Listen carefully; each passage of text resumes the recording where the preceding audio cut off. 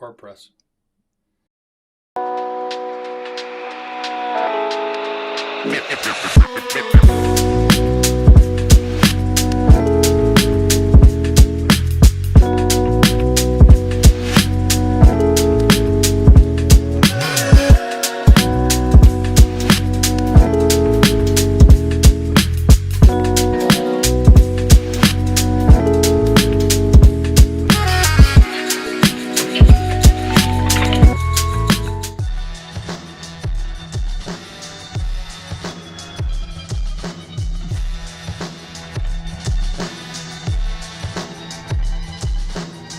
Welcome in to the Free Agent Frenzy watch along from the DNVR Avalanche gang. Are we a gang? We're a gang, boys. We're a gang. AJ, Biggie, Rudo, coming to you live. Tiff on the sticks.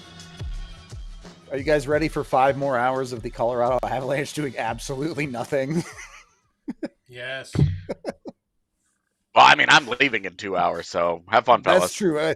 We're going to jump on and off. It's a much more casual show today, so we'll be chilling. Hope you're here to shoot it with us. It should be a fun show, even if it is. I don't think the day will be as slow as people think. There's enough names out there that some stuff will happen. Oh, yeah. I don't know how much the Avs will actually do, but it'll be good. Be all right. No, but we're talking big names are gone. You know what I mean? Like, big names are gone. The business was done beforehand. Yeah, Ehlers is probably the biggest name now.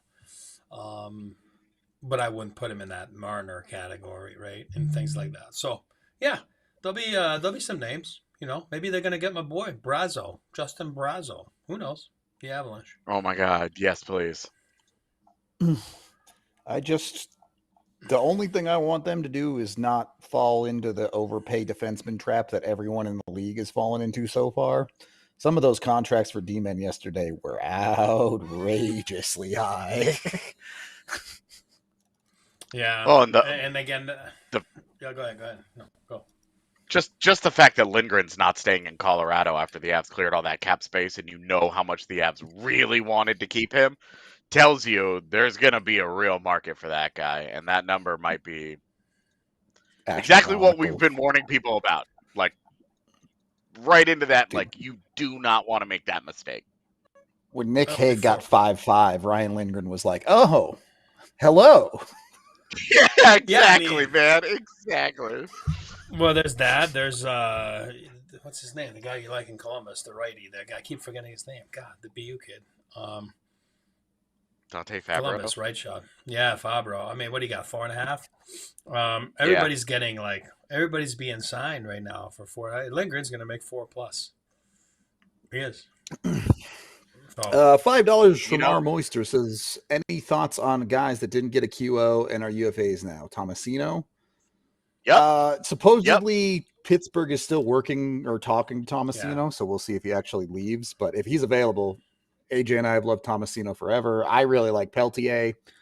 I also really like Kaliev, but he's just not the Avs guy. But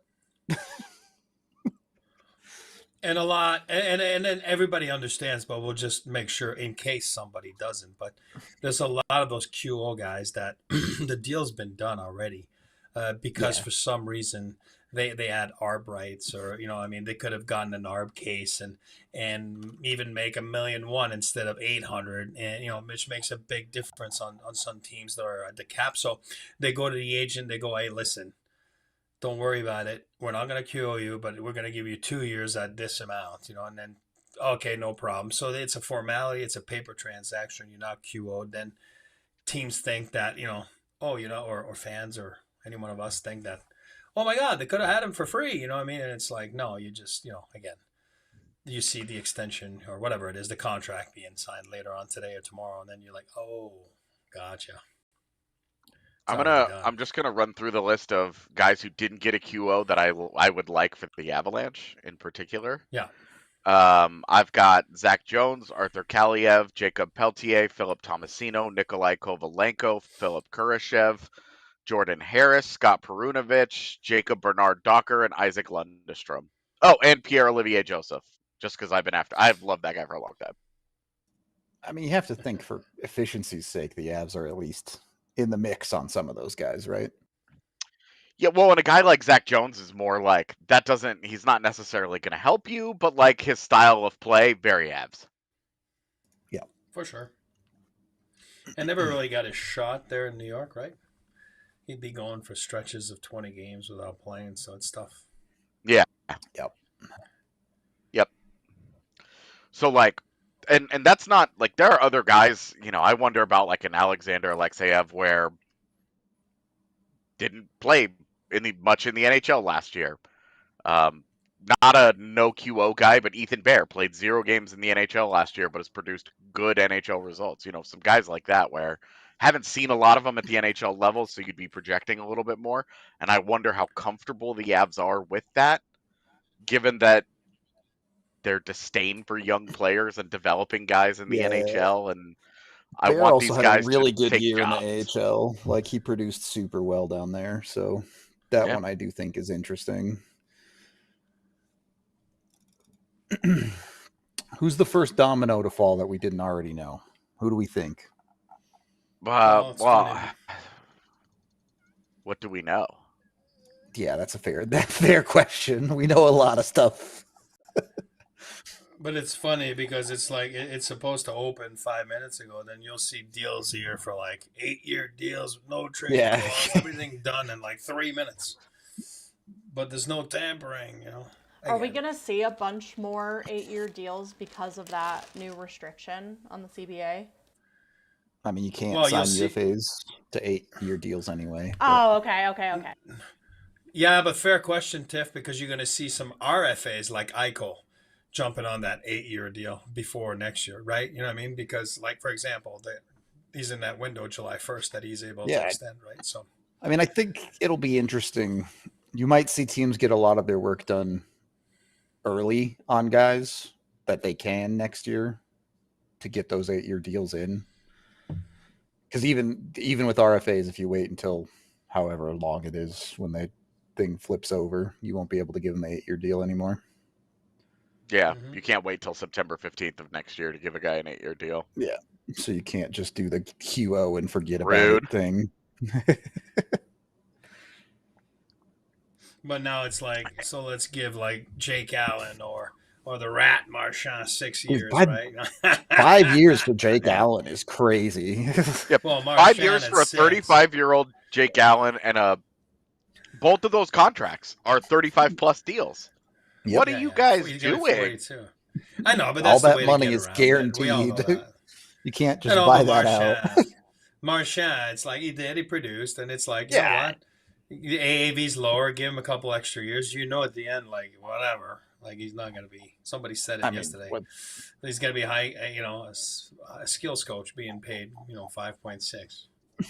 Oh, Allen hasn't actually turned 35 yet? Wow. Yeah, still, like, it's that's what it is. You keep the cap low, and then you extend. Yeah. It's not cheating. He turns 35 in August. So next year will be his age 35 season. It's a 35-year plus deal. Yeah.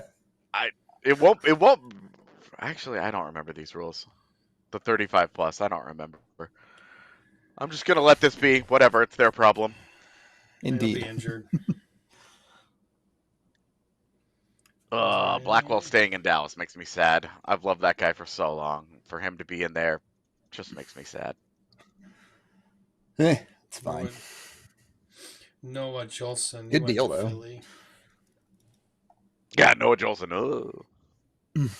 Okay. First rounder, Montreal. He went. How long did he go without a goal? It was some like crazy amount of games. For our crossover Nuggets fans, the boys will be doing an emergency pod in a little bit. For Nuggets Valanciunas be working.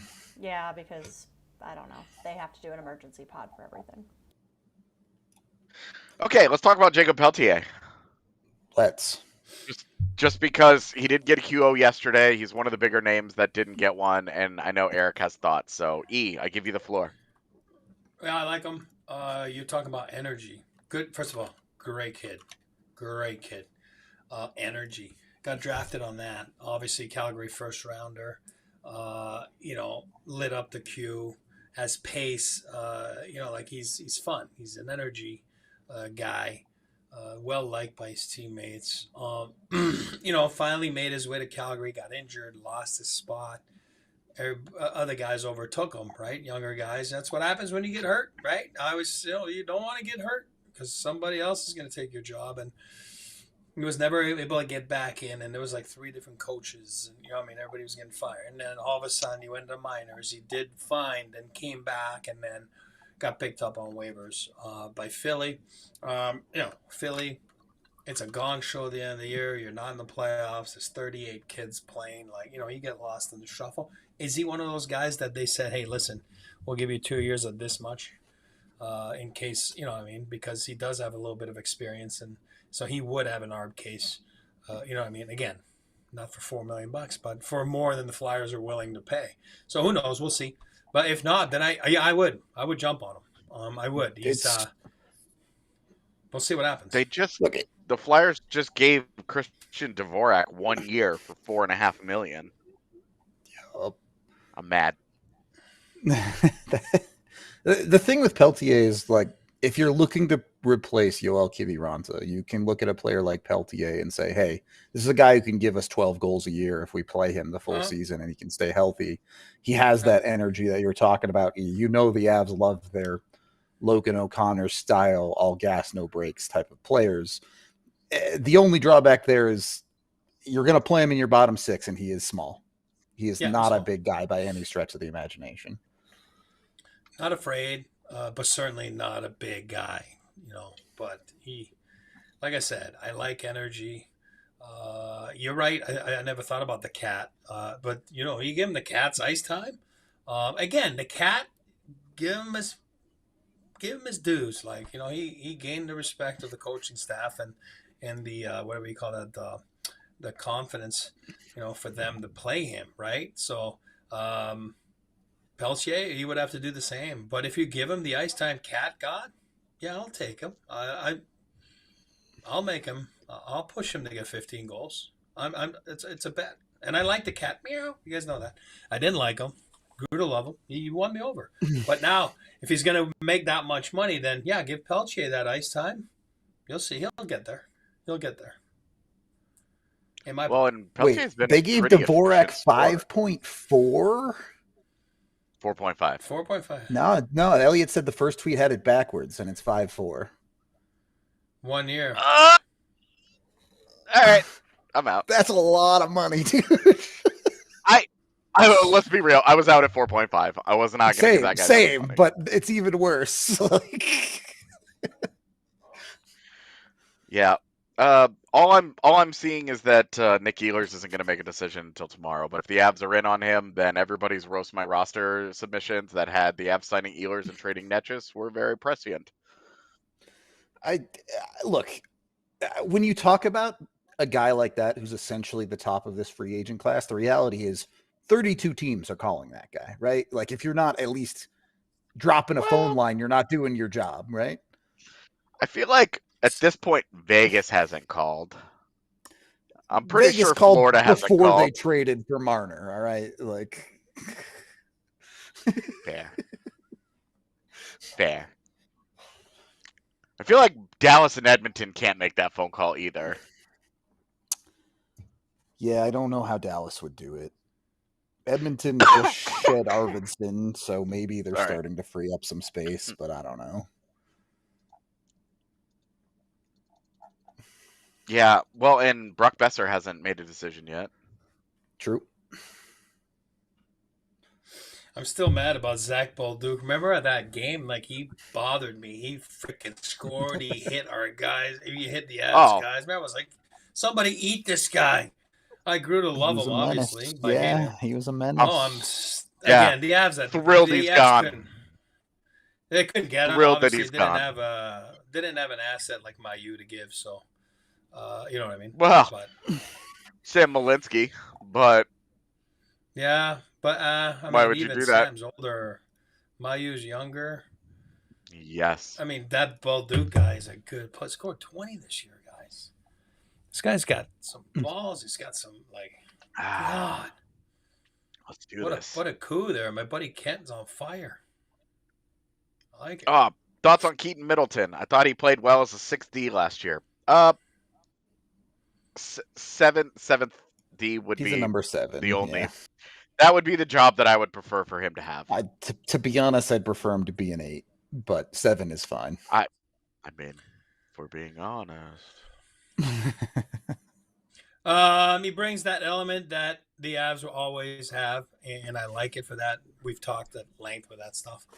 I think he's a good 7. That's what I think. He's gotten so much better than what he was 4 or 5 years ago. So I commend him for that. I've explained that role a few times before. The Avs are comfortable rolling out a D like that in the regular season. They're cool with it. They'll use that number 6 and they don't care. But you get to the playoffs and that guy is in the press box 100 times out of 100. Yep. They got Ryan Lindgren at 7.3. Is that what you're looking at right now? The Avs gave Parker Kelly a 4-year extension. Is it like for league minimum? $1.5 million? I don't know, but it better not be much. Hold on. Like $1 million, why? Well, I'll get to that in a second. But Cujo, Lundestrom, and Kurashev, those are 2 guys I've always liked. I always liked Kurashev. I called him that in the minors he would play. I was right. And Lundestrom, I've always liked him. The problem with him is he wasn't a first rounder. You know what I mean? Like, does that make sense? It's like, right? It's not his fault. I always use that. Like, EJ was not the first overall pick. You know what I mean? And then there's that burden, you know? And Lundestrom, he's like just a smart player. He's very versatile, smart, but he won't wow you. He's just good, simple, low production. Like Stefan Yell for a 1.0 guys. That's what he is. So I like those 2. So those are 2 good names, too, to keep an eye out. But who knows? Parker, good on him. And I'll get back to you. So I said I'd get back to you. I'm Parker. I'm a guy. I'm a plug. That's what he is. He's a great plug, great kid. Gives you everything he's got. He's a 4th-liner PK. If they would have come up to me back then at 4 years and, hey, you're going to make $1 million, $1.1 million, $1.2 million, I'd be like, yeah, where do I sign? It's job security. You fit in well. And it's money that you're very replaceable when you're a guy like him. So if you're given term, you sign it. I don't care what the number is. We'll see what the number is, but if he gets a higher number, awesome, good for him. But even if it's a low number, I would have done the same thing because you're buying security. Yeah. The thing with Parker Kelly though is he's younger than you would think because he was a non-QO guy last year. He's only 25 years old. That's right. The Avs are almost taking him to 30. Yeah. Yeah, this takes him through 30, and then after that, you're just like, you're set. I tell you but that guy... I talked about Peltier. No, I've talked about Peltier. The style of play Parker plays, again, knocking on wood, right? You might get injuries. You might lose your spot. Peltier lost his spot because of an injury. And then when he came back, you're forgotten. You know what I mean? So now if you're a player and you're 25 and you have the option to get some security, my golly, take it. If this was my son, I'd tell him, please take it, Parker. You know what I mean? Like, you won't score 20. I'm telling you right now, you won't. And he knows that. That's okay. You know what I mean? So it's like, that's what you are. And when you know what you are, you have longevity in this game. For the record, the contract model had Kelly getting a 2-year extension at $1.5 million. So if the Avs can get him in that number range, it's at 1.5 or less. I'm good. Dude. I'm cozy. I don't love this trend of signing depth guys for years and years. I was just looking at it with Miles Wood, but honestly, like, this guy's 25 years old. He doesn't have injury history. He's got positional versatility and was a wonderful fit for you. So, okay. Sorry. Go ahead. Good for him. No, I was trying to hold back a sneeze there. It's interesting. When you look at wingers specifically, Avs have Landeskog locked up for eternity. Nichushkin locked up for eternity. LOC locked up for eternity. If we're calling Parker Kelly a winger, now locked up for eternity. So half of your wing group is like done. you're done talking about them for the rest of your cup window, basically. Yep. Yeah, the guys that you're worried about, you don't have Lehkonen signed, and you don't have Netchus signed. Yep. I think Lehkonen is signed for like 2 more years, so it's not like an immediate thing. You can't even do anything about it, but someone's gonna pay Pius Suter way too much money. I don't see the Avs being in on that. Yeah, Pius Suter is a guy that I, funny enough, scouted when he was drafted, and I was a big fan of. And 1.7 Parker. Yeah. So what is it, like 1.2, 1.3, 1.4, 1.6, whatever? 1.17 I'm AAV? good, man. Yeah, AAV. Right, so 1.4, 1.5, 1.7, 1.9, whatever. Good for him. Perfect. It's all good. Yeah. Good on him. 1.7, easy, dude. I'm good. I have no real qualms given the way that these things are blowing up. When contracts are that low, it's just you can bury over 60% of that contract if you have to. Like, it's just not that big a deal. Good on him. Good kid. Works hard. I love it. Hates to lose. Who? What was it, like 6 blocked shots on one shift last year? And then when asked about it after the game, on. Yeah. he was like, I'll do anything to win a game. And I'm like, all right, that quote right there makes me want to run through a wall. Am I allowed to use adult language on this stream? Yeah, our actual show's separate, right? So we're good to go. He makes me want to run through a fucking brick wall. Gulletson in Dallas, right? Official. Yeah, Gulletson. Told you guys. Good guy. I don't know if I told you guys, but I said this was happening a month ago. No surprise. Good luck. It's not Pete DeBoer. The Avs have a chance. Yeah, right. Exactly.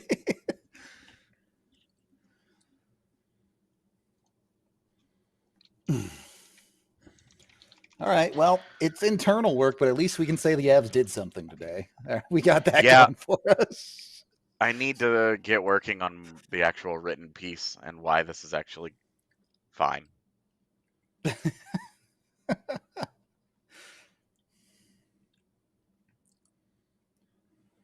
The other thing with Parker Kelly is, like, you saw him offensively at least exist in the second half of the year once the Avs said, we're done playing you at center. And he moved back to the wing, and you're like, oh, there's actually a hockey player here. This actually makes sense.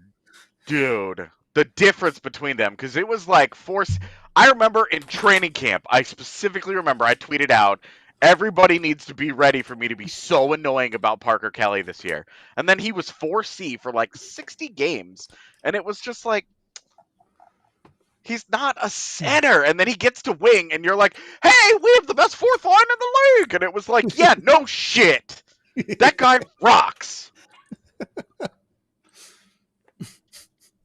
Sorry.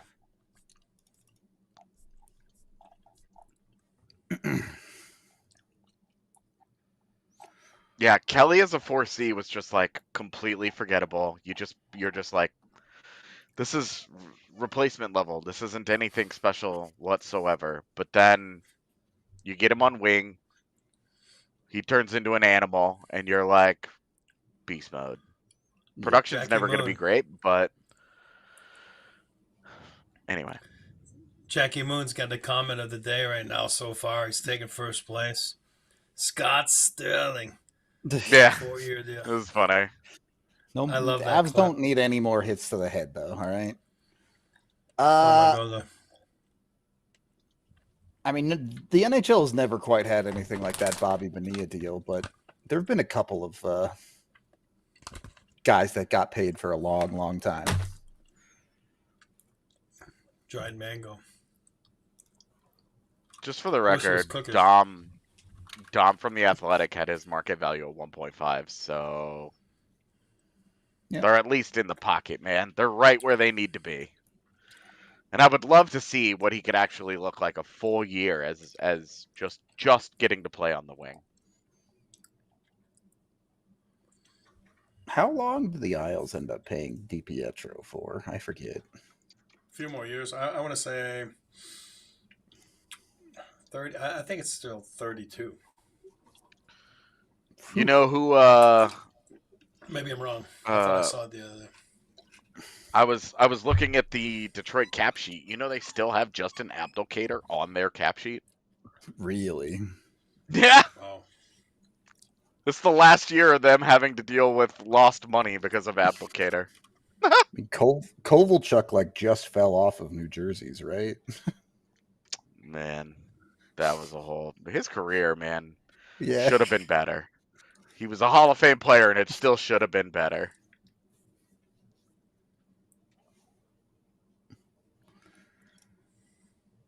Where the hell are the Islanders?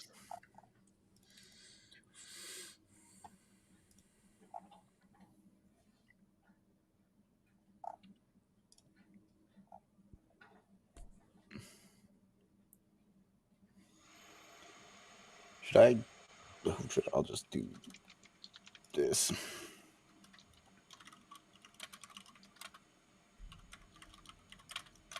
Don't even worry about it, Rudo. I got it.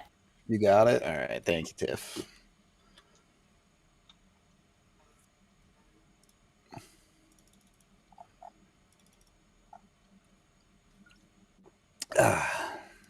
All right. Somebody big sign. I'm ready. We've been in it for 30 minutes. Yeah, what happened to all this tampering? Come on.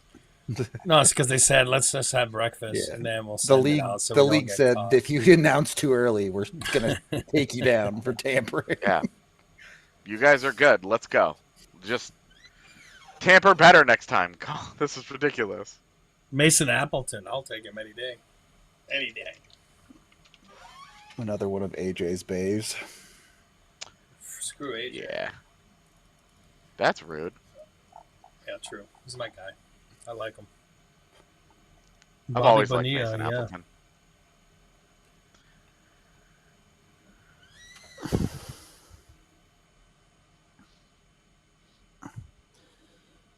Oh, we'll see. Pace. The thing with free agency too, a little bit, like obviously there's a bunch of deals we know are done that just haven't come through yet. But for the ones that aren't, if Nick Ehlers decides to wait a couple of days, teams have to start making decisions, right? Can they afford to wait until Nick Ehlers makes his decision and then get what's left out there? Or do they need to move on and get what they can? If you're not a serious contender, you got to make a choice. Yeah, and that's where relationships count. You know what I mean? The agent and the team. Yep. And they've done deals before. Can they trust each other? Hey, listen, I've been around this league for a long time, and I can tell you that July 1st happens every year. There's a dog fight that starts, and they last for years because of it is what it is. You know what I mean? Like, then you don't trust each other, and it stinks, but it is what it is. Just out of curiosity, or not out of curiosity, just to satiate my own curiosity. Sorry. Rick DiPietro will receive a $1.5 million payment on July 1st every year until 2029. So he's got a few years left. He's basically NHL's Bonilla then. It counts. Yeah.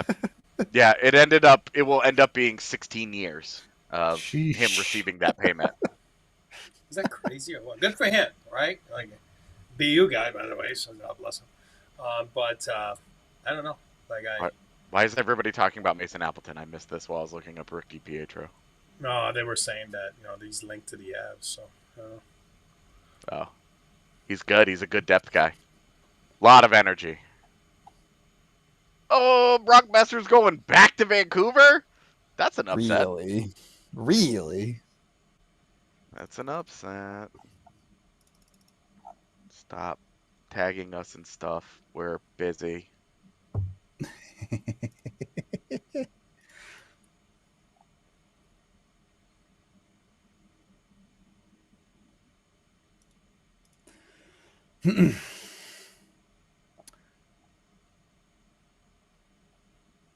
Well, sorry. We have to hate Parker Kelly now. That's the rules. I don't make them. Oh, no. Why? What happened? He does the heart like a Gen Zer. No, with the fingers? I How do you do that? I hate it. They use their fingers to do it, and I can't do it, obviously, because I look like I'm making a box, and I'm like... Nah, yeah, you have to use your middle finger down, and then your index fingers like this. Wait, you're so like this? Yeah, like that. That's actually, I did for a first attempt. That's not bad. You made a diamond. Good job. Fuck off. I'm trying, okay? It's just so much easier to do this. This. Wait, so Brock Besser and Brock Nelson both eschewed going back home to Minnesota? Pull that up. I'm going to try to pull it up. I could just send you the tweet. Or I can share it, I guess. Do you want me to share it? Whatever way. I'm not the world's biggest Brock Besser fan. Nope. It's not really my guy. I really liked him as draft year, and I liked him less every NHL season. Boom. Yeah, see? There you go.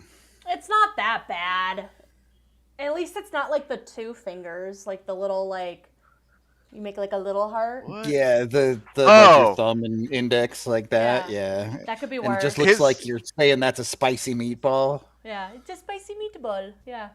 His mouth is skewing that a little bit because I was like, what's at the top of his fingers? It's just his mouth. It's stupid. Just his teeth. My bad. Look, guys, if I'm being honest, I'm on day 2 of a manic episode, so I have a lot of energy and I don't know where to put all of it. So you're just gonna have to put up with some whack shit today. That's okay. See, Tiff immediately being very emotionally supportive.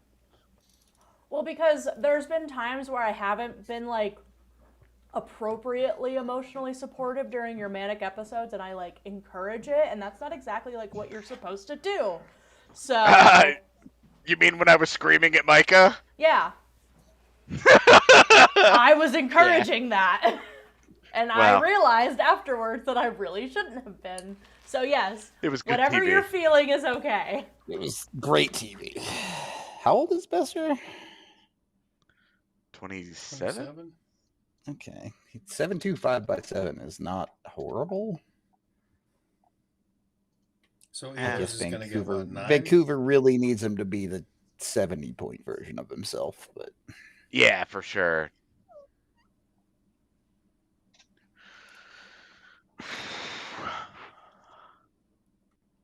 No, manic episodes aren't fun. I mean, it's fun when you're in it, but like, there's always a cost. I mean, the emotional, like, exhaustion that you go through afterwards is, like, enough on its own to be like, no, I'm good. Mm-hmm. So is this guy and Nichushkin going to have to fight to the death for the Big Val nickname, or? Nichushkin would lose because NBA players are actual big and hockey players are hockey player big. Not wrong. Sharks give Eklund 3/5.6. Great deal for them. He's really good. He's going to get much better because they've got centers for days. Keeps him RFA, right? So they just hold his rights at the end of it. Pretty sure. I just got a spam call from Absolute Pest Control. Nice. That seems super legit. You got bugs? Maybe in my phone. So Besser was one of the guys that Edmonton was trying to clear some money out for. Does this mean they're pivoting to Corey Perry and Connor Brown? Is that what this is? Maybe. How much space? They have $4.5 million. Yo. You're saying, have you ever seen NBA players fight? Do you remember the one Val Nichushkin fight? He was completely lost in that process. Completely lost. He had no idea what to do. It wasn't Evgeny Kuznetsov slap fighting, but he had no idea what he was doing. I would still take Valanciunas. I just unless Nichushkin could somehow close the distance, I don't see how he would ever have a chance. Like, Totally.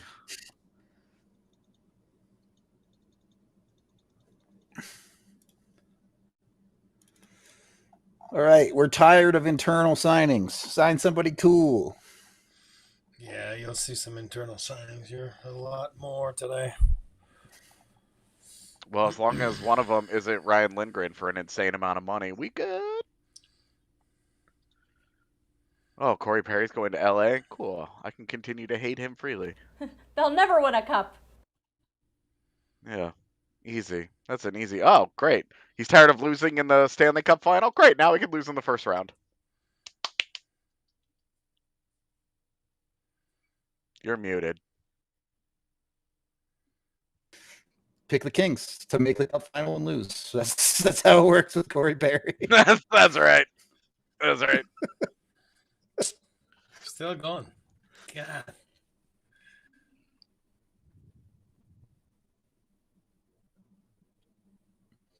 Look, if you're getting Nichushkin's associates involved in the fight, I might take Nichushkin. But if it's a one-on-one,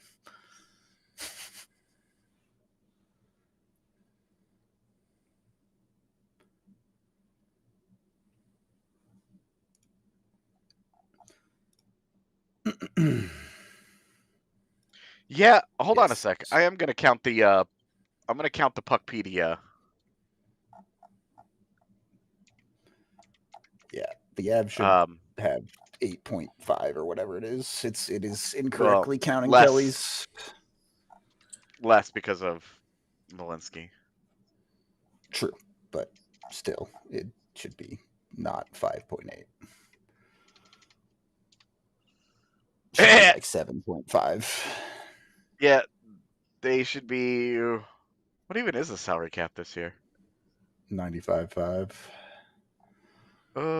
Then these numbers are also incorrect because I added up their forwards, defense, and goaltenders, and that gets me to 81.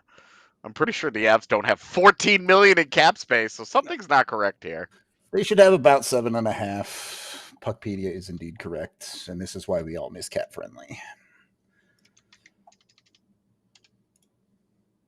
Okay. User error. Skill issue. Damn. Blaming Puckpedia for user error. Diabolical. No, I mean, Puckpedia is still wrong. Yeah.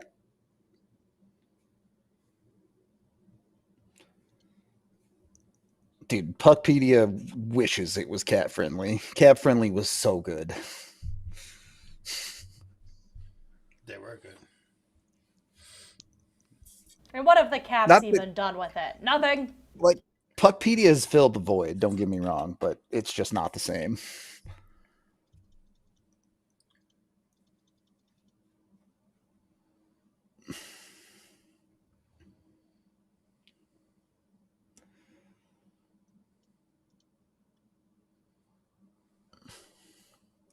So, just, is it considered tampering if you talk to your own guys before July 1st? No, It's not, you're right? allowed to talk to You your just own can't guys. sign it. Yeah. You can sign it. All right. Why wouldn't you? Well, I'm saying you can't sign it because like Parker Kelly wasn't eligible for an extension till July 1st. Oh, you mean for they the were 1 free year to have guys. that conversation. Yeah, you could. Yeah.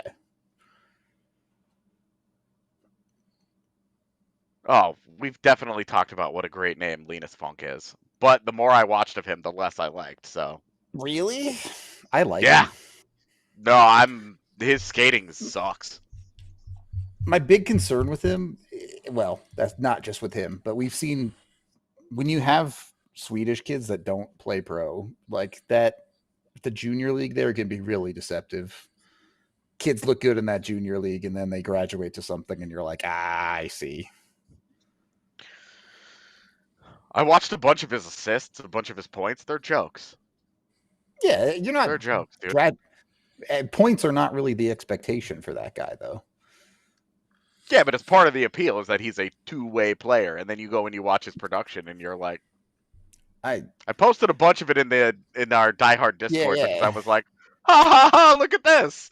Look at this assist that he gets because he falls face first into a net and the puck hits him and goes to a teammate. Ha ha ha! You're looking for him to break out pucks, not get assists in the offensive side. It's true. That's Well, what you want and out you of could him. see that aspect of it. You Yeah, could see some of his exactly. breakout passing where you were like, "Oh, this is a little spicy." Okay, here we go. And good size, genuinely good size, right shot, good breakout passing, something to work with. Good stick This is defensively. But the other stuff, I was like, "Oh." Look, good stick can break it out. If you can teach him to use the size consistently, you have something. That's where I'm at with it. But, you know, he wouldn't be the first Swede the Avs have drafted that doesn't use that size. So, I mean, we're talking. He's a 4th round pick. Like, we're not looking at him as a first obviously rounder. expectations are low. Where's the stuff? Where's the juice? I can't figure this guy out. Like, he's a 4th round pick. You're looking for one thing. Give me one. Yeah, Nate Schmidt's analytics last year, by the way, were spectacular. Like, to the point where you're like, this isn't real. This can't be real. These are crazy. Ugh, Perry and Armia to the Kings? Great. They're going to be mad annoying. So they're still just the Kings. Got it. But losing Gavrikov, so... Sign him, Avs. He's going to make fucking $9 million in this market. It's going to be crazy. Yeah. If you... Okay. Disregard the Avs cap space and their whatever their money problems might be, okay? Ehlers or Gavrikov for this Avalanche team? Which one would you prefer? I think I have to say Gavrikov. All right, so you guys both say Gavrikov? I can skip Ehlers, like, honestly. I like him. He's a good player. That's not what I'm saying, but you got a lot of guys just on the way. When you look at the Avs wing group, yeah, with a healthy Landeskog, you have Nichushkin, Necas, Landeskog, and Lehkonen. Is Ehlers better than some of those guys? Sure. Is he that much better? With Gavrikov, you're getting in my opinion, pretty significant upgrade on your second pairing. Now, if Gavrikov for $7 million and Gavrikov for $9 million, if we're including contract value, it's a different conversation. But just straight up, who's better for the Avs? I think it's Gavrikov. Okay, but we can look at Gavrikov's career and say, this guy, by far, had the best season of his career this most recent season. Ehlers too, but the way Ehlers has kind of always been this guy. He just stayed healthy this year. Yeah. Ish. Gavrikov, way better this year than previous years. In a super defensive system. Did that goose his results some? And how much? Probably.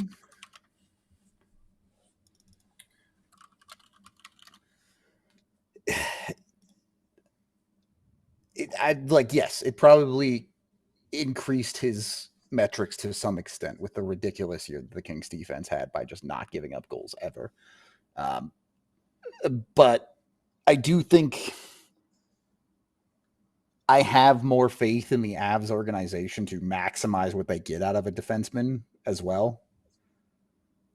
Like, even when you look at someone like Lindgren, and I know the playoffs he wasn't very good, but in the regular season, the Avs got a ton out of that guy. When you look at a guy like Josh Manson, who stepped into this organization and found a completely different dimension to his game, I think there's more room there for the Avs to reasonably expect Gavrikov to put up decent numbers, both metrics and actual points, as a guy for the foreseeable future. Now, again, am I going to pay $9 million for the guy? No. When you take into the contract conversation, it becomes a lot harder to get Gavrikov in there. But if you're building a team in a vacuum, I'm agreeing with you guys. But if you're building a team, you sign Ehlers, you can trade Necas for somebody better than Gavrikov. Yeah, and sure. certainly not going to cost you $9 million. If you're opening it up to further steps, yeah. What do you get for Ehlers? Or what do you get for Necas and Ehlers steps in that role? Sure, you're having does it make your team better in the long run? Maybe, but the Necas conversation becomes incredibly deep incredibly quickly on what you're moving him for, what you can reasonably get. All of that stuff is my tiny little brain can't do those calculations. So Okay. you're saying if you sign Ehlers, you're trading Natchez. Yes. I think you would have to, or Nichushkin, I guess, if there's a market for him. One of those two pretty much has to go if you get Ehlers, right? And you would I'll be tell targeting you, defense with Natchez. Yeah. I'll tell you what I like, and I just saw on the board there. Dan the Man Vladar, 3.35, 2 years. So you gotta love Wedgwood at 1.5. You gotta love I do. Wedgwood at 1.5. Can they extend that guy too? Can they give him an extra Jeez. year at 1.5? Just give him Dan Parker Kelly's Vladar. deal also. Dan. Oh, I don't want to do that. 3.5. Boy, thank God we're sleeping good tonight with the goaltending. We're good. And a little bit of help there with Nabokov coming. Man, And Trent 3.3 is a lot for a backup, man. Yeah, it is, dude. Ooh. Is he a backup in Philadelphia though? Because I guess their goalie system is kind of a mess. Yeah. yeah, you never know what's going on there. It's just always been a mess. Then they had Bob. They just had Bob. They decided to let him go. They had Bob as a youngster. He got kicked off the force. It's like, what? It's one of the best bits.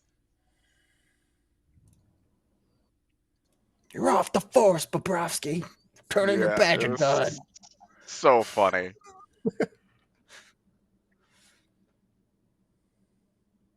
TSN's got their panels packed. If you're not on the panel today, you better worry about your future. Oh, hey, the Avs signed 2 more guys. All right, coming back are Jack O'Shawn and TJ Tynan. Nice. I like that. Neat. The picture they used of TJ Tynan, holy crap, does he look like JT Compher? I was gonna say. When there's nothing to compare him to, you can't tell that he's 5'8". Yeah. Too true. So good for the American League. You got to win. You got to win in the minors. Winning is developing, so it's important to get guys that are good leaders. Good deed of business for them there. Yeah, in a perfect world, they don't have to play in the NHL again, but we know better exactly. with the Avs injury systems. Yeah.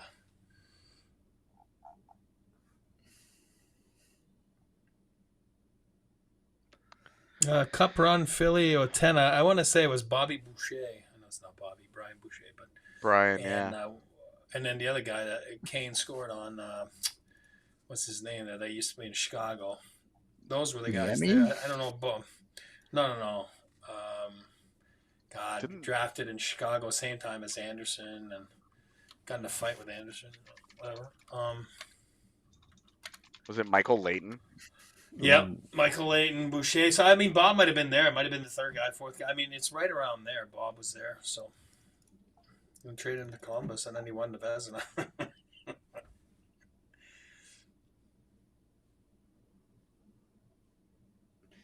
I mean, the hope is Gavin Brindley is significantly better than TJ Tynan, right? But yes. Yes. The hope is definitely, well, the difference is that Gavin Brindley plays a style that has a chance more NHL caliber, Well, it has a chance to fit in a bottom 6 because he's super tenacious. He's got a super high end motor, and TJ Tynan just likes to stay on the outside of everything. He's much more of a perimeter based player. TJ Tynan is he's a great AHL player, but he does not have the heart at his size to play in the NHL. That's what's always held him back. That's the big difference with Brindley. He may not be as offensively gifted as TJ Tynan. Frankly, not a lot of guys are. That guy's wonderful with the puck. But Gavin Brindley's got that kind of heart. So that should be the big separator and what gives him a chance. Gavrikov is going to New York. Yeah, we knew that. Yeah. Big Russians they like New York City. They love 7x7? I'd have done that though, but yeah, the New York destination probably did it there. 7x7, man, that's reasonable. I could live with that. Hey, I can say I got that right in my roster roast. I signed him for 7. I know. You're right. Well, you're the man. Tiff, I think we have the video ready, right? There is Avalanche Dev Camp going on today as well. So our boy Nick Rossetti went down there, had a chance to chat with Taylor McCarr. So let's listen to McCarr number 2 for a little bit while I go to the bathroom. It was great. I had a lot of fun in Maine. It was super awesome to play there. We won Hockey East. Just great coaching, great staff, great team. Like, love all the guys there and stuff. I couldn't be more happy with how it turned out and the connection I have with Maine. So it was awesome, and to go and finish with the Eagles was great. It's a great experience. What was the learning experience like, you going from college to the Eagles? I think I just literally wanted to be a sponge. I think I just want to learn everything I could, see the pro hockey, how the guys live it, how the older guys do it, how to take care of your body and stuff. And I think is pretty eye-opening for me to go and just learn all that stuff and meet the guys. And it's a great group of guys there. You got to see Gabe. You got to go on a long playoff run. How invaluable was that? That was amazing. Just watching him practice, practicing with him, doing some stuff with him. We were working on tips together. He's just overall an amazing human being. So that was really cool seeing him there, and obviously very amazing for him to be out there, see how far it's come for him, and to see him back with the team. It was awesome. What's it gonna be like cracking? How are you gonna crack this lineup? How do you make that next step onto this level? I think just working extremely hard. I know the type of player I am. I know what I can do for the team, and I think just keep working hard, keep learning. Got a way to go, but just put everything out there. Have a great summer. Take care of my body and learn as much as I can. What's it like having McCarr across the back of your jersey with a brother who's in the league like this? Yeah, it's pretty cool. I learn a lot from him. We always talk. Obviously, we train together, do everything. I think it's just cool. Hopefully, he has to put a C on his, but yeah, it's pretty awesome. It's great. He once said when he was growing up he was a forward. Was he a pretty good forward? Yeah, he was for a little bit. He played D his whole life, but I think every time that the team went down a forward, he would play forward. I'm pretty sure he scored every time he was on forward. So, yeah. Coach Schmidt, who was behind the bench in Seattle, can you tell me a little bit about what it was like working under him with the Eagles briefly? It was awesome. It was so welcoming. He was great. He'd bring me in for video, pull me aside in practices, just teach me. I learned a lot from him. I think it was great. He did awesome in the dressing room too, and I always felt included. He made sure to all the guys that came up were included. He was great, a great coach. I'm happy for him. So Taylor, you've done this camp a few times before, but this is the first summer now because of the NCAA rules. Like you can participate in the training camp. How exciting is it for you to be able to come to this camp knowing that there's more camp ahead? I'm really excited about it. Obviously, yeah, like you said, I've been to this one for a few times, but I'm really excited to do the next one. I just want to keep working, keep getting stronger and everything, and I think it's going to be great exposure and really exciting to come for main camp. Your brother originally wasn't sure if he'd be able to make it up to one of your games. Towards the end of the season, he was able to finally get out there to see you, and obviously Gabe's first game. How cool was that for you? Yeah, that was super special. Obviously, I've been to so many of his games, but he hasn't really got the chance, to travel, see me or anything. So that was pretty special for me, and my whole family was there, which was great. So having him there was pretty awesome. What's the biggest piece of advice he's given you? I don't know. I'd say just be myself. He gives me a lot. Ways to take care of my body, how to be a pro, stuff like that. I think, yeah, he just says be yourself mainly, and just work hard pretty much. But yeah, there's a lot of other stuff too. Does it help playing different positions that you don't have to be him, he doesn't have to be you? You know what I mean? Growing up, was it nice that he was a defenseman and you were a forward? Yeah, I feel like we've never. Well, he doesn't have anything to worry about, but I've never really worried about that. We're our own people and stuff like that, and obviously both of us just work really hard to do the best we can, and yeah. How competitive is it in practice when you guys go up against each other? It's competitive. It's good. Anything we do, golfing, playing, anything is really competitive. So it's always fun to be on the ice with him. And I learn a lot from him, but then also when we have battles, it's really fun. Who's the better golfer between the two of you? Definitely him right now. That's for sure. Right. Definitely him. How about what games can you beat him in? Every game. Yeah, like what, for instance? Every game. Monopoly. Board games, cribbage, basketball. He might have me in tennis, actually. 3-on-3 hockey, video games. I beat him in all. That's what he said. He said that you guys just have a great rivalry going with that. Yeah, it's good. No, he definitely wins some, but You were there when he got the trophy, right? This summer when they Yes. had the video. What was that like? Because you set it up, didn't you? I mean, you got the foursome there and all that. Were you the impetus of that, or how did that all work? yeah, it was pretty great. Obviously, let our family know first, and then we contacted some of Kale's closest buddies, all of our family, cousins, and set that up within a few days. And obviously, it turned out well, and he was pretty excited. But it was a cool, special moment for all people that are really close to him and our family to share together. So it was cool. Did you guys ever played against each other in college? Did you? No, never. So would you guys growing up? Were you guys always on the same team, or never on the same team? Because age difference, was it? Yeah, 3 years difference, so never we never been able to play together or play against each other. So just practicing together. And So this could be the first time. yeah, it's definitely a dream. So that'd be really cool to fulfill. Yeah. And shit. Like, all right. So today we learned dude. everyone wants to talk to Cale Makar, not Taylor Makar.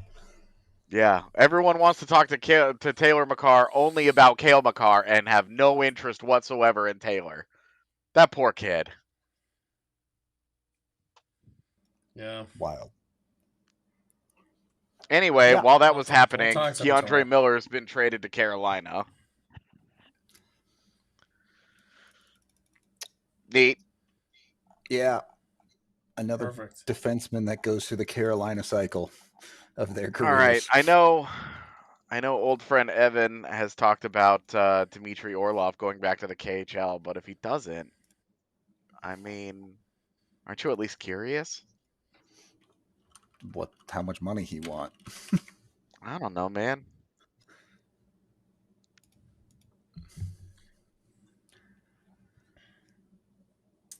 I don't know. All right, a lot of enthusiasm there. I mean, does he want $4 million? Because maybe. Well, he looked tough Yeah, in let's the say he playoffs. wants Let's $4 not kid million. ourselves. He looked. Oh, he looked dude, interested. it was not good. It was not good in the playoffs. Especially at the end, was getting torched by Florida. Yikes. I mean, I'm interested at like $4 million. If he wants 7 or whatever, absolutely not. Oh, totally. I mean, come on. If you were going to do 7, you're trying to get Gavrikov. Yeah. All right. No, I'll take. You know who I'll take? I'll give you a name. And I've said it before. I said it at the trade deadline. Grizzlick at 1.5. Done. Do it. Trust me. I saw him last week. You want Grizzlick? I want Mike Riley. The sun They can comes up settle for tomorrow. Nate Schmidt. It's fine. Yo, I'll take I Nate mean, Schmidt. Nate Schmidt. Yeah, I know, we settle. Yeah. This is the center point. Eric and I are in on Nate Schmidt, and then we've got the other guys we like. All right, screw everybody else. Schmidt's Oh, lost my his hair, God. too. I mean, Devils get Connor Brown, so that's not happening for Edmonton. Yeah, but a 4-year deal at $3 million. I don't know about that, man. Yeah.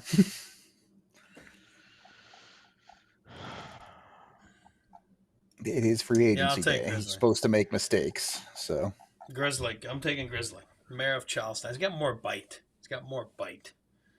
So, Yeah, he's got- an Erod trade is something I would be 1,000% open to, given that Florida is over the cap at the moment. Then after they sign Samoskevich, they're going to need about $3 million. Guess what Erod makes? It's $3 million for this year and next. So, very reasonable number. You could put him on that third line. With right now would be Jack Drury and Ross Colton. And Drew, where's Drew going? I still say Calgary.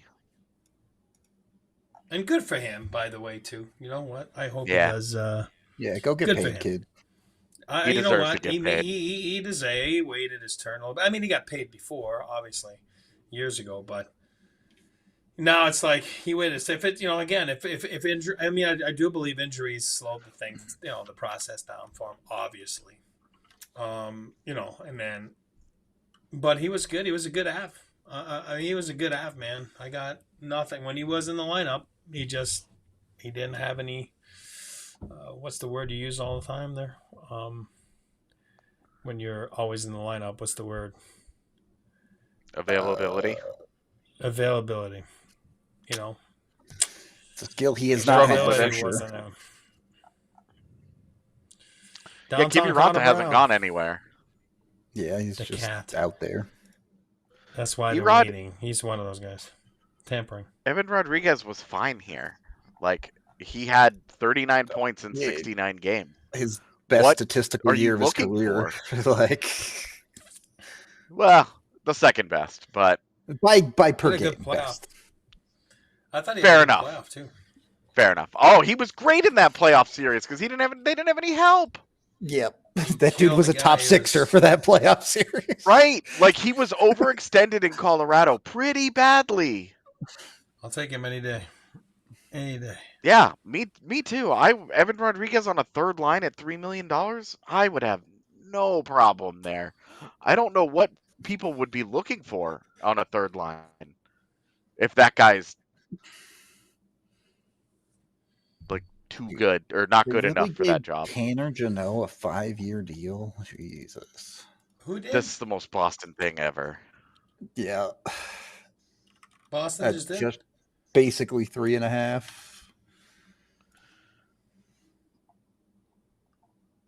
For a dude who has a career, I guess he had that 41-point year, but is really like a 20-point player in an 82-game season. Yeah, I have Ugh. no idea what Boston is doing with that That's deal. That crazy. Yeah. okay, that makes me all right. You want to talk about Parker Kelly? Look at that Yeah, deal. there you go. Yeah. Look what Tanner Jeannot just got. That Parker Kelly deal feels already. It hasn't even started. It's been signed for an hour. That And there's it's pretty good already a chance bargain. He outscores Tanner Jeannot this year. Like, Dude, Tanner Jeannot. I've never been in on Tanner Jeannot. I get like he plays kind of like a heavy game, and he had that one year where he He scored does. a bunch of goals. But that's it. No, he can fight. He can bring that element. He does bring that element of, you know, the fear, the toughness, and and he can play. You know what I mean? But Yeah, it's pretty rich. I mean, Again, they lost. What's his name? That signed in Edmonton. They traded him to Edmonton. Trent Frederick. Trent Frederick. So he's probably in their mind their Frederick replacement. I'm not saying All right. one's better than the other. I'm saying one's got a little bit of toughness. They both have toughness. Sorry. So they're bringing back the toughness they lost in Frederick. Would you rather have Tanner Jeannot at a 5-year deal for $3.5 million, or Michael Pezzetta for a 2-year deal at $787? No, you're right. I know where you're going with that. I'm gonna give you another one. No, I'm gonna give you a different answer. Then I'd rather keep Trent Frederick at 3.8. For 8 years, though? I mean, what is he? 25? He's mid-20s somewhere. Okay, 5 years of Tanner Jeannot at 3.5. I'll keep Frederick. 3.8. He's 20. Trent Frederick is 27, so that deal will take him till he's 35. I'm doing none of the above and trading Montreal for Wi-Fi instead. Oh yeah, but they won't trade Wi-Fi. So why? I know, Why would you I know. trade that? No, not you. But everybody's talking about that. It's like you have one. There's an element right there. Like, why are you getting? You're not getting rid of him. You're not. I keep looking at it and going, you've got too many defensemen. And then they traded one today, and I'm like, They'll keep the tough one. It's just the way it is because he's different. Look, They already had Reinbacher from IU. Same you thing. and Kent are BU hockey dads. Just pull them aside and be like, hey, Make a little side deal. hey, Give Just- CMAC Wi-Fi. just act as an intermediary here. You're the Futures. go-between. Future You got considerations. That's it. Yeah. We'll figure it Love out later. everybody who isn't excited about the future. We all consider it. Forget what AJ Future and Rudo say. considerations. It's a great deal. I've heard great things about Oscar Olausen. All right, just don't listen to my podcast. Like, Was We he? have to was go he back cute? We have to go back Yeah, and drop in. I think he was under contract for one more year. Oh, he was under contract. Oh, Wi-Fi Yeah. is one more year. no, Oscar Olausen. Oscar. Oh, yeah, I'd have to Yeah. look. I don't know Believe it or not, it's the last year of his ELC.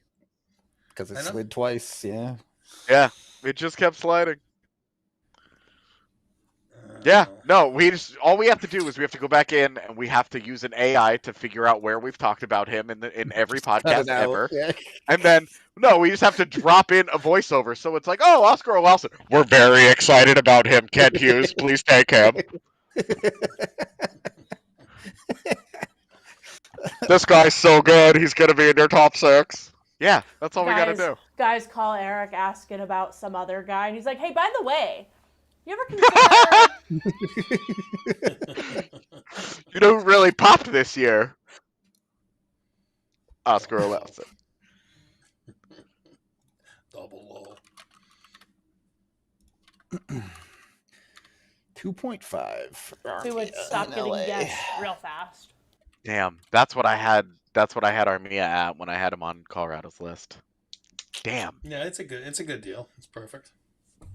Serviceable player, smart. I like it. I always liked him. I like this. Duran isn't in any of McKinnon's bachelor party photos, so that means that he's not re-signing. But by that same token, Nikolai Kovalenko was liking Avs posts on Instagram yesterday. He's coming back. He's coming back. I got crapped on last year. Remember when I said, well, again, no offense, he is an NHL player. He's a nice kid. That's not what I said. I said he's a dime a dozen. They're everywhere, guys like that. I got crapped on our podcast for saying that. Guys, let me... A very simple conversation. Who would you rather have today, Parker Kelly or Nikolai Kovalenko? Parker Kelly. Parker Kelly. Exactly. Given how cheap they should be combined, Tiff is correct. Both of them should be fine. But the NHL in every sports league has this. Everyone falls in love with the new shiny, right? Nikolai Kovalenko's coming in. He finally came over next year, and expectations get blown out of proportion for a player like that to unrealistic levels. And like he said, dude's a fine bottom 6 NHLer, but people are talking. He was coming over, and people are like, "Can Nikolai Kovalenko play in the Avs top 6?" And it's like, no. These guys like that, and that's why. And I was laughing with AJ yesterday on text, but that's why it's like, oh, you want to come? Sure, I'll give you $750. Oh, but I can make more in Russia. Okay, and go to Russia. And that's what they're all going to tell him. And again, maybe I'm wrong, and he gets 1.5 somewhere. I don't know, but guys like that you can find everywhere. That doesn't make him a bad player. It's not what I'm saying. I'm saying is guys like that are everywhere. So when the Avs gave that up last year, it was a contract, and then Georgiev, which we knew was going to be looking for a job this year. Again, he's on that list looking for a job. And what was it, a second? I think a second, Yeah, so perfect. It was a no-brainer of a deal. No-brainer of a deal for the Avs to make for Mackenzie Blackwood. Because you were given a second and a chance to re-sign the guy, which they did. And then 2 guys that realistically, we said it last year, and that's why I caught flack, were KHL bound. I was right. They were KHL bound. I mean, that's where they're going right now. They have no job. And it's like, take what we give you. I wonder where those guys are that left those comments talking shit to you. Rude, I wonder what's up. It's not rude. And again, I was one of those guys. I'm not being disrespectful. It's like guys like that are everywhere. You call that the bottom feeders of the league, right? And you're still in the NHL. It's an unbelievable feat. That's not what I'm saying. But they're not the cause of why you do a deal or don't. They're irrelevant to a deal. To your point, man, if you look at the free agent list right now, the list of like difference makers, it runs out, but like Mikhail Granlund, Nikolai Ehlers. Is that the end of the list? Perbix, maybe? Okay. I mean, we're bigger believers in Perbix than some of these other guys, but even then, you're gambling. Sure, not a guy that's not going to be on your or something. Yeah, exactly. Like then you're getting into like Brian Dumoulin and Lars Eller, Kiviranta, Beauvillier, Tanner Pearson, Andrew Mangiapane. Like these guys, they're you need those guys. They're all solid players. They're at best middle of the lineup Like guys. Nate Schmidt, Michael Carcone types, like all these guys, Jack Roslovic, Jonathan Duran, those are like good players. You got to have those guys. But damn, Ryan Lindgren, yes, opposing teams were a big fan when he got on the ice.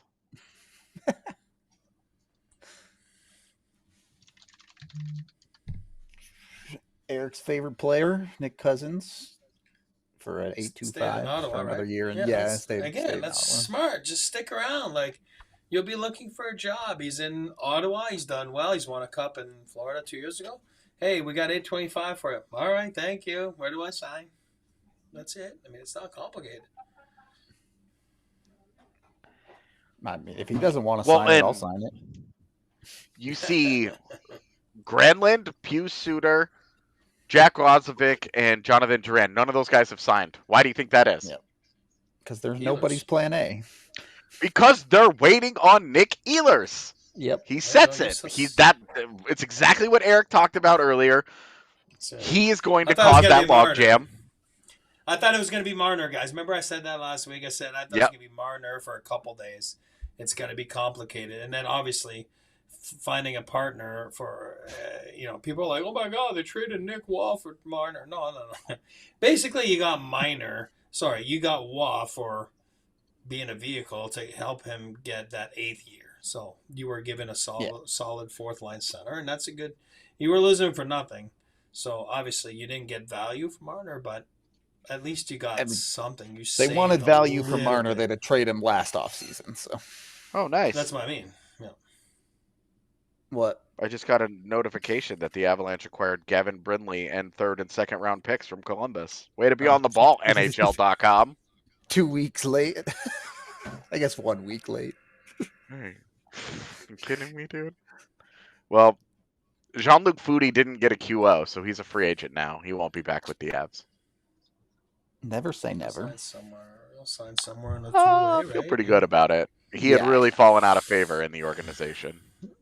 He'll sign 1 year somewhere. Like, you'll see that sign year coming up, like, 800 over 75. And if it doesn't work, then he'll be in Europe next year. That's just the path. That's nothing against Jean-Luc. The NHL would probably not allow you to sign a contract with deferred money. It becomes actually illegal in the CBA in the next one. But if you tried to do that, the NHL would probably just say no right now. They'd veto it. I doubt it. It's not against the rules. Yeah, there's a couple that are out there, but it would be weird to do. And also, I think most players wouldn't want to do that. Well, deferred money is never going to be a player's preference. Of course. Money today is more valuable than money tomorrow, right? So.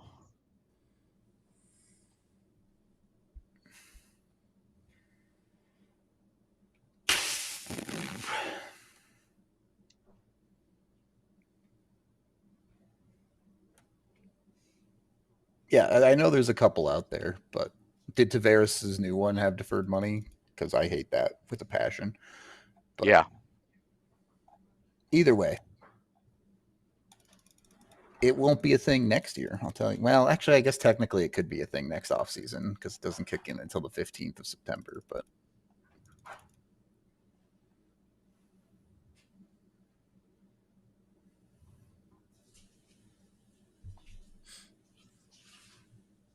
sorry, I'm doing a little bit of texting.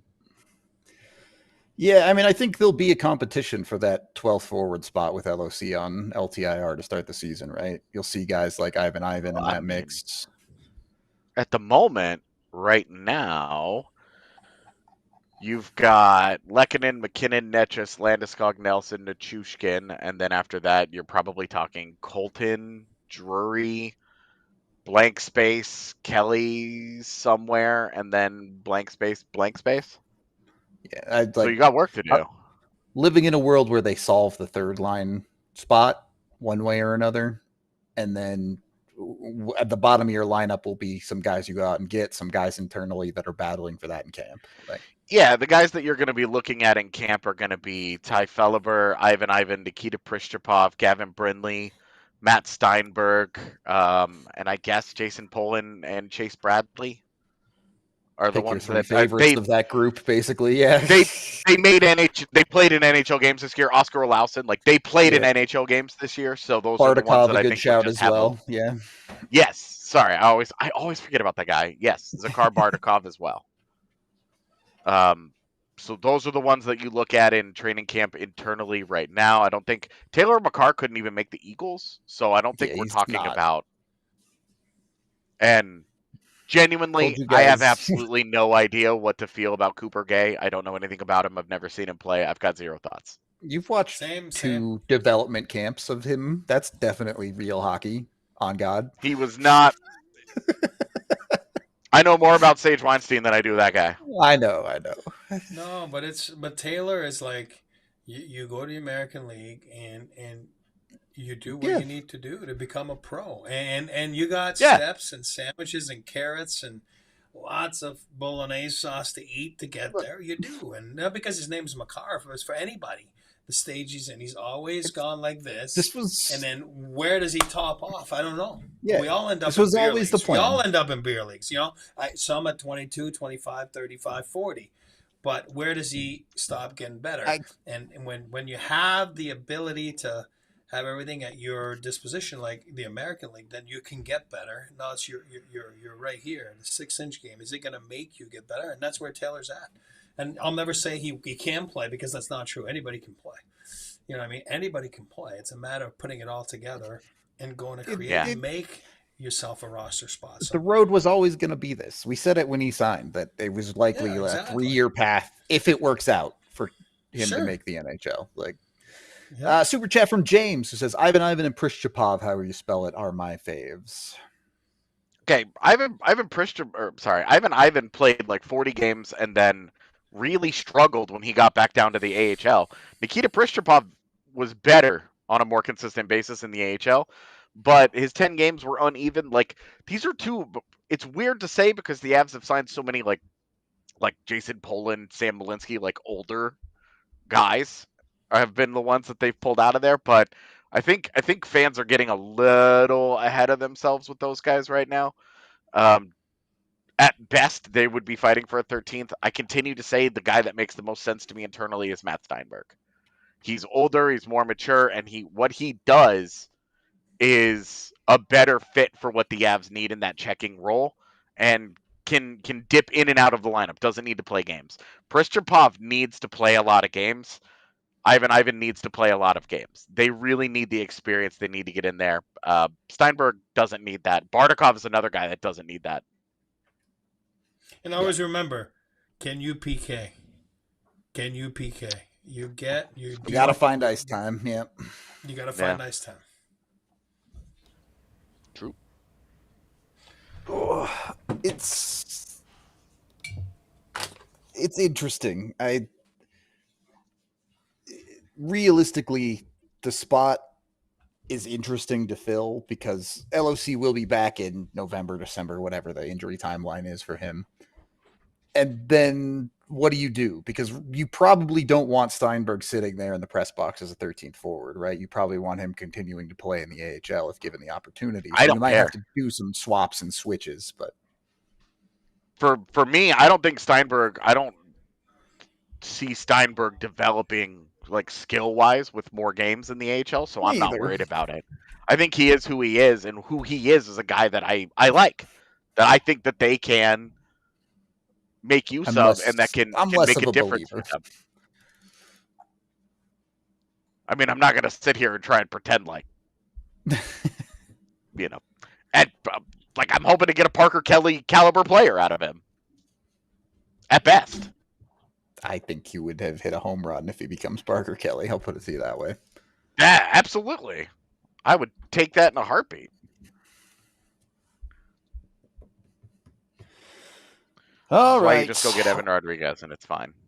Done. Then your third line wing spot is done. Well, you still need a defenseman, man. You do. John Merrill. Mike Riley. Yeah, that's a great way to put it. Steinberg's mentality is see guy, hit guy. Perfect. Yep. Unfortunately, sometimes he doesn't always see guy. He sees numbers, and he still does it, and that gets him in some trouble. But good with the bad. Nobody's perfect. Yeah, and we're talking about what we're hoping is a relatively temporary absence here. You know, you need to get through A generously, let's say, get through December. Sure. I'm good with that. What? Ryan Lindgren at 7.3? Yeah, No, that can't be correct. No one's that. It's a projection, Gavrikov- and it's just wrong. Yeah. Yeah, Gavrikov got 7. Someone gives Ryan Lindgren 7, then I'm going to laugh for a long time. Unless it's the Avs, and then I'm going to cry, but it's not going to be the Avs.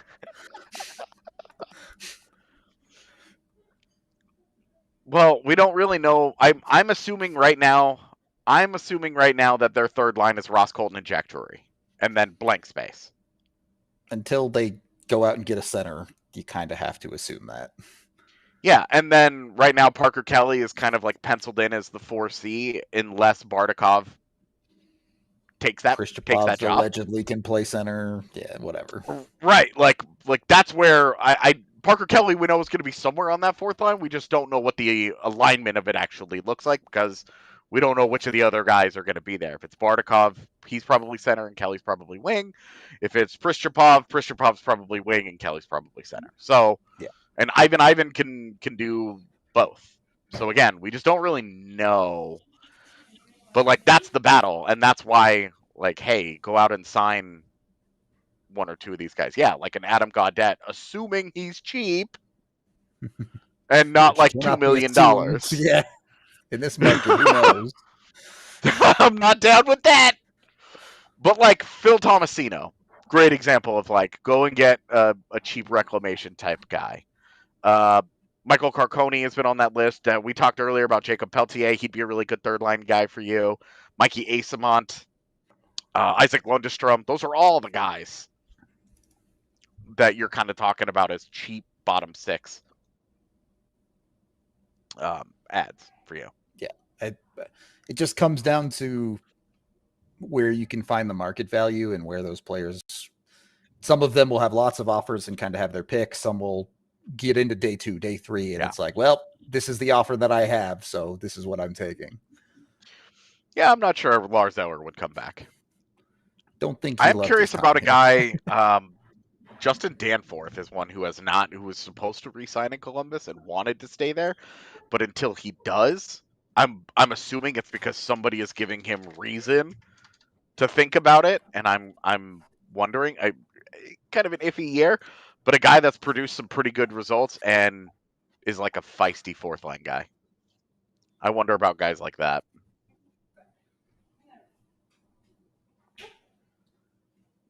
Yeah, if Tomasino is actually available and Pittsburgh isn't working on that deal, I would love Tomasino as a potential 3C type of guy. Tomasino or Peltier? I think Tomasino. I think I would go Tomasino. Really?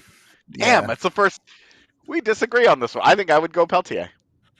I wouldn't be mad. I wouldn't be upset with Peltier, but I think you take Tomasino and you give him a role, especially if like you can get him minutes next to a guys that can pick up some of the slack at Parker Kelly, a Logan O'Connor. Yo, Ryan Lindgren, 4 years, $4.5 million to Seattle. Bye. So Seattle's problem now. Yeah. Nope. So Phil Kurashev. Let's talk about Phil Kurashev for a sec. Kurashev is a guy that I'm just not worried about.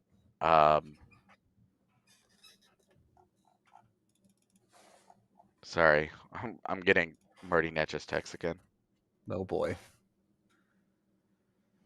That's what they're up to. Kakinen is in Montreal.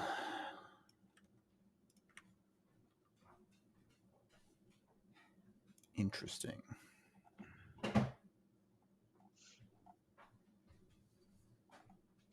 Yeah, I have no idea what Seattle's doing. Genuinely, I have no idea. I Makes no sense to me. I know they're still That a young roster- organization, but they have been run poorly. They just seem like a ship without a rudder, and they've existed for not enough years to be a ship without a rudder. They gave him the Josh Manson deal, and he's nowhere near as good as Josh Yeah. Manson. It's not close. So the thing is, in this market, the $4.5 million isn't that crazy. Even if it is an overpay, the money has just been crazy. But 4 years at $4.5 million for him, that is a commitment that is scary. Yeah, and keep in mind the postseason, the playoff series, Where he was a disaster. Yeah. where he was Colorado's worst defender of the regulars. Like Yeah. Eric Johnson played a game and it did not go well. Of the regulars, Ryan Lindgren got beat up quite a bit and was part of the PK unit that collapsed. Yep. So, Oops. there were some. I mean, we didn't like the trade the day that it was made. The first 10 games, we were like, oh, shit! The Avs paid a big price to get Ryan Lindgren, and they were right about it. And then, Not so good. yeah, after those 10 games, it all went downhill again. As a friend of the show, Dario, just tweeted about that deal. Some of the best deals are the ones you don't make. Perfect tweet. Yep. Yeah. I loved the character. I loved the try hard. He gave you an honest effort. That was never the issue. He just wasn't good. Yep.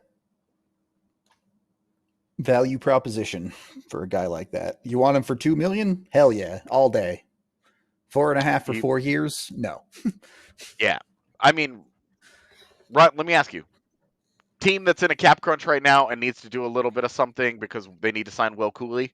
Would you rather have Ryan Lindgren at $4.5 million or Carson Soucy at 3.25? Susie. Right? It's just not hard. That's not. I don't even have to think about that one. Like same. There's just same archetype of player. At a certain point, it doesn't even become what their ceiling is. Well, that's not true. At a certain point, it becomes these are going to be a third pairing defenseman for you. You're paying them to be third pairing defensemen. You can't, no matter what they're capable of, you're only going to get so much out of them because you're playing them between 12 and 16 minutes a night. They're not going to hit those 18, 20 minute marks that give them all these opportunities to produce in a way that I'm not even saying they aren't capable of it, but it's just not going to be their role on the team, and you cannot overpay for that. Yep, agreed. I mean, AJ and I have been let after me- Tomasino for a while, but So many years. Let me just read to you the list of let me read out Seattle's defense, okay? And keep in mind sure. that all of them are signed for multiple years except Jamie Alexiak. But Vince Dunn, Brandon Montour, Adam Larson, Jamie Alexiak, Ryan Lindgren, Josh Mahura. And Riker Evans is he's an unsigned RFA. They'll obviously sign him. Yeah. Okay. That is defense, to be sure. Does that defense do anything for you? Because you're like, Vince Dunn, pretty solid. Brandon Montour has had some decent years. Hey, Adam Larson at this point, though, and Jamie Alexiak, both of them had awful seasons. It's a bunch of dudes outside of Dunn. That's a bunch of dudes on their back nine, too. They paid premium price for Brandon Montour to get the back end of his career, and that contract is going to look horrible in a couple of years. Like, it's just tough. Chat, I'm getting a drink of water. I have wireless headphones so you can still hear me, but enjoy my chair for 45 seconds, all right? I know it's a good-looking chair. It's the best chair. It's not the old chair. Well, someday it'll get that ugly, but not today. Yeah. Yeah, it's got to get booed up. Perfect. Tiff, perfect. I actually had one of my off-season deals. I had the Avs acquiring Josh Mahura just because I like him as a defensive defenseman on the cheap. Yep, I'd be open to it. Assuming decent price and all that. Yeah. Just straight up as the player. Yeah. The Islanders are getting big save Dave, huh? No, sir, turf. I don't have any problem with Bouchard at $10.5 million. I think because he's had some really high-profile mistakes in the postseason, people assume he sucks. But with him on the ice, the Oilers have been significantly better. Now, how much of that is because he's on the ice, and how much of that is because he's on the ice with McDavid and Draisaitl is a fair question to ask. But real Look, solid. in 2 years, Makar's going to be making $15 million, and that contract will look fine. Like, yeah, the big problem with the Bouchard deal is that it's 4 years. They're gonna have to turn around after the cap has and done pay its him explosion. again. Yeah. Yep, they're gonna have to do it again. Assuming he keeps going the way that he's going, they're gonna have to turn around and do it again. Yep. And that part will suck for them. Well, there goes somebody's dream center. Bugstad to the Blues. Man. 2 years at 1.75, I would have done that. It's a good price.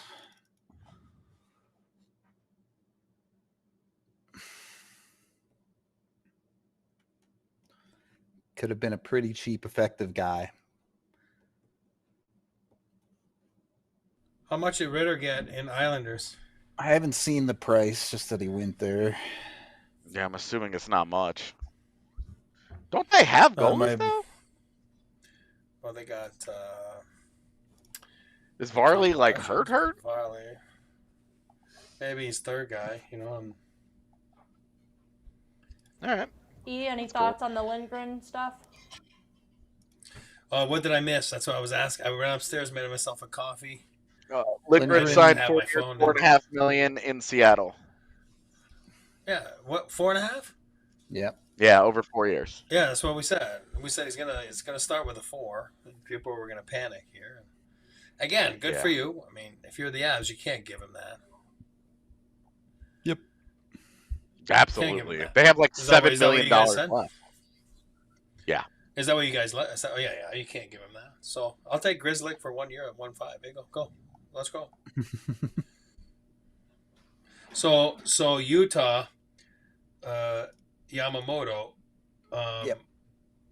Two-way deal. A two-way deal. Yeah. So he wasn't. He wasn't qualified. He wasn't qualified by Seattle, right? Yeah. He barely played last year. He played like 13 games or something in the NHL. Yeah. With Utah, he didn't do anything there. Yep. So Kakkonen has a good playoff. He's gonna, he signed. He's gonna be in Laval, the third goalie. So if anybody needs to get called up to go sit on the bench, he's the guy. And then Fowler will be the main guy. Avalanche legend Capo Kakkonen to you. No, but that's perfect though, because they got Dobish with what's his name, Montembeault, and then Fowler can just park yourself in Laval. Fowler is a good goalie. And then Kakkonen is your insurance if you need a guy to go sit, you know what I mean, because one of you guys is hurt. And he's good. And Hold up. He's a good third goal. Hold on. Jim, you're throwing a bitch fit in our chat right now because the Avs created $7 million in space to watch other teams get better. Which of the teams that they're actually competing with have gotten better? Edmonton has lost Arvidsson, Perry, and Brown. Have they gotten better? Where's their big addition so far? LA is the one team that you could say definitely has gotten better, but Dallas has lost Gavrikov. True. They lost Gavrikov. Dallas right now is lost talent. Winnipeg at the moment has lost talent. Where is it? Vegas has definitely gotten better. So we're talking about two LA and Vegas, two Pacific Division teams, but the teams that they're competing with head to head in their division right now. Which ones have gotten better? It's Utah, right? Sure. So, hey, if they sit on this money and they make no other moves, fair enough. That'd be bad. We're also I'm with you, 90 minutes into free agency. But has St. Louis gotten that much better? They made a bad trade today where they got a blah offensive defenseman for a 20-goal forward. I don't know that they've gotten better, and they massively overpaid for a backup goaltender. In my opinion, I don't think Joe Hofer is worth 3.4. Everybody, but they were scared of an offer sheet, and that's why they knew it, and that's why they did it. It's all about timing in life, right? But all right, rewind the tape. Erod when he signed with the Avalanche. Okay, everybody wants him back today. He wasn't signed July 1st. You know what I mean? So there's time. There's time. There's time. You know what I mean? To get better. You don't have to get better What? in one day. So Bugstad and getting Melu in trade. Correct. That's what St. Louis has done to get better? Like, that's what we're worried about?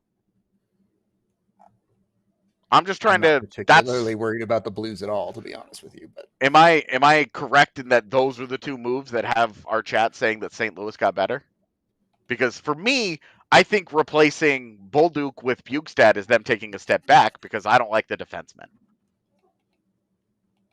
sure, I think it's less of a real reaction and more of a snap reaction to the fact that they got Bugstad on a good contract. Like, I am super duper in agreement that the Avs need to do something so Keaton Middleton is not a regular in your lineup, an everyday player.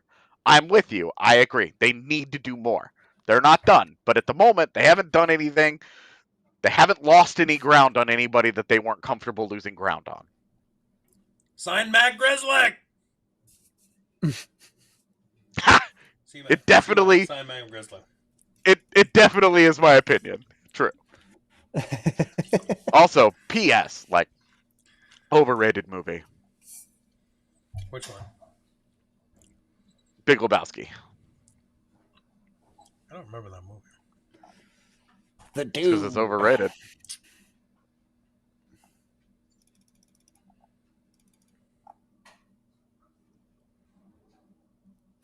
And also, C-Mac made 10 trades last year. I'm just saying, like, Yeah. furthest thing away Guy, from sleeping. He got to work, man. Wow, Parker Weatherspoon. Yeah. 2-year Got a deal real at $1 contract. million. That's a real deal for him. Good for him. Yeah, Where? man. That's a. I mean, I was going through some of his stuff. Like, I don't know, man. How do I feel about this guy? The journeyman of all journeymen, right there. Yeah.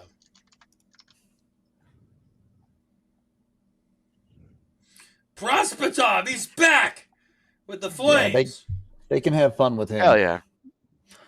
Word. Yeah. Good luck. Come on, guys. Eee.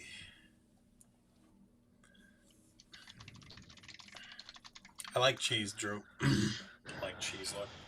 Natchez could sign an extension today, yes, but I don't see any reason that he would. He wants to play out this year, play really well, and get a boatload of cash. So The Avs, Nuggets, and Broncos all were really good at the same time. This past season, they were all really good. yeah,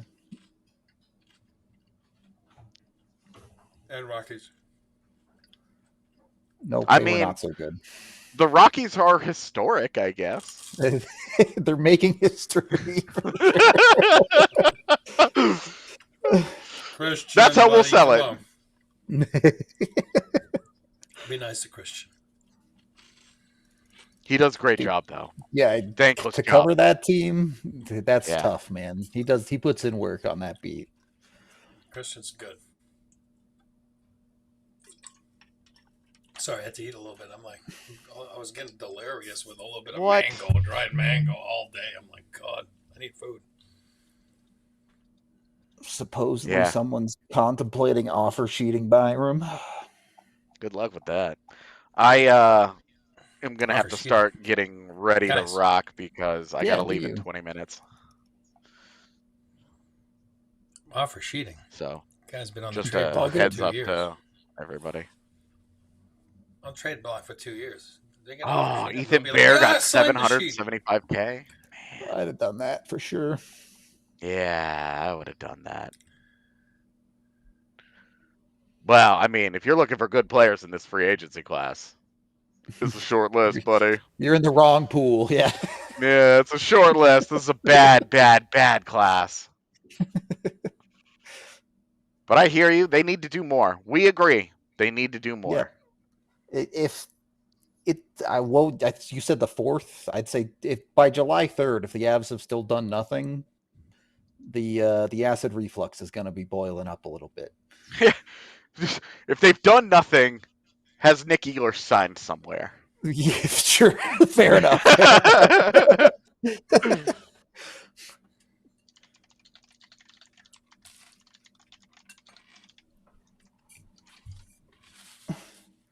I actually really liked Veleno in his draft class, but like he just isn't a guy that would fit in the Avs system at all. I disagree. I think Joe Veleno as a 4C would be fine. He's super speedy and he forechecks. I will take that on a super cheap 1-year deal. I will He take doesn't that. do anything. I will also actively look to upgrade that spot come deadline time. But there are 60 games that you need to get through that we can't just throw in the bin because of that. At the same time, point. If you argue, I would rather just have Ivan there, I would say, okay. You're getting the same caliber Touche. of hockey. Touche. Bednar's going to watch Veleno float at center in the defensive zone for 3 shifts and go, are you serious with this? It's true, man. It's true. Yeah, I think I would agree that the Avs need 2 defenders, but I don't think they think that because they like Middleton more than any of us do. So I think the Avs will look for a legitimate third pairing guy, not the John Merrill that I'm looking for, where it's like, hey, this is really a 7 who will play a 6. Grizzly. Don't say it. Don't say it. No.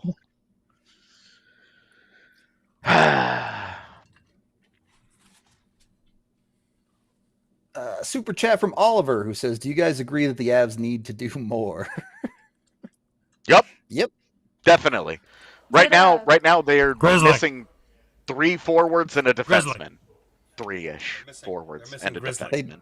They definitely need to fill holes, but again, still very early. I'm not going to punish them for something they haven't done yet. Did we get this one from Flats earlier? We probably missed it with the Swede Bucks. No free agency signing today will beat Landy coming back. That is definitely true. Too true. And then we just got another one, $10 from Map. Nope, I'm not pronouncing the second half of that. Haven't really been able to look at hockey news since the loss that shall not be named. Here's for a lot of mislikes. Appreciate it. Look, I get it. It's rough out here when you go through tough losses. $2 from Dean, who says, any chance we go for McDavid next year? I mean, sure. Why not? If he's available, you should be calling. If he hits the market. At the moment, hold on one second. At the moment, the Avs have $30.8 million in cap space next year. So 18 of that can go to Connor. Solid. Neat. We can definitely afford that. Yeah, Nate's make gonna that be real work. happy with. Yeah, Nate's gonna be happy at 12. It's gonna be good. Well, looks like you can hang out, AJ. What? Meeting canceled. Oh yeah. That I was like, I can't make that meeting. There's nothing I can do about this.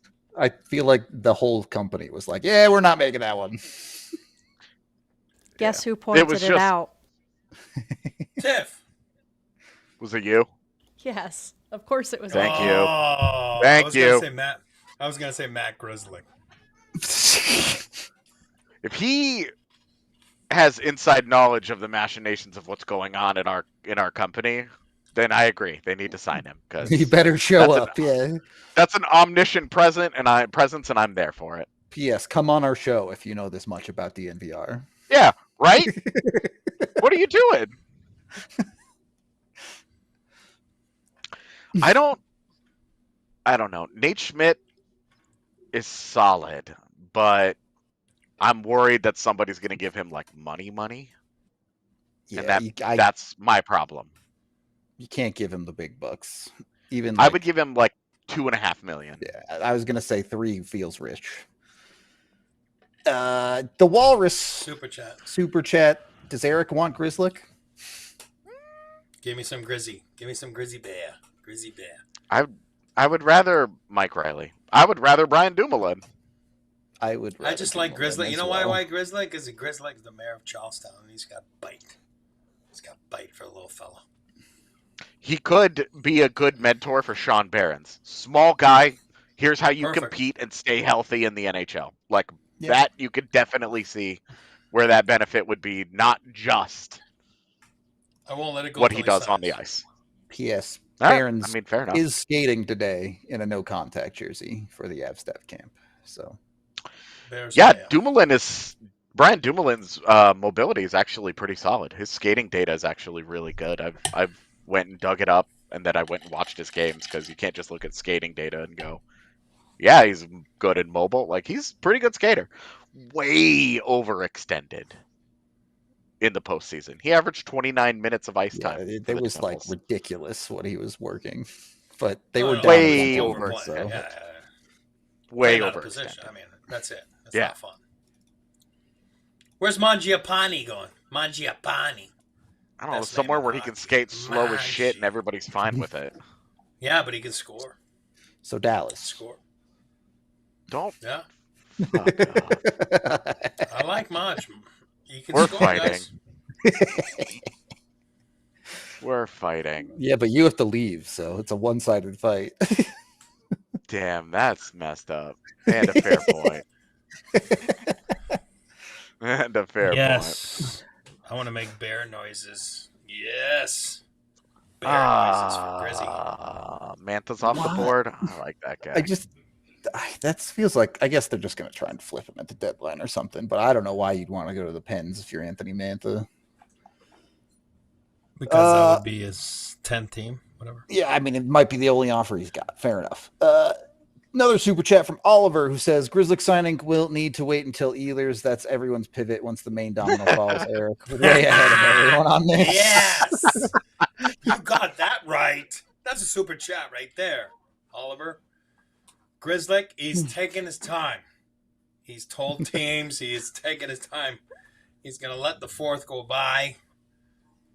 American. And we'll deal with it. I'm not making fun of Grizz like I am now, but I like him. I want the Avs to sign him. That's true. Grizzly. So, but I was sarcastic about waiting till the fourth. I'm kidding. But you guys, no, man. Eric and I do not ruthlessly argue through text message. We agree most of the time on what we're talking about. We usually just hype up whatever idea the other one has. We send like stuff like that. Like no, I can't do Yeah. it. I can't. I don't remember how to do it. You're still not doing it. No thumbs. A few No times I thumbs. wish I had a camera. Fuck this. That's what's up. You guys ruin everything. I'm now old because I hate that younger generation. You guys are dumb.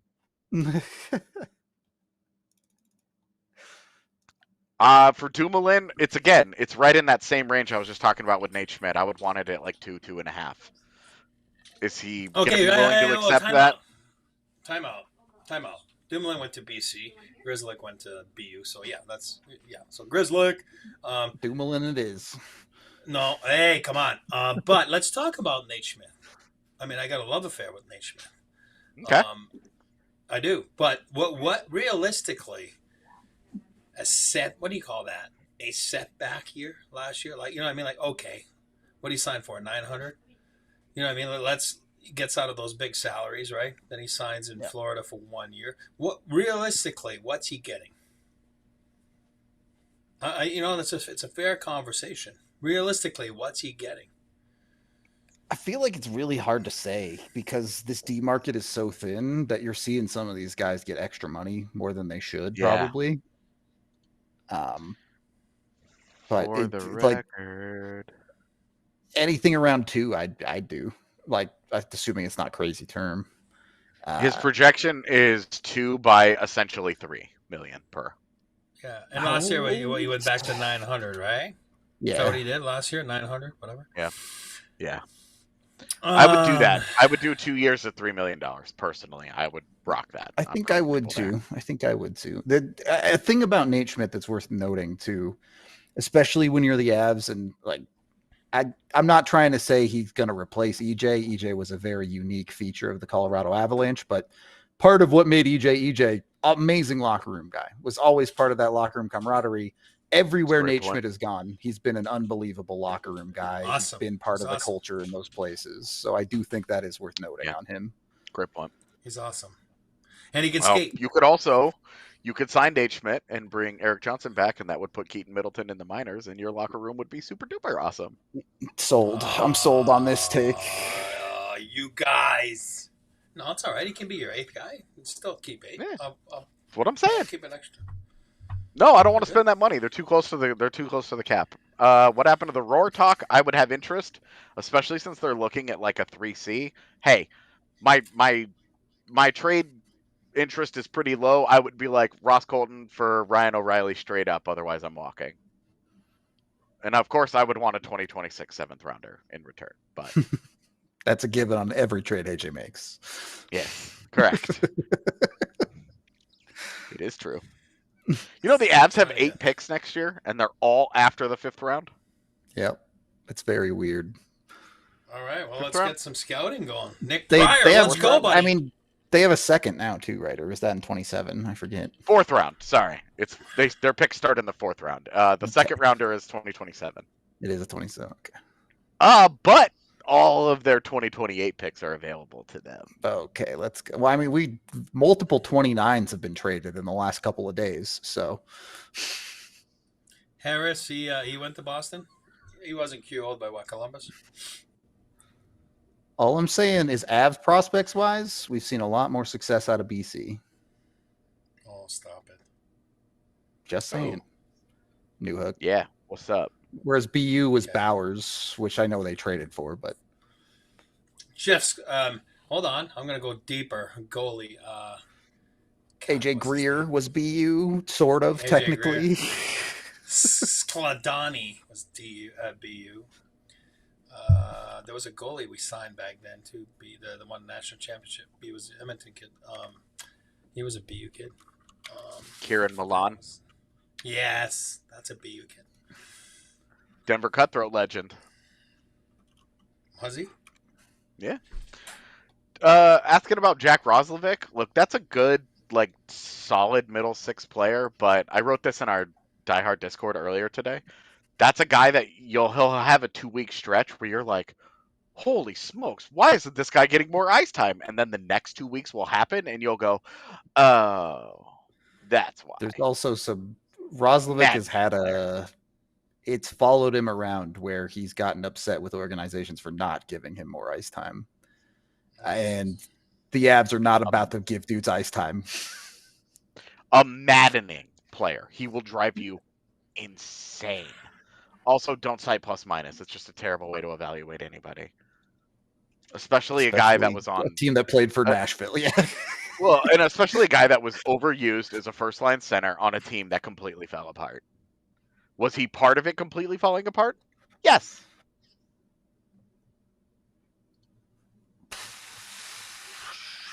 I'm just saying, if you have an issue with Ryan O'Reilly, there are plenty of things that you can talk about, but citing his plus minus isn't going to move the needle for me. He's the factor. Let's see. I think it's a fair Just concern out to of worry about his curiosity. skating as he ages, but Always. I mean, you worried about his skating when he was 18. yeah. But he made it work. But, if he loses another half step, does it just fall off the cliff? Ryan O'Reilly shot attempts last year at 5v5, 53%, shots on goal, 51%, expected goals, 52%, but was a minus 12 at 5v5. Scoring chances, 51%, high danger chances, 51%. Sorry, scoring chances, 52%, high danger chances, 51%. PDO, 972. On ice save percentage, 89. You want to know why he was so deep in the plus minus? I'm sorry, but an expected goals percentage of 52 and actual goals were 43-55. Yeah, it's when you look at all those numbers relative to the disaster of an atmosphere that was the Nashville Predators this year. Yep. He did everything he could. He just couldn't get any on ice shooting percentage, 8. All of that is bad. Yeah, this is why I don't like plus minus, because I looked at a minus 23 from that comment, and it's just like you need to look at 10 different things to figure out what actually was going on with him, and that's why that stat drives me insane. And also 1C. I mean, he's just not a 1C anymore. Yeah, you can't of course do that. Which is why I'm saying if you were to trade like a Ross Colton for him, Yep. he could be your 3C, I would be all about that. I would give him one of the 2027 second rounders along with Colton. Here, go. Be merry. Yeah. Have fun, Never Ross. say never. I don't see the Avs in the Kuznetsov sweepstakes. I'll put it to you that way. Is it a sweepstakes? No, it's a whoever is willing to do it. Ooh. So the big swing from Utah today was Brandon Tanev? Sure.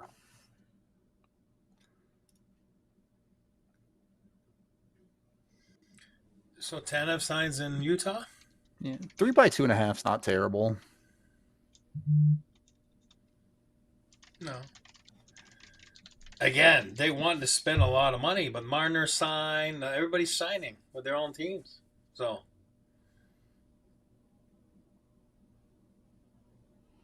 Yeah, there have been a lot right. of internal getting it done. All right, it is 55. I am going to have to get out of here. Adios. We'll see you later today. adios. All right. I will see you guys later for the live show. If anything happens Avalanche related, please text me. Will do. I don't know if you guys can still hear No. me. Oh, you You can. sure Okay. can. We'll send you a text about Grizzly. We'll send you the text when it happens. Yes. Amazing. Perfect. Thank you. Love you. See you guys later. Deuces. Yeah, that Tanev deal isn't bad. 2.5 by 3 is a pretty decent deal for a depth option. It's not crazy money. It's not crazy term. You can chill a little bit on that. And he can blow kisses to your fans when you come back and beat him. So No. all right. Can we see at least one big signing? Besser doesn't count because he's still in Vancouver. I know. It's the Ehlers that's holding up everything. Well, I don't think he's signing today, right? Like, No. I mean, it doesn't sound like it. Or else, why would they have said that? I mean, good for Nosek for extending, too. Good for him. yep. Why would Sammy you want to Blais? leave? Yeah, Blais to your Montreal's gonna hands, be buddy. Yeah. I mean, a little French notes, Blais and Balduc, a little bit of French flair to the team, and they got some bite, both of them. I like that. I'd have bite, too, if Wi-Fi was on my team in the back end. God. Feel confident, huh? Feel confident with that. You get a little bit bigger, Yeah, so we'll see. But it's one of those days that I think there's a lot of wait and watch. 100. Everyone gets excited, but I guarantee you there are more mistakes made on free agency day than there are successes. Sometimes the best thing you can do is avoid the mistakes. The Avs obviously have to do something. You can't roll into the season with half a roster. I mean, they have more than half, but Yeah.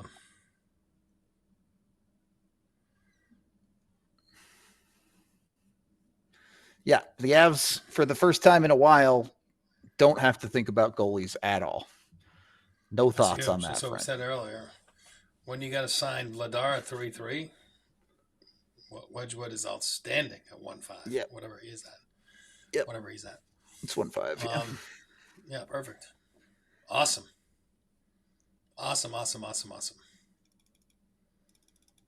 So that's the same. That says a lot about the stability that they have going forward in that. So they don't have to panic here. Philly's been busy today. They're doing some stuff. Shout out PHLY Flyers. Who would they sign today? Right now, I mean. Lane Peterson. I like him. I've always liked him. But they also signed Dennis Gilbert, Vladar, and Dvorak. Yeah. Tough. Gilbert's tough, man. Remember him?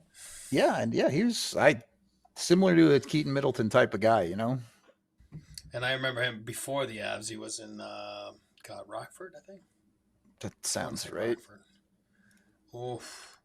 I was like, who's that college kid? And then I was like, he got a couple tussles, and I was like, whoa, who is that dude? You know what I mean? Like, I was like, whoa. Played hard. I mean, he's playing hard. Plays hard. That's why he's still around. Plays hard. You have to. Definitely Lindgren's a bit much for sure. We knew that the way this D market was going this week. So if there was any hope the Avs or if they wanted any hope to keep him, With the deals you saw yesterday, it was over. Yeah. Yeah, that was over. Teams went crazy on the defensive side. Suter's going to be...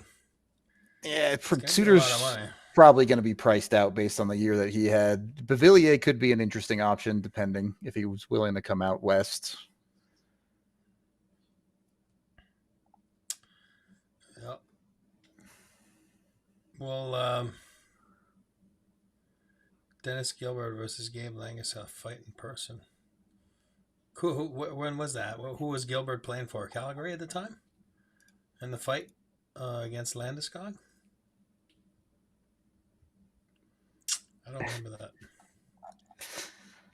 Yeah, Covey back, definitely an option. Again, I think the Avs should be heavily involved in some of those unqualified guys just because you're good chance you can get good value for your buck. Some of them are going to be harder to get. As much as I would love Tomasino, I think there'll be a number of teams interested there. We'll see with some of the other guys. Chicago. Okay, yeah. I used to Gilbert in Rockford. I saw a lot back then. So Chicago. That makes sense. Thanks, fam. Thank you. I don't have any. I'm not doing winner shots. I was gonna say there's not noon. really anything we can Yeah. do. I guess like we could dye Rudo's beard blue, but we don't have anything.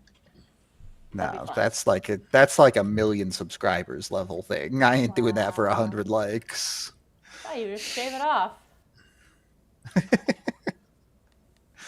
Whatever. Correct. Besser technically made it to free agency, so they couldn't sign him for 8 years.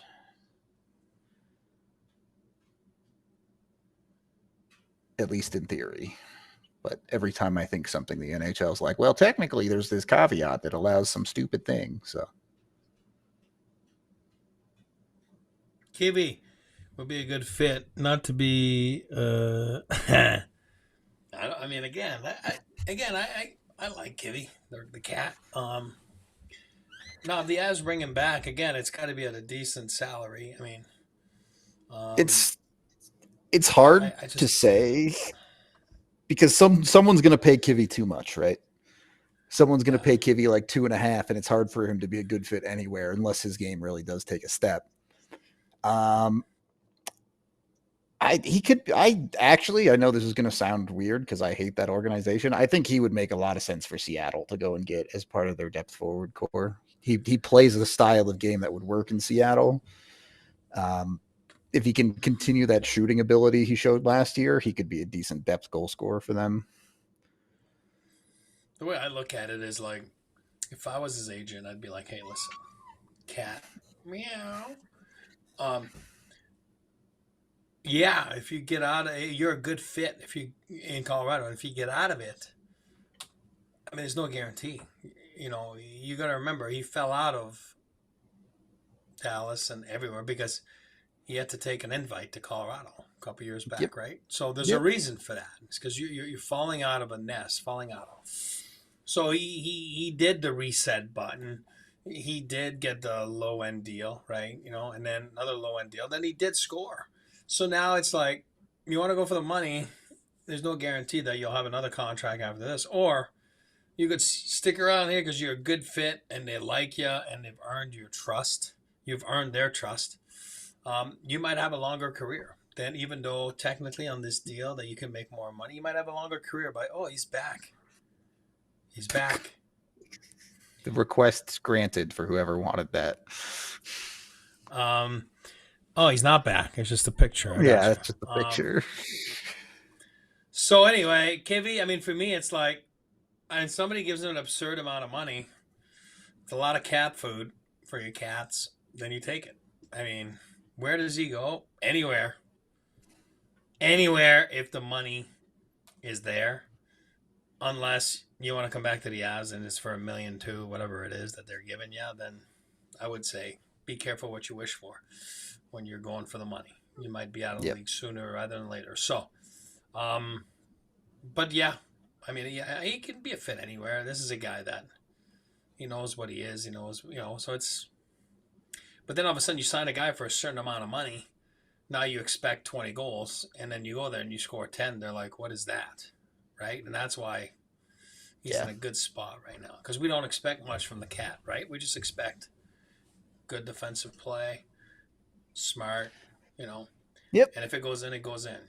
The goals are bonus. Yeah. When you're making $800K, the goals are bonus. When you're making $2 million, the goals are necessary. That's the difference. Anyway, it's guys like that it's very difficult to build a quality roster when you're paying those guys a lot of money, right?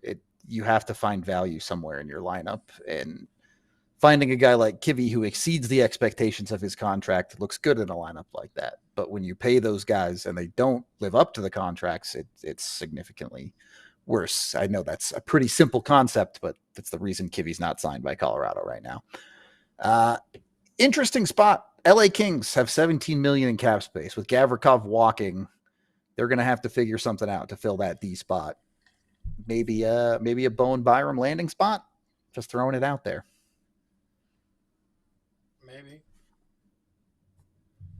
Maybe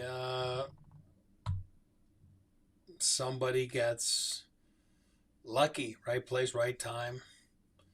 Is it a Nate Schmidt? You know what I mean? Where all of a sudden, and again, you're not talking about $7 million, but all of a sudden, instead of signing a 1-year deal at 3, then he gets a 3-year deal at 4. I don't know. You know what I mean? Like it's right place, right time. Because it's thin. So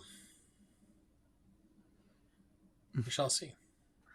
Just throwing it out there. One of the teams that has some cap space that isn't considered a weaker team. I'll put it to you that way.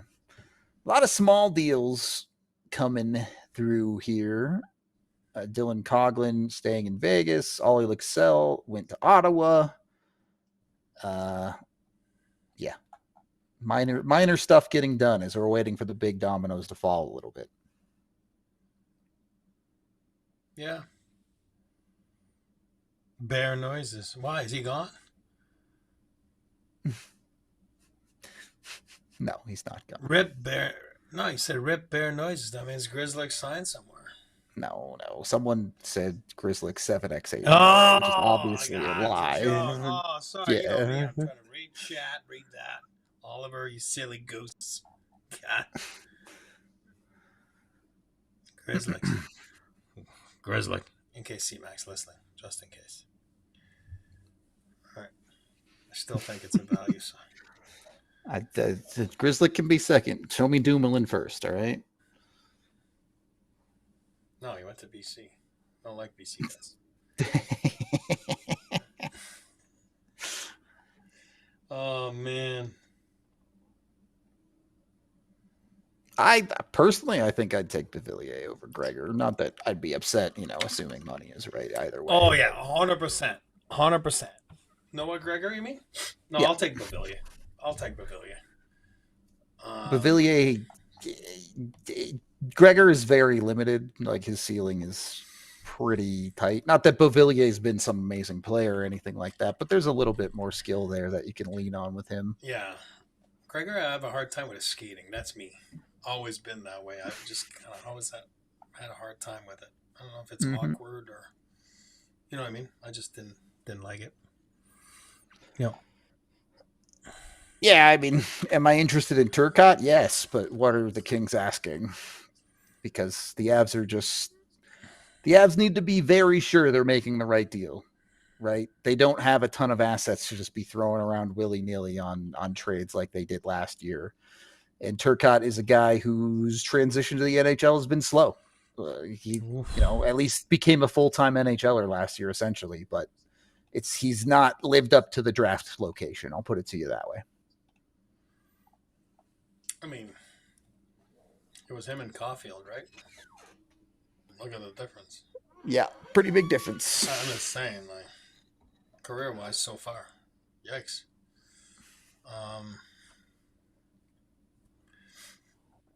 Two-way contract with the Islanders. Yeah. Yeah, that's what you said it. Ethan Bear, I got you. Yep. Where was he last year?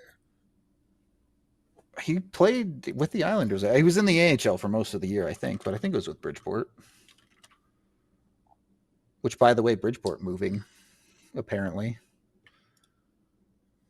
Hamilton, yeah. Yeah. That's what they're saying. Not this year, but year after. Yeah, in 27. Hamilton was fun. When I was playing, it was the Canucks. My bad. He was with Washington. He was in Hershey.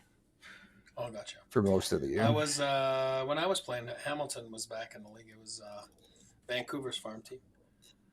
Hamilton Canucks. It was fun. Cops Coliseum. I guess they made a $300 million renovation. Yeah, I saw it. That's like a crazy price, but well, they were going to get an NHL team back then. Remember? That's why they were playing the Canada Cups. I want to say '87. You know, the Mario goal and yep, yeah. With Gretzky, that was Cops Coliseum. Montreal became Carey Price when he won the playoff MVP. That was they were the Hamilton, whatever they were called, or Montreal's farm team. Yep. I don't know what they were called. Yeah. Look, there will be people asking for Crosby to the Avs even 5 years after Crosby retires, as long as McKinnon's here. Excuse me. People want to reunite the Cole Harbor boys.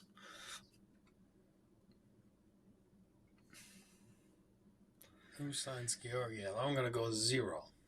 Yeah, every time I look into Taylor Radish, I think he could be interesting, and then I look at his underlying numbers, and it's rough, man.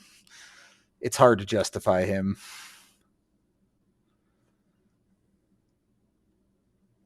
Radish. I honestly don't know that anyone will sign Georgiev. It might be the KHL for Georgiev.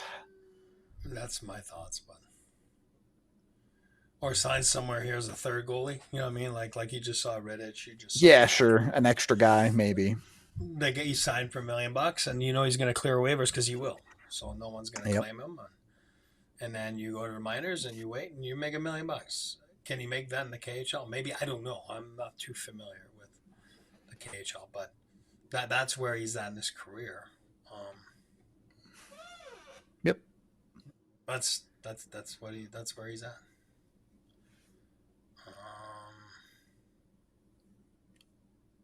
Yeah, it's a tough spot. Tough spot there. Georgiev to Loveland. No. I don't think this Oregon him will ever get back together. I'll put it to you that way. Yeah, no. All right. Yeah, the Oilers. Are all the GMs on lunch break? It is. Not that it was ever fast today, but it's slowed down a little bit here. Yeah, and sometimes it's like something that holds up.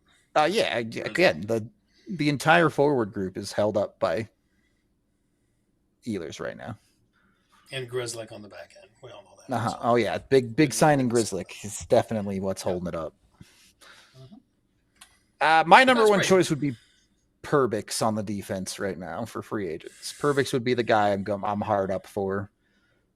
If you're looking for a cheaper option, he's big on Grizzlick. Dumoulin's still out there. There's a couple others. Nate Schmidt, we've talked about a bunch as well. I think Schmidt was so good, won the cup. I think he's going to be priced out for the Avs, or what do I know? I mean, that's just what I think. Because he's a perfect or Av. Schmidt? No, Schmidt, yeah. Yeah. He's a perfect Av for me, but... Yeah, Burns and Vlasic put the old man pairing back together and watch them be the worst pairing in the league. Pop off. Did Asimont go to the Bruins? Unfortunately, he was the guy on the list for possible depth abs forwards. That stinks. All right, yeah, that would have been nice. What do you got? I have not seen Ian Mitchell to the Red Wings. That's a choice. Well, that's on a two-way. Yeah, of course. Yeah. DU guy, right? Mm-hmm. Yeah, two-way. No, 1-year contract, AAV 750. 775. Wagner, 2-year deal with Springfield. Well, he's from Massachusetts, right? So There you go. Yeah. E, what would you do for a contract for Grizzly? I just give him a 1-year deal. Whatever. What's it, $1 million, $2 million, $3 million, whatever it is. See you later. What did he make last year? I think it was Million, right? cheap. Yeah. It was like $1 million, look. $900,000, $1 million. Like it was just Pittsburgh hoping to resurrect your career, but it didn't go well for guys like that. Obviously, they didn't do well in Pittsburgh, so now you're back to square one again. Yeah, 1 year at $1 million, 900. He was making 275. Like I said, he was making 275 last year. No, but was that the last year of his deal, or was it? It was he was on a 1 year. 1 year, yeah. A 1 year deal, 275. He was at 3.6 before that. Yeah, so he went down. Okay, so you know what? I just said earlier, I said I'll take $1 million, $1.3 million. Like, all right, give him $1.3 million, $1.4 million, 1 year. Come and take. You want to be good? Come play. Come play with us. We're gonna go win. That's what I do. I like him. I just think there are a few dominoes that have to fall first, right? I don't think Grizzly is plan A. No, I'm sure he's in there. Maybe he's plan D. You know what I mean? Yeah, We'll I would say that's in the ballpark. Yep. Yeah, and I like Dumoulin. I'm kidding about BC. I like Dumoulin. Yeah, Dumoulin is the third period I love. Obviously not as a top D in Jersey like he was in the playoffs because of injuries. I have much more problem with that. Yeah. So. Claude's doing just fine as an agent. He doesn't need to come out of retirement. No, Pepe's looking good. I saw a picture the other day, and he lives in Florida. He's doing good. He's looking good. He's looking sharp. Looking in shape.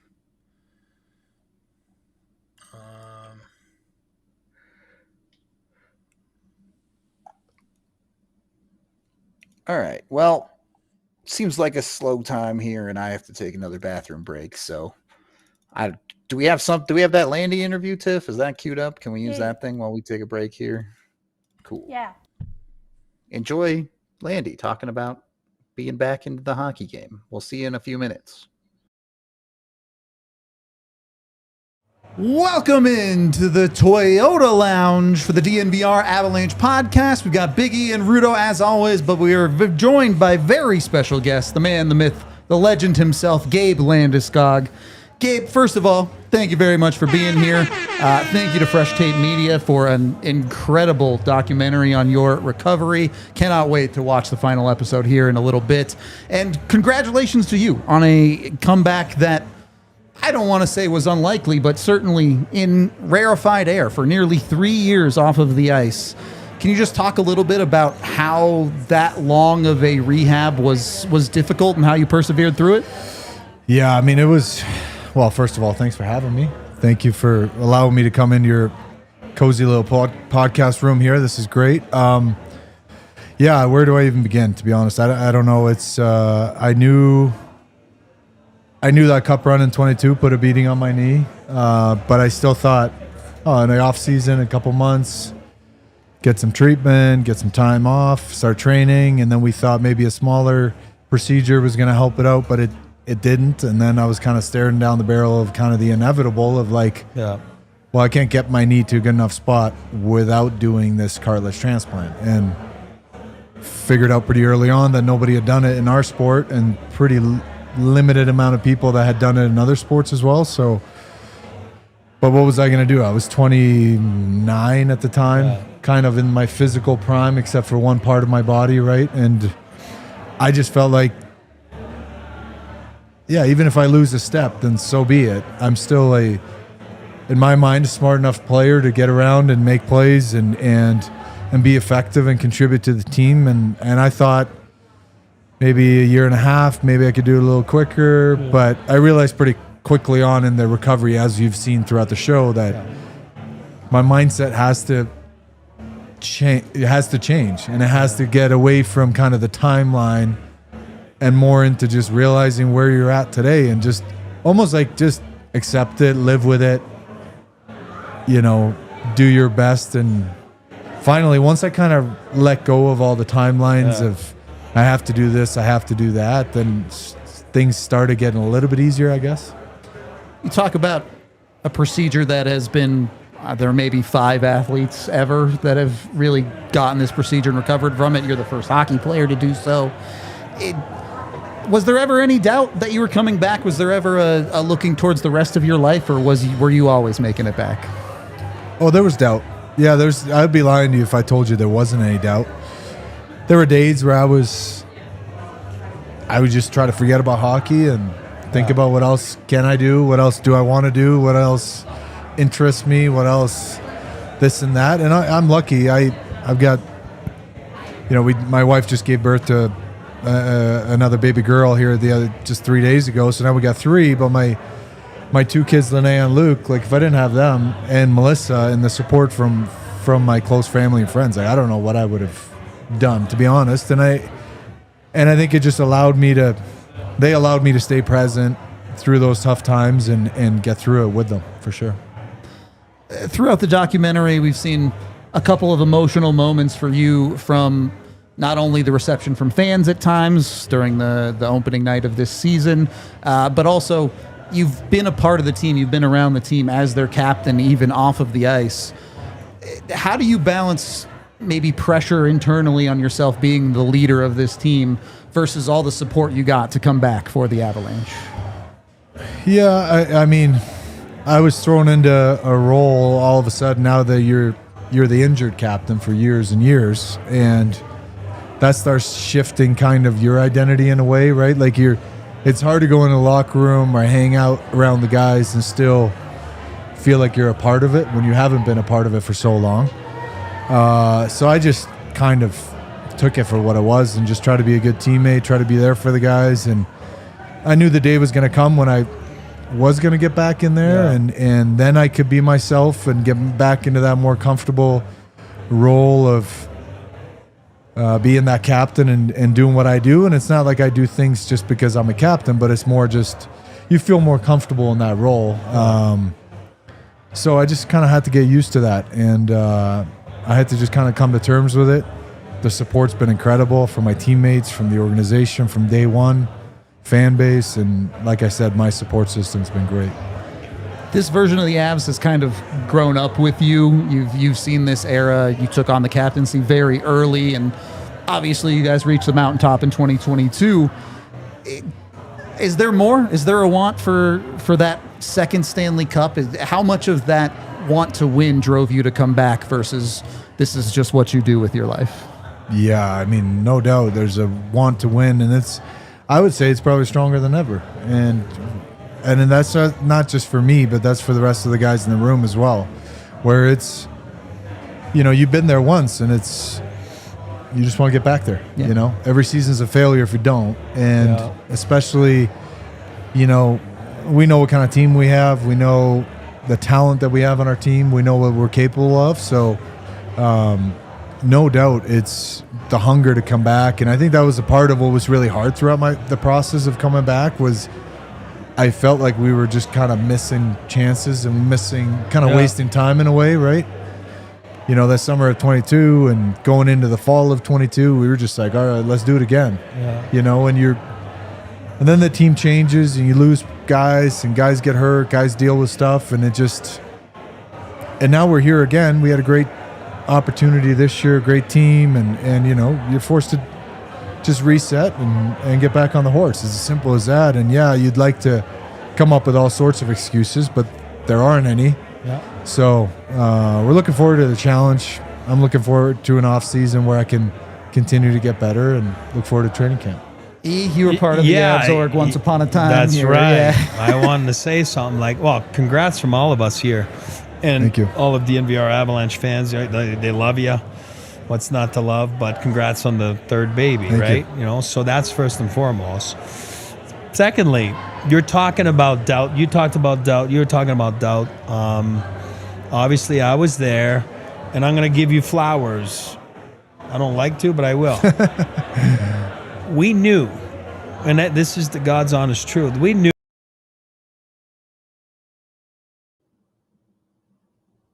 Hello. I'm back because Nate Schmidt just signed with the Utah Mammoth.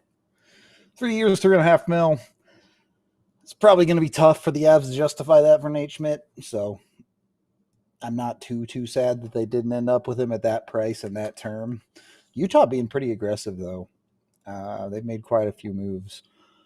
Obviously, not just today, in the lead up to free agency as well.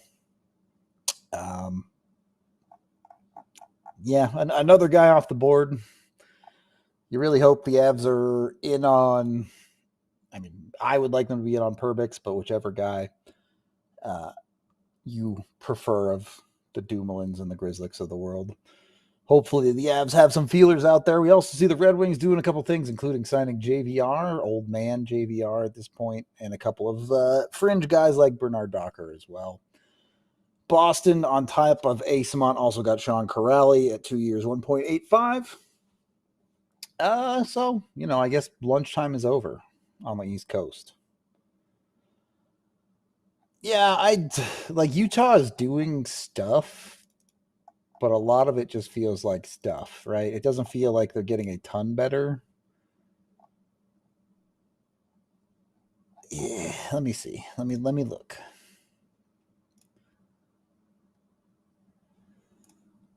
Yeah, I don't think I would have loved Schmidt at 3 by 3.5. I'll put it to you that way. But we'll get Eric's thoughts on it when he comes back. So, man, it's good. It's still weird adjusting to calling them the Mammoth, but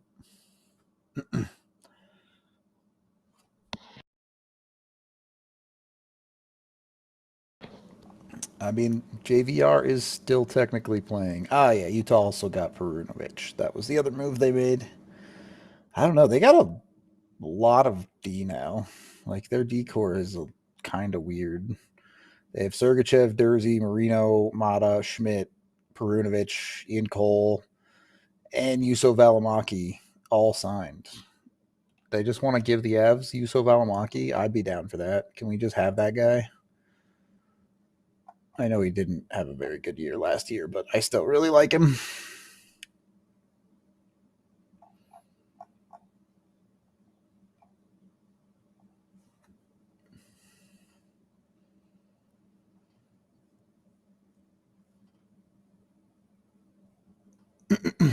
Yeah, their logo is definitely a logo of all time, to be sure. No one gets tampering hits. Everyone's tampering, and nobody actually cares. That's how it goes. Oh, boy. Sounds like Perbix is going to Nashville. Per Bob McKenzie. Details not out yet, but... All right, so the defensemen are starting to come off the board here.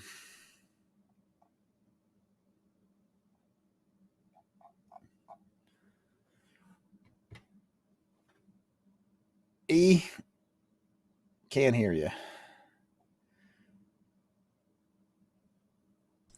Did I miss anything? Yeah, Nate Schmidt, 3 by 3.5 to Utah. Man, that's what I was saying. Remember, this is probably too rich for the Avs, right? Yeah, exactly. It sounds like Perbix in Nashville, but we don't have the details fully yet. My boy Grizzly is coming in handy. Yes. Come on. Grizzy bear. Grizzy bear. Let's see. What we got? Detroit signed a bunch of random guys, essentially. It just feels like they're doing that every year, right? Yep. I don't know. Maybe I'm wrong. No, you're right. Like David Perron, and I like David. I'm just saying David Perron. Like Nats Van Riemsdyk and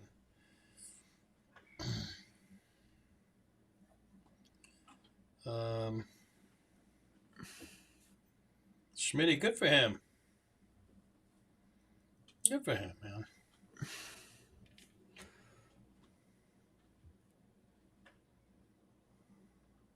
Yeah, And again, you know what, Sly and Maury, they've done that the last few years. Gouda cheese, Schmidt, They've OEL. gotten some people paid for sure. Yeah. The guys that I already had made salaries but went back down, had a reset year, and a little bit like Joe Druin, right? 2 years ago. But yeah, good for them. So good for Schmidt, why not? Yep. Perfect,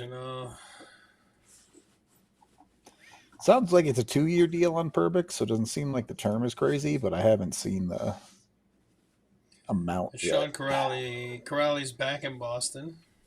Yes, Corrali did go back to Boston. Apparently, Florida is signing Jeff Petrie, which is weird. I don't really understand that, given that they were already over the cap. Kind of a weird one. It's a league minimum deal, it looks like, with plus 35 bonuses, but still weird. Yeah, it's just But again, he's their Nate Schmidt this year. That's what it is. Sure. Just like last year, we're like, Schmidt's done. Then look at it today, right? 12 months later. Corrali, like, you know what? Then all of a sudden, Drury at 1.7 looks pretty good. Right? I'm just saying. Prices are going up. Welcome to the new NHL. Yeah. So the Avs are in good shape. Yep. Besides, the spots they have to fill. They do still need to fill those, but yeah, some of these contracts look just fine.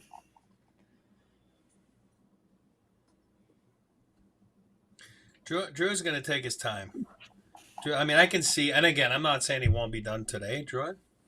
I'm talking about somewhere else, not with the Avs, but he might take his time. It's got to be, he's been through a lot, and it's got to be a good fit for him.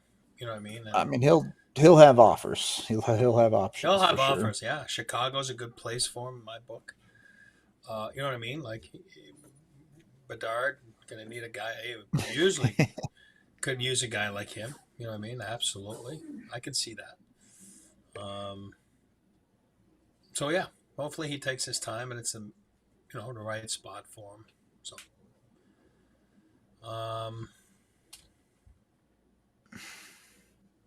yeah. It's gonna be slow for everybody. Put it to you that way. 275 for Burbix. Was it 275? I don't know. I'd have done that in a heartbeat for Perbix. So I guess he wanted to go to Nashville.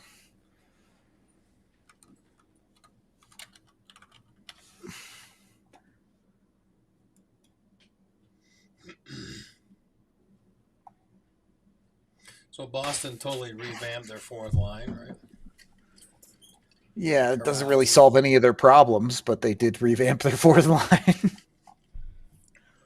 Corrali, Janot. Would you rather have that fourth line, or would you rather have kept Brad Marchand? Yeah, I mean, God. It always looks bad when they go on and win, right? Yeah, of course. Yeah, Druin to Edmonton would be interesting too. Absolutely. Can they afford? Don't know that Edmonton can make him fit. Yeah. Yeah. Because it would be real. Unless Edmonton makes a move of significance, it would be pretty tough for them to fit Druin, I think. Good old Geertzy. Mason Geertsen. Yeah, he got the two-way. Yeah, but again, Geertzy making $400,000 or $500,000 a year under minors. I mean, that's awesome. Nice. He made that in Vegas last couple of years, and now he's going to be in Rochester probably, and good person. I like Mason. He's a nice kid, nice guy. Tough, willing combatant right there. Oh yeah, he'll lay it down for sure. Good for him. Congrats on him.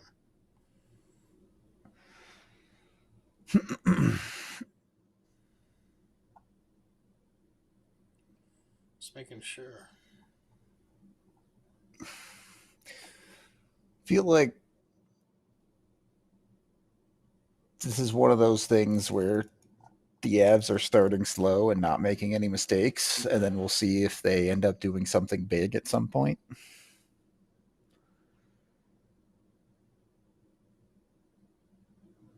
Yeah, Utah's D situation is interesting. It feels like they need to do something. Like I said, if they want to give away Valimaki, I'd take him. Hold on. I think you could have him for he cleared waivers. I know. He had such a bad year, but I think he's just way better than that in a real organization. Let's see. Utah.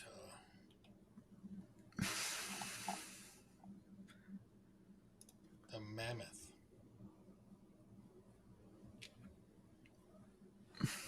So they got Sergachev and Marino. They got Mata and Dursey. They got Valimaki and Cole. Now they added Schmidt, right? Yep. That's too many. 7. Did they add somebody else today? Schmidt? I don't think so. Not on the forward side, at least.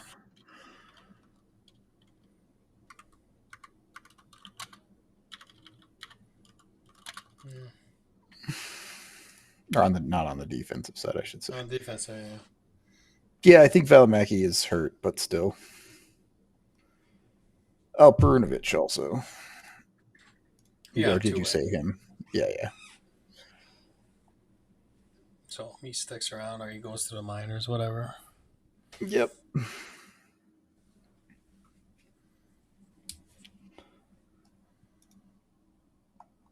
Did someone tell CI?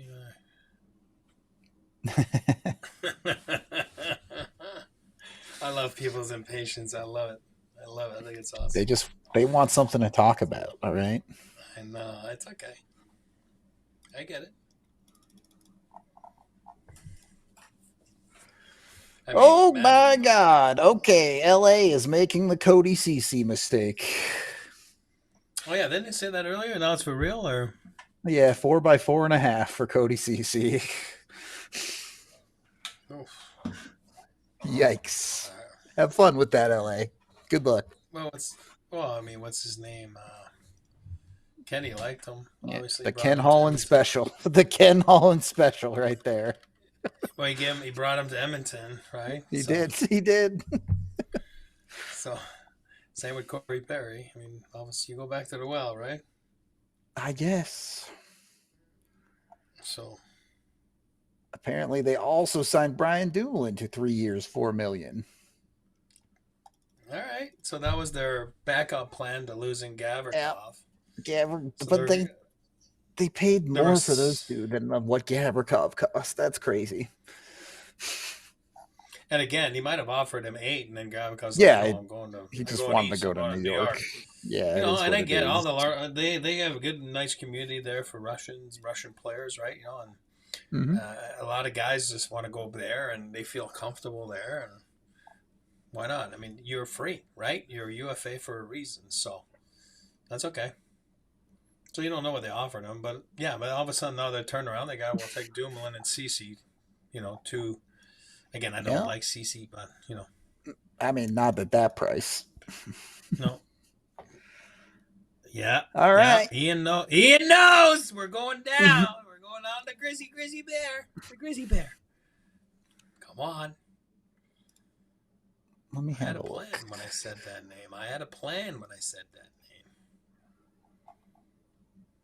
So I'm just glad we remaining, already have a shirt ready for him. Yeah, buddy. I mean, there is not a lot out there on the D side. You have Grizzlick, you have the old guys and Brent Burns, you have Orlov if he's staying in North America. AJ's John Merrill. Yeah, you have John Merrill, and then you have a bunch of guys, basically. Guys. Some dudes. It's pretty rough. You got dudes.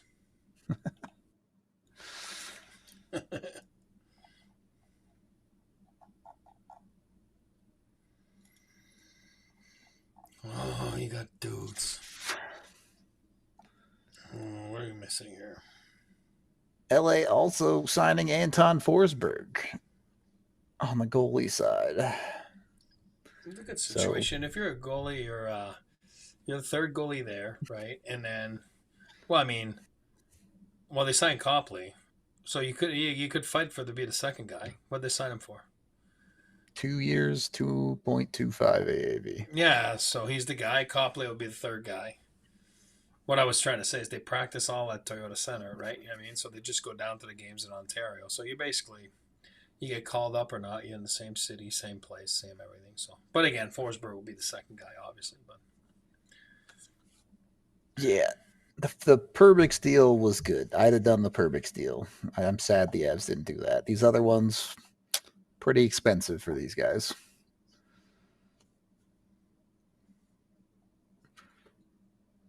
They're trying to get out of the first round by taking the Oilers rejects. Seems like a Ken Holland type of move. Put it to you that way.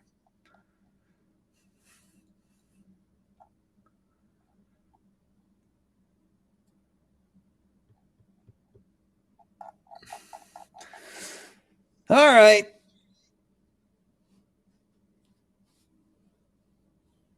I mean, I'm sure depending on what offers Druin gets, they could circle back, but it seems pretty clear the Avs probably don't have the space to sign Druin to what he wants. And I mean, who knows? Maybe everything the Avs try to do falls through and then that Druin spot opens back up. I don't know, but who knows? Yep.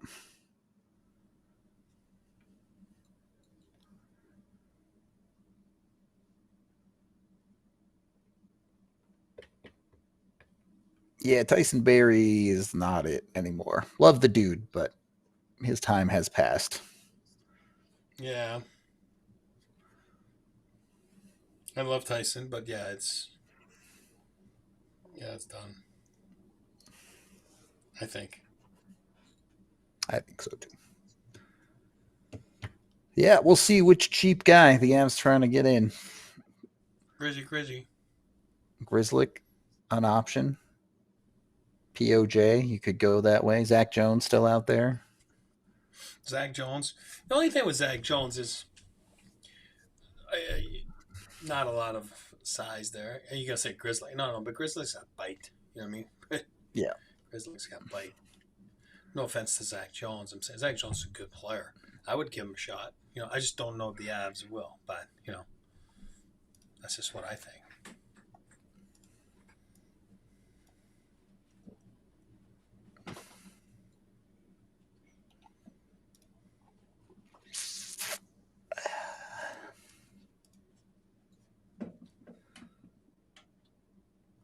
Is there a world where Colton could be 3C? Definitely. I think that's definitely on the table.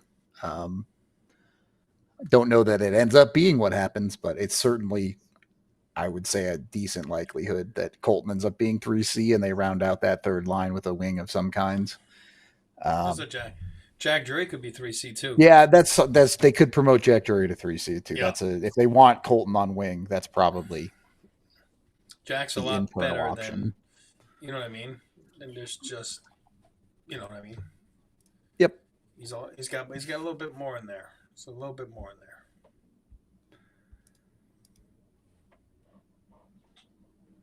I really like Drury as a 4C, man. I think he just fits the 4C role so well. But yeah, I agree. But, you know. Yeah, Evan Bouchard, that's a lot of money too. I mean, I like Evan Bouchard, the Bouch bomb, but 10.5. Yeah, again, I don't even like. I think that's just the new NHL. Cap's going up. This is the new normal. Kale's going to get 15 in a couple years. Like, well, if these guys are getting 10.5, yeah. Yeah, right. Exactly. That's what I'm saying. I mean, no offense to Bouchard. I like Bouchard, I'm saying, but like Kale's in a class of himself. Yes, Colton was originally acquired to be a center, but all of his best play in Colorado has been on the wing. So, yeah. I like Alyssa's thoughts. They're pushing McCall for 50% return. Yeah, but what's that cost? Like, what's Detroit going to want? Because Detroit's in such a weird spot. They're a team that needs to start turning the corner to make the playoffs. So do they really want more futures or do they want roster players? Like, I don't know. They're just a weird team right now. Yeah. Druin going to that makes sense. Patrick Waugh would love him. I get that. You know what? I thought about that earlier. I said Chicago, then I was about to say New York Islanders is a perfect fit. In my head, I didn't say it, but it makes sense. Makes sense. And Radek Faksa is going back to Dallas on a 3-year, $2 million deal. Good job, Drew. That's all right. Good for him. Yeah, I'm curious how much Drew got. That's what I want to see. I'm gonna say 4.5, 4.5. It's 2 years That's what I'm apparently. saying. I just Yeah. don't know how much money. Yeah. 2 times 4 million. Is that what they're saying? 2 times 4. No, I don't. I haven't seen the money. I see 2 years. That's what chat's saying is 2-4. Oh, okay. I probably tried to keep him in Colorado for that price, maybe, but what can you do?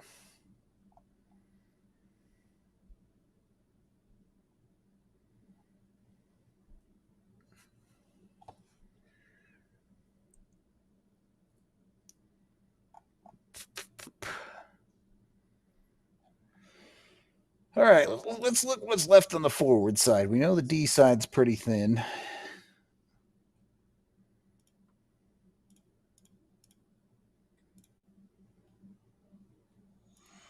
LA's got 5 guys today. 1, 2, 3, 4, 5.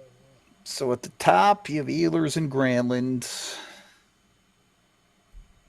Then you have like Suter, maybe Dodonov, Roslovic, Olofsson, Jeff Skinner, Mangiapane. Then you have, I mean, there's another tier of guys. We have Bavillier, Mason Appleton, Tomasino. There's still some pieces. I would not hate taking a look at Michael Carcone. I liked him in Utah quite a bit as a depth guy. There's some options. There's still some options on the forward side. Not quite as thin as the D side. I don't see Ehlers signing for $6 million. No, I'd be surprised if you get Ehlers for less than $8 million. Oh, he's gonna start with an 8. Yeah. 100%.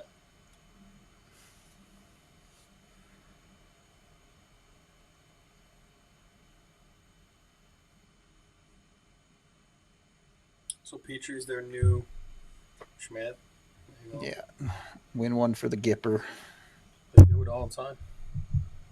Every team's got one. Yep. Yep. They're doing so good. Man, I don't know. This Isles team is weird this year. They're building a weird team. Well, Druin's going to be on the wing instead of what's his name? Oh yeah. Druin will be on the wing. But... Well, is he back now? The one that Patty got in argument with. What's his name there? French guy. Pajot? No, the one that left at the end of the year. I don't remember, to be honest with you. Patty called him out in the papers, and then he left. Sounds like a Patty thing to do. God, you know who he is.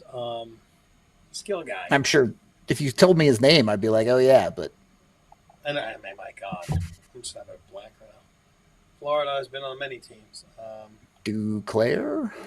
Duclair, yeah, the Duke played for Duclair. Thank you, Swedish. Or Verex or whoever had him. Everybody else but me had him. I wonder what's he. So I don't know. Duclair's signed for 3 more years, so. I know, but remember he walked away at the end of the year, so. Yeah. I'm not sure what's going on there. They're just a weird team. Yeah, I mean, Druin will be a good piece for them, but they have Barzell, Horvat, Anders Lee, and now Druin is like their top forwards, and then their middle 6 is kind of weird. Will they sign Palmieri back? Yeah, Palmieri's back, but they're way overplaying Pajot and overpaying, to be fair. Then you had Duclair that you talked about. They have Pierre Engvall signed for an eternity. I guess, is Cal Ritchie even going to make that team? I don't know. No.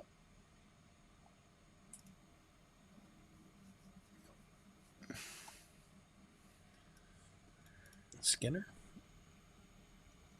No. Skinner's a free agent. I'd be a no on him, but that's me. Yeah, I know. He's not. Does not make sense for the Avs, I don't think. And if he wants to sign for cheap and understands the role is going to be minimal, maybe. But does he understand the role? I don't know. Yeah, that's. I'm just saying. Again, it took him 1,000 games to figure it out to get to the playoffs. He gets to the playoffs and he's a healthy scratch right away. I mean, yeah, it's tough. That's because maybe you don't want to understand the role. And again, I'm just pure. I didn't really follow him, so. But you know what I mean. And I don't know him at all, so I'm just speculating. So.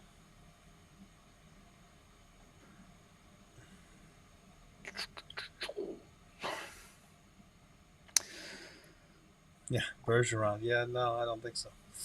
There's a lot of things Cal Ritchie can't do right now, but he will. He'll figure it out someday, maybe. Oh, yeah, I'm sure. Yeah, I don't. It doesn't feel like the West has done a ton so far in free agency. A bunch of teams have brought back some guys, and that's it. Utah has made some moves, but none of them are major. Yep. And then not today, but obviously Vegas getting Marner is big. That's huge. But other than that, the West has not done a ton. I think Avery, the Avs are going to miss Drew, and I do believe so. I think they liked him. Obviously, it just I think the availability's been a factor, and I think that's kind of what kept it away. And then to re-sign of Brock Nelson, and I mean, all of a sudden it's like the money. It's like, okay, do you want to do it again at 2.5 like you did last year, which was a solid for the Avs, right? Thinking it's going to translate to something else, but it didn't. So the availability hurt him. And the other thing is, where do you put him now? Because to get the most out of Druin, he really needs to play in your top 6. Yes. And Landy coming realistically, back hurts him. Yeah, exactly. Yeah. But I like Alan Walsh. I thought it was a solid what they did last year. I like Jonathan. Wish him the best. Nice kid. But I think he'll be a good fit there. I think he will be a good fit with Patty there. And, Darch is going to build his team the way he wants to build it. And obviously they got, Schaefer. Who knows what they're going to do with him. Then they got, was it Aitchison? The other first rounder they got, the machine there. Same thing, couple years, D's that are 18 years old, so they got that. They got Cole, friend of the show, Cole Eiserman. Probably going to sign at the end of the year, right? Jump in there with them. Goal scorer. So, yeah, I mean, they're starting to get some stuff, I mean, we'll see. Look, I get your reservations about Val Nichushkin. I understand that I'm not trying to make that point, but what I will say is in the last 2 years, Val Nichushkin played more playoff games for the Avs than Jonathan Druin did. That's where Jonathan Druin's availability is at. Yeah. No, and it's fair to say, Joe didn't produce, but like I've said to you before, Jonathan's a fit guy. When he was a fit, meaning when he was getting power play time, when he was playing with Nate, and Nate liked playing with him, because why? He's got a big offensive IQ. He is a good player. He can play with elite players, and then he's good on the power play. And then when you're getting that, you feel good. You can put up point, but then you take that away from you. I called that you, and then you little candy. You know what I mean? You take that away from you. It's hard to produce, guys, and that's why you saw him struggle to produce. And it's not producing with Nate. It's just with anybody. It's just when you're put on the lower role and you're not getting that first power play. Tough to produce, guys, especially with the Avalanche over the last few years. That the first power play eats up minute 57 of the 2 minutes. So yeah. You just don't. You're not going to get that ice in Colorado. You're just not.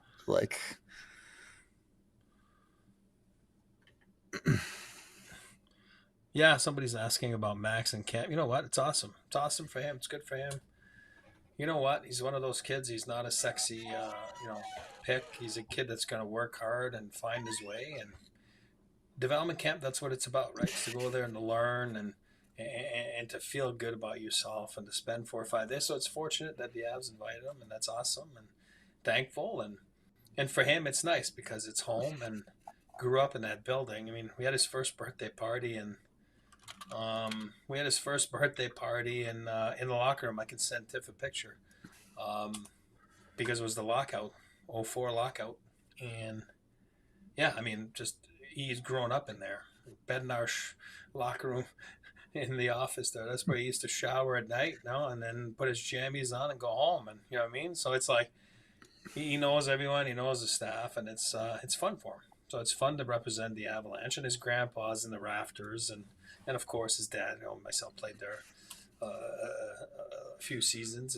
But at the end of the day, he's himself, and like any other kid there, it's fun to get opportunities, and he's having fun. And yeah, again, thankful for the opportunity for a kid like that. It's nice.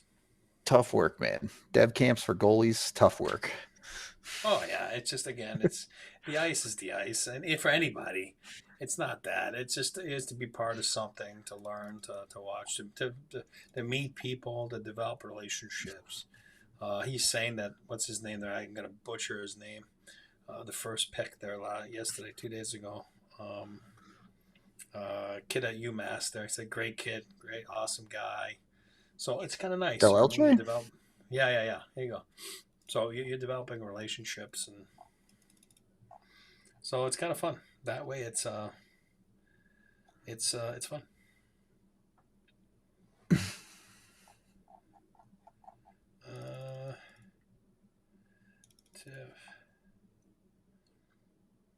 I mean, Ehlers could go anywhere. He said he's going to take his time, so I'm not expecting a lot of moving and shaking on Ehlers.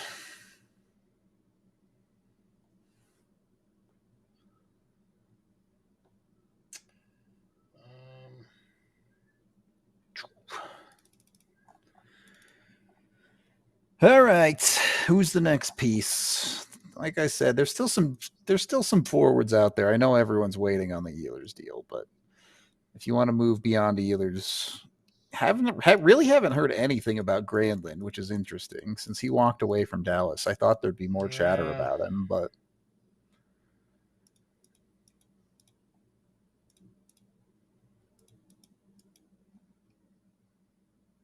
Where's my stuff?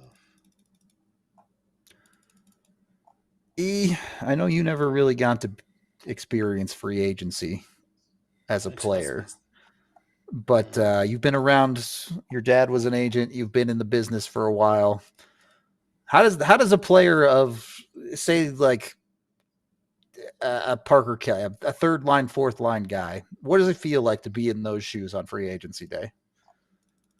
Honestly, like, I'm so proud of Parker because it's kind of nice. And like I said, when you're offered term, it's like, I'll take it. Yes, please. Right? Because you feel valuable. Yeah, it's different numbers.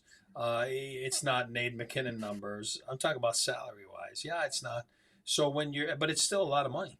And you're asked to be part of a pie that's smaller than maybe other guys, but it's just as important because everybody's just as, you look at Florida, you hear everybody, they won, and it's like, oh yeah, this guy, that guy, everything. So it's very important. And when you get rewarded that way, I think it's awesome because you do the dirty work, and I think the Avs did a good job there with Logan, did a good job there with Kelly, did a good job there with guys like that. You know what I mean? To make sure that they feel rewarded, they feel recognized, but when you're given term, and and people are like, yeah, but what if he breaks out? Which I mean, I don't think again, no offense to him, I just don't think he'll be a 20-goal scorer. You know what I mean? So once you know what you are, it's half the battle, right? He knows what he is, so it's perfect. It's perfect for him. And again, I just feel that it's so important to know what you are and then to feel rewarded, and then the organization to do that for you, which is awesome. So, Avs' biggest needs right now are a third liner, kind of flexible, whether it's a center or a wing, depending on how they want to organize their lineup, and then one defenseman. Those are the two biggest needs. Probably some forward depth as well, but you can be a little bit more flexible with that. They could have some internal options and things like that for their fourth line. Yep.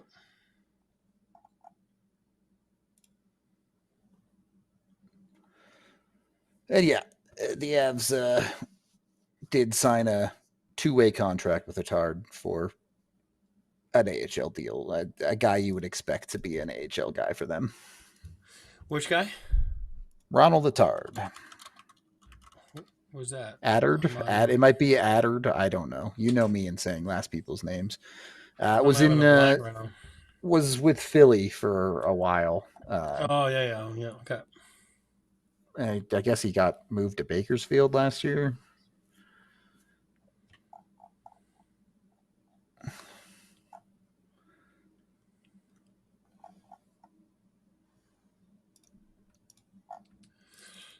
Maybe Ehlers, and I don't know if Ehlers. I think he's a good Av. I mean, I think he's a good pretty much anywhere player. I mean, it's the same thing. He'd be a really good Av, but can he stay healthy? Again, I always say that your availability is big. Again, the Avalanche, hindsight's 2020. You have to make decisions on guys and after the cup and. Yeah, I mean Val. If you again forget about the problems Val got himself into, still availability is not a strong suit. You know what I mean? Yep. So I think you had to talk about that, but I'm sure they did. And again, I would have made that decision too to keep Val back then and let go Kadri. And I was keeping Manson and Val. That's what I was doing. Me, if I was running the team. Yep. So, but again, you have to talk about it, right? So it's got to be part of your conversations. The availability. It's like, man, and I don't know why. If you look at guys' careers, usually it follows them. I don't know why. You got like Patrice Bergeron that 1 year. Remember the concussion? He missed like almost a year, but it was never an issue. Okay, that's a one-off. But then there's guys that just they're playing 60 games. That's just the way it is, right? They're missing 22. So I don't know. It's just the thing with Ehlers. Like if you're bringing him in, you're moving a winger out. You're not bringing in Ehlers on $8 million to play on your third line. That's not how that works. And Natchez is just the easiest one to move out. He's on 1 year deal. It makes the most sense to swap those out. And while is Ehlers that much better than Natchez? No, I wouldn't say so. But if you get Ehlers and then you go trade Natchez for a top 4D or something, I'm not saying that's what's going to happen. I'm not saying that necessarily makes sense for the Avs, but that's the kind of conversation you're having if you're going out and getting Ehlers. No, for sure. I don't know what the thoughts are on Ehlers and how you make it work in Colorado. But if you just switch it a little bit to Natchez, I like Marty Party. You know that. I'm the first guy that I've always liked him. Did I want more in the plan? Yeah, I did. Now, do I think I can make it work here? Yeah. I don't think it's got anything to do with the rumors, which anyway, and Rudo knows I don't care about rumors. It's anybody can say anything. Today we can say something and then it catches fire. That my shirt is red, not gray. I mean, it is what it is, right? I mean, that's at the end of the day. People can say what they want. The problem with Marty is, it's not that you want to trade him. You just only have so much room. You only have so much room, and then it's the Tkachuk, right? Well, he goes to Calgary and he tells them, I'm not signing an extension here, and I have 1 year left, right? So you leave the team no choice because you're going to lose the guy for nothing. So you got to trade him. And that's kind of where they're at. Again, we're not in conversations. We're not in the meetings with the Avs. Now that he told someone and checked that he doesn't like it, there maybe, who knows if that's true or not. I agree. Those could be false rumors, could be anything. Whereas usually where there's noise or there's fire, there's usually a little where there's smoke, there's fire, right? So somewhere it's true somewhere. But if a guy says, I'm not going to re-sign, I'll re-sign if you give me $14 million, then you're like, what? What are you talking about? You know what I mean? So you have no choice, right? So it comes down to the Mikko, right? You had no choice. You know what I mean? So we're not here to talk about why and how he went down, all that kind of stuff. We've done pods on this, so we're moving on. But if you feel that he leaves you no choice and he's not signing here, well, then you trade him. I mean, that's just as simple as that. Or you end up Mitch Marner for Nick Waugh if you don't. Like that's it. That's poor management. That's mismanagement. That is. So again, that's the story with Marty Party, or he really sees himself, I don't know, as a $12 million guy. You know what I mean? Like he sees himself as Martyr or whatever. But it's okay. Well, yeah, we don't. So so who knows? Yeah, it's Natchez is probably just the better winger if we're comparing the two. Obviously, Natchez's career has not been quite as long as, it's only a couple years, but we've seen Marty hit higher highs than Ehlers has by a good margin. Marty has 2 70-point seasons under his belt, and Ehlers' production has just been stunted over the years because of the time that he missed. The chat was talking about it. The last 4 years of full season, 62, 45, did play 82 and 24, and then 69. So you're counting on him missing at least 15 games a year. Like, just the reality of him in an 82-game season. And the bigger concern is the same concern you had about Natchez. Natchez in the playoffs, 35 points in 66 games, just barely over half a point per game.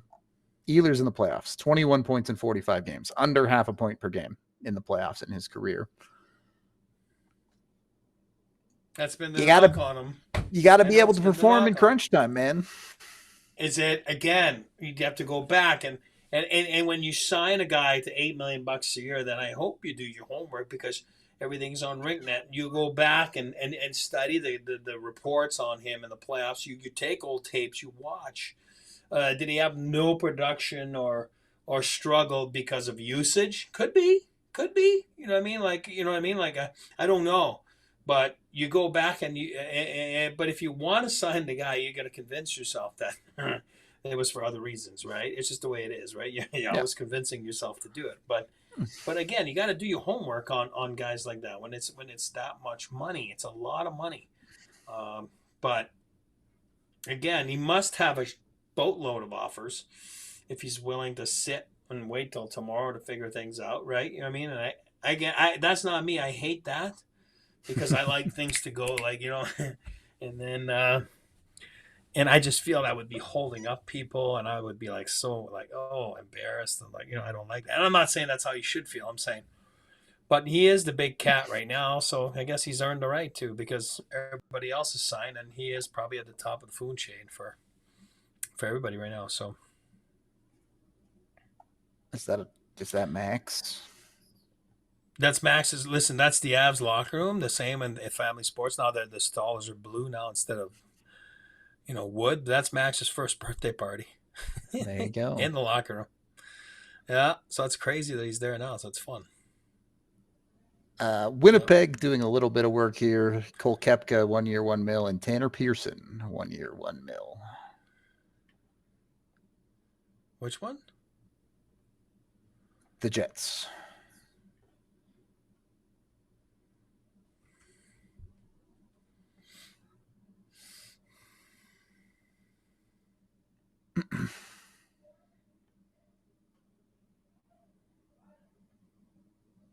Ronnie Attard. Not familiar with him. I can't lie and say I am. Yeah, I recognize the name from Philly, but if you ask me about his game, couldn't tell you. Yeah. It looks like to be like for Loveland, so call up Loveland. Yeah, he'll be one of those 9th, 10th veteran Deke type guys for the Eagles that they love to have. That's good. I mean, I don't know. I just don't know that the Avs issues are, now that we're a couple of months removed from it, yes, they can't win a Game 7. Yes, they couldn't close games. Those are problems that they have to fix. But we're literally talking about if the Avs score one more goal they're playing in the second round. It feels really bad, but they were really, really close to beating Dallas. And if they beat Dallas, they probably also go to the conference finals. Like, their path through Winnipeg was an easy one. True. True.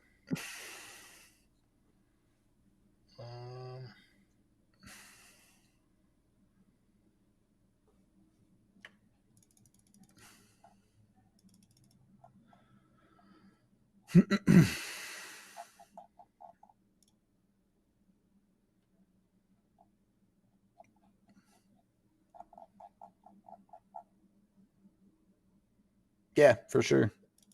But you could definitely, I mean, which guys did you not expect more out of in that series? McKinnon and O'Connor?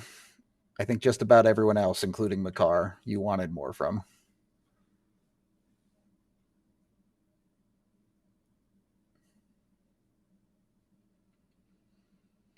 I mean, their biggest step to beating Dallas next last year or this year is all the guys that Dallas has lost. Dallas has lost a number of pieces. So, what's up, Cygnus? How you been?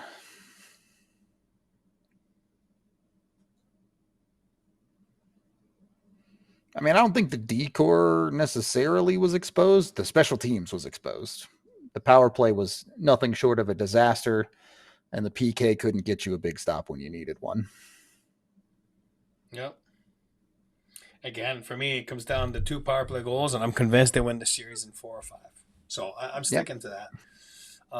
Woulda, coulda, I get it. That's what I'm saying right now. But if you're asking me really to dissect the series, yeah, that missed opportunity there, and not opportunistic, and the other team was, and that's where they won. What up, Seth? Yeah, Blackwood, I think, could have played better games 5, 6, and 7. I don't really know what he could have done.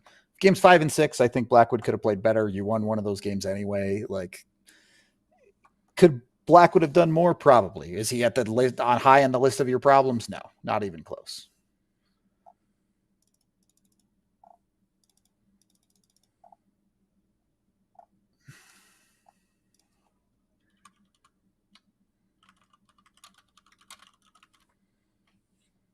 Yeah, and Otter played great for sure. Nothing you can say about that.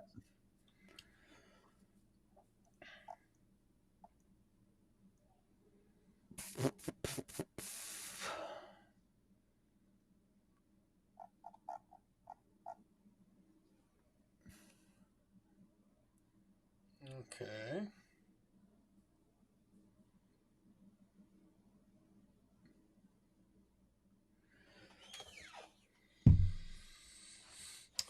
Yeah, I mean, I think it's, Granlund, Ehlers. What's your take on Granlund? I know AJ's not the biggest fan. How would you feel about it? Yeah, you know what? I liked him really, really, really good. Like when he started, skilled and 2-way player, smart player. Killed penalties, power play. Right? I really liked him. I've always like, but then he never really gave you that game that he gave you in the playoffs there when he scored 3 goals. Remember that game? Yeah. You're like, you've been waiting, sounds like, for like 10 years for that. Isn't he Dutchy's draft? Is he? I'm trying to remember what draft he was. I can look it up. Is he younger? He's a little younger than Dutchy. But I just been waiting for years for that, and then I think he ended up in the wrong place, and he's just a smart player. He was 2010. So is that Dutchy? No, year after. Year after. Okay, give and take, same age. I've always liked him. I always pushed for him, but then I've always left a little bit like, oh, I'm glad we didn't do it. You know what I mean? And now you're at the same spot with him. I think this is a free agent class that's weak, so he's going to get lots of interest, and that's probably where he's at right now. Lots of interest and trying to figure out where he's going to go next, because he is a smart player, and he is a 2-way player, and he is a special teams player. So, but, is he capable of that big game like he did there against, was it Edmonton, that game? He was sick there. He was unreal. Remember, score 3. Yeah. So that's he's capable of those more. He just you don't see them a lot. So, but he's like a little bit like Lecky, like I've said before. Those Finnish guys are so smart. You know what I mean? So they play the game the right way. He plays the right way. They're smart players. So yeah, I like them. You know. So whatever. He just. I mean, I would take him. But where does he fit for the Avs? And it probably doesn't fit with the salary he's going to be making. It doesn't fit, you know. So Yeah. Not for if you got rid of Charlie, if you got rid of Charlie at 5'5", his number would be north of that. So yeah, for sure. So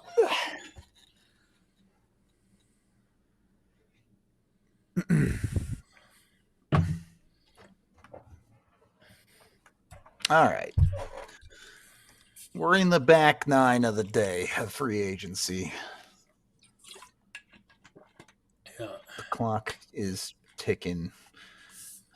I really do think it's going to be drawn out from here. Again, the D market has become super thin super quickly. The forwards, there's still some stuff, but they're all in line behind the big names that are not going to fall today, most likely. yeah, and it's always the same, right? You come out of the gate swinging, and then there's domino effects. Now it just happens that Ehlers, that was probably right, below Marner, right? All of a sudden, he's saying, I'm not going to make a decision today. So then it's 100% holding up stuff. It's normal. And then now teams are like, if we don't get this, or this, we're going to call timeout. And then we're going to see what's going to happen a little bit later on.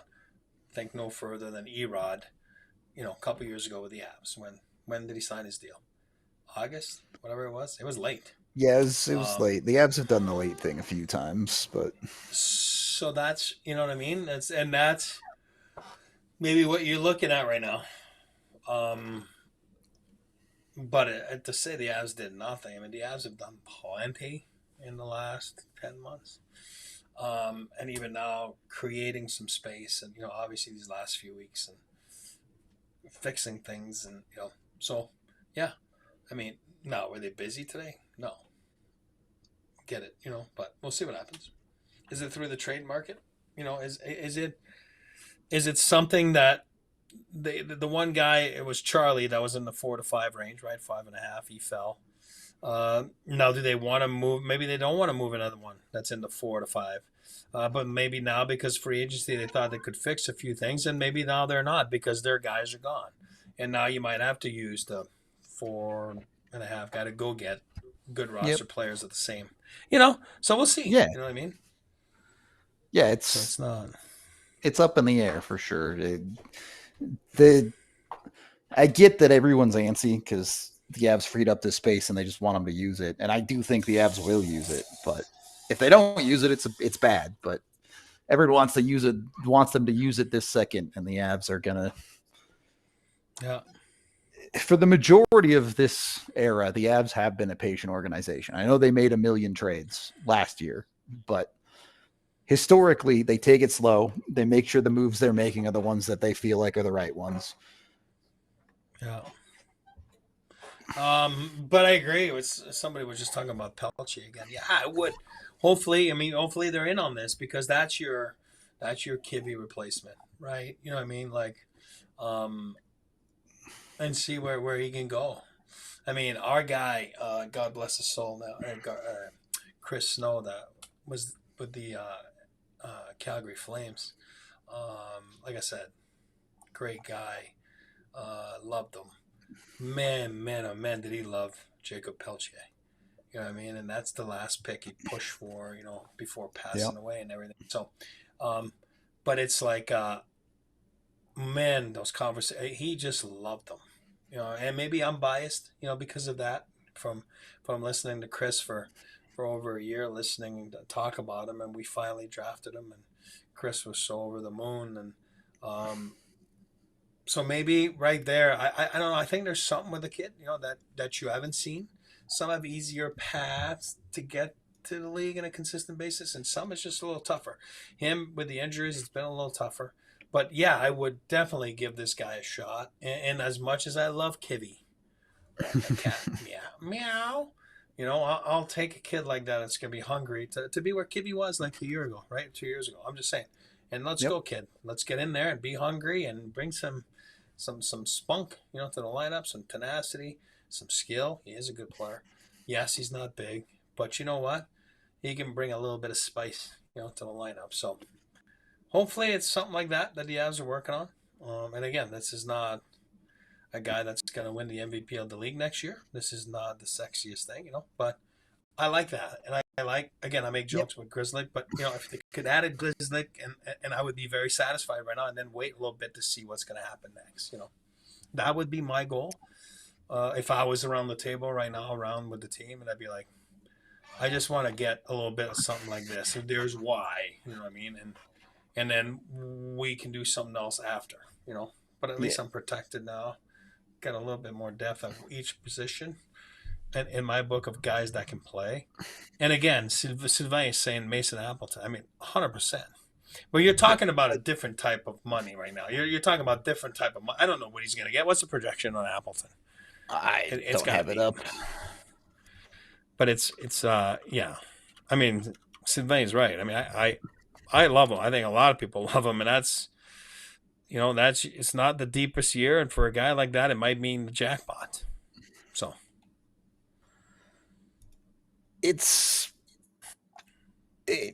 I'm just not too worried about the forward side of it. There's enough talent pool out there that the Avs will pick up their guys in the forward pool, whether it's today or tomorrow or Thursday, whatever. The D side though is pretty thin. We're starting to look at not a whole lot of guys left. You have a guy like a Grizzly or maybe some of these unqualified guys, but it's not a ton there. So, nope. Excuse me.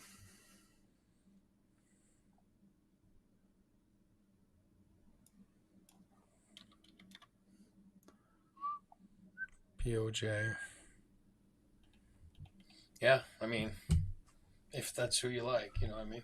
I'll go with a little bit more Jam and Grizzly, but not to be redundant on Grizzly, but that's just me.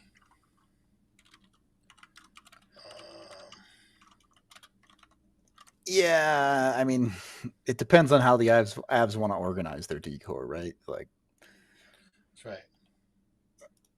Is the Sam and Sam pairing too small, so you need to go out and get a bigger guy, or are you comfortable running a Middleton as the big guy when you need him against big teams? You can go a couple of different ways with it.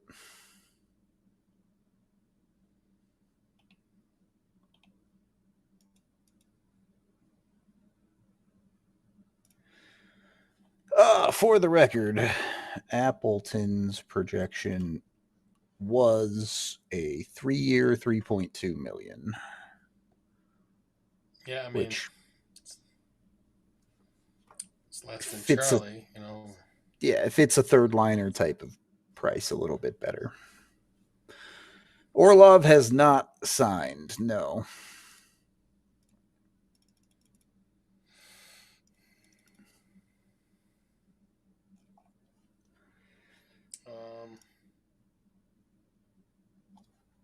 We've kind of hit another lull here, haven't we? Yeah, again, it's like, and those days are tough, man. For the record, chat, yeah, I don't drink ice cold water. I used to have really bad teeth, so like cold would hurt them. So I stopped drinking cold water. I could do it now. These 6 are all fake now. I have bridges now, so. But my teeth were really, really bad, so I couldn't drink ice cold stuff. Oh, you don't like ice in your drink. Yep. Yeah, Olofsson would be interesting. I mean, it depends on price, as always. But if you as an organization are looking for goal scoring, definitely an option.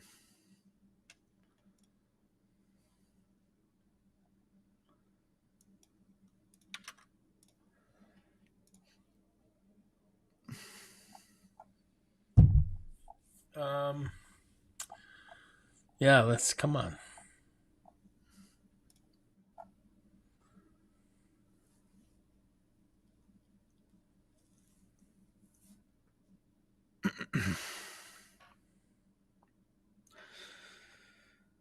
Whew. Yeah, I'm not greedy. Just win a series on home ice. Let's start with that before we start winning cups.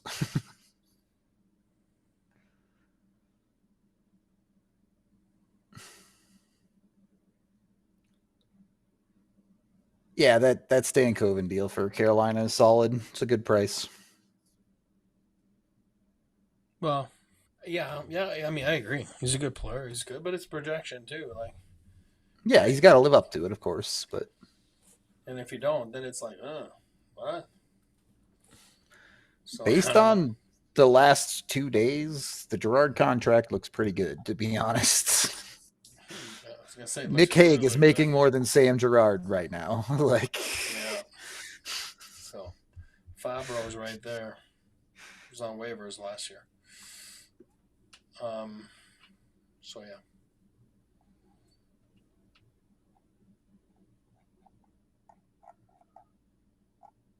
And like I said, anybody will take on that contract for the record. 31 teams. Is that what they want to do, though? I would say no. That's me.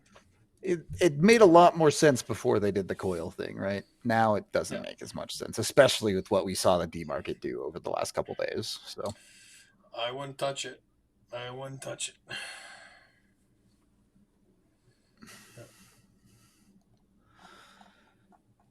Alrighty.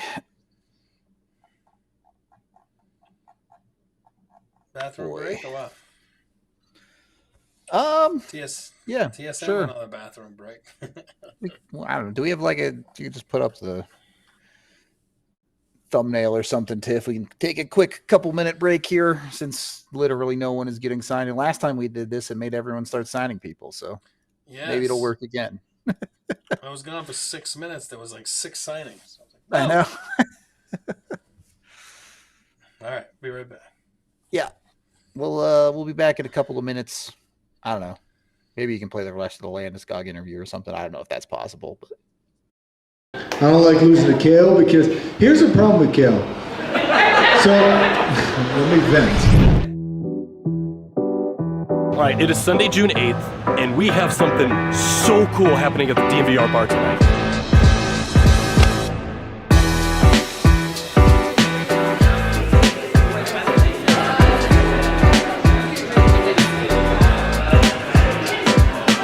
I mean, it's just a normal day, you know, just interviewing the captain of the Colorado Avalanche. You know, I've been doing this for like 6 years now, and you get an interview like this and you still get nervous. Like, it's...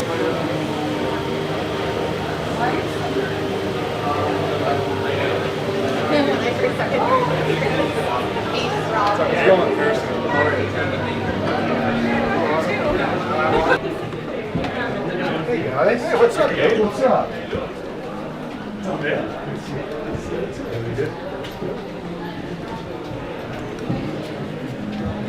Forward to playing next year, full training camp, all that stuff? Oh yeah, I've been back in the gym, back on the ice, and I'm feeling good. And yeah, I'm excited about an off season where I can not just try to get healthy, but actually try to get better. So I'm excited about it and looking forward to what's to come. Everybody calls me Bruno. Good to meet you. Bruno? Bruno. Rudo's the man. All right. Rudo doesn't dress up. I'm just for a you, dumb he podcast does. host, that's all. No. No such thing. He dresses up for you. I know that. Not for me. For you, he does. Definitely not for you, Izzy.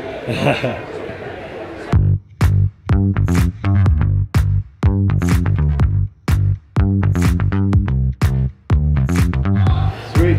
Awesome. Thanks, guys. No, thank you. Appreciate it. I know.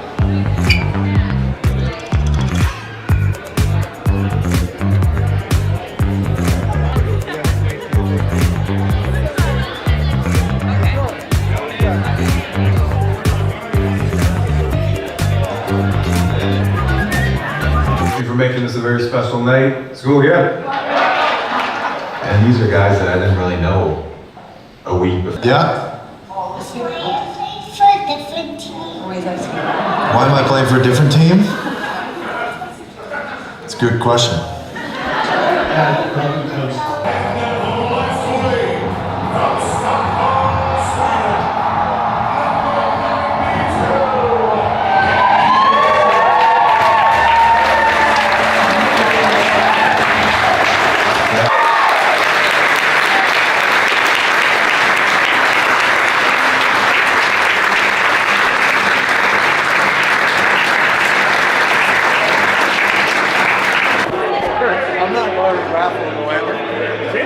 want me to announce the raffle? Oh, yeah. Tickets to the Reed Lift Show. That's right. August 2nd. August 2nd, Lumineers. Yep, at Empower Field. Oh, you don't want to miss this. All right. Winner number 1, Office Depot. 9411. Wait, let me redo that. 509-9411. Nobody. Okay, that's me. Thank you! 9349.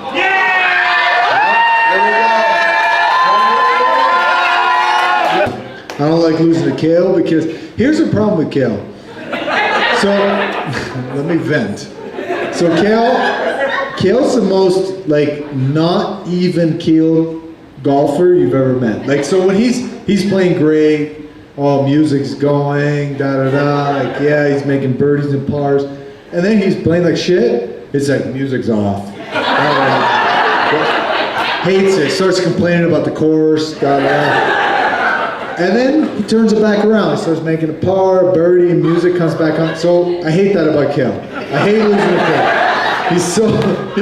You've seen it. You've seen it. You've seen like a couple, like a hole or two.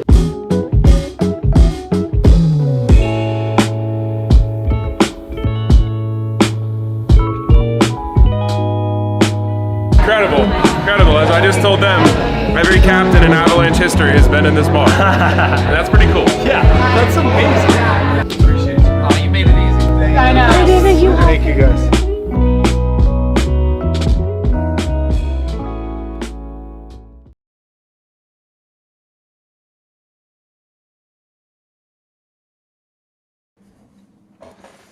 Well, didn't work. We didn't really see any big action with that break, but that's okay. Other teams are doing stuff. The NBA is still doing stuff. Can the NHL keep up? Can they start doing cool stuff?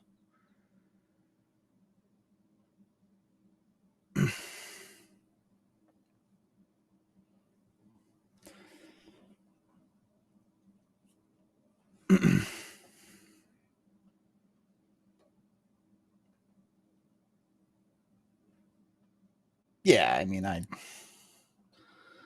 in the moment, the Kadri thing was just never happening, right? The reality is Kadri was going to make too much, and the other players were too important to the Avs for them to keep Kadri. And they've tried repeatedly to solve the 2C thing, right? Obviously, they didn't work out.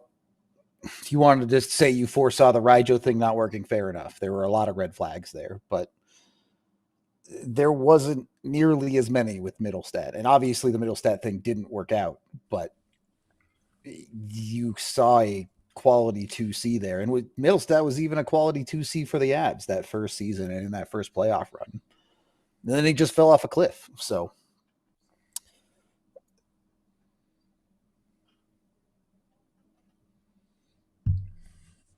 All right. Anything? Did we miss anything? nope, basically no signings. Gonna be quiet now for a bit. Yeah. Sure, teams are hammering away at stuff, but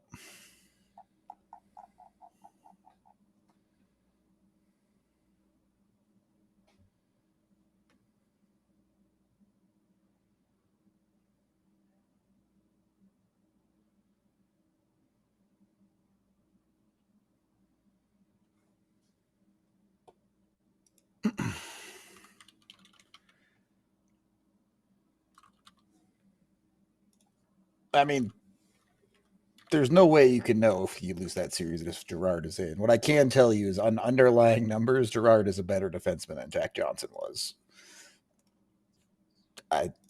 There's nothing really else to say other than that. We can just agree to disagree beyond that point.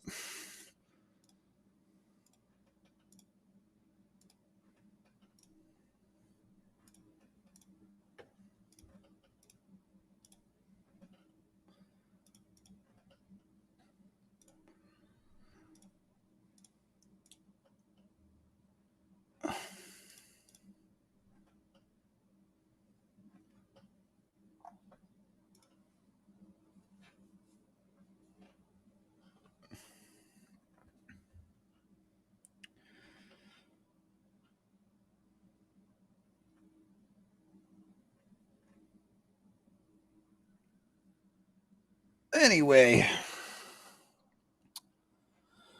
what do you think, E? Who's the favorite in Italy? Is it Canada? I think you have to. I think you do. Yeah. I mean, for all the reasons, the depth, right? And not that the U.S. is not. I mean, again, it's kind of fun that you can talk about the U.S. being one of the favorites too, right? Yeah, for sure. Which they're starting to get depth like Canada, which is awesome. I think you have to go Canada. Now, do I think they win? I don't know. I mean, but I think you have to go favorites or Canada. But again, I think the U.S. is right there. I think Swedes are always there, as we can see all the time. Finns are always there. No Russians, which. I mean, I'm expecting them to let them play as the Olympic athletes that are not representing I don't Russia. know. Technically, Like, I haven't. They might not. They might say no. But I don't know. I really haven't followed, so I don't. And I'm not getting into that. Like, I have no idea. So I don't know the subject, so I don't want to say the wrong thing, right? Because I'm not familiar with it. But yeah, I think you have to go Canada. But should be nice Olympics, though. I think guys are excited for it. So don't throw to Denmark. That's all I'm saying. Yeah, I'll throw them out now.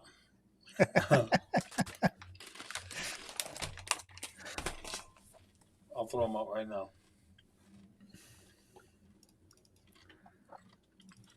Wow.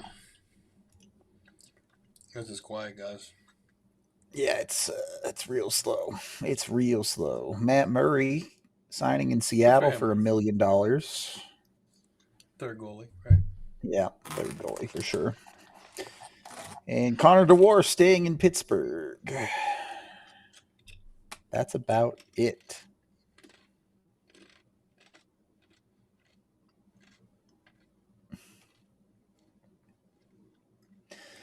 There's a good amount of forward free agents left. Obviously, Ehlers and Granlund at the top, but there's some decent guys down the list as well. Tomasino, Appleton, some other guys too that I just don't have the list up in front of me right now. The D side is less. There's less guys left on the D side. There's a couple. You have Grizzlick. You have someone like a POJ. If you're looking for those unQO'd guys. But it gets real short real quick on the D side. Yeah.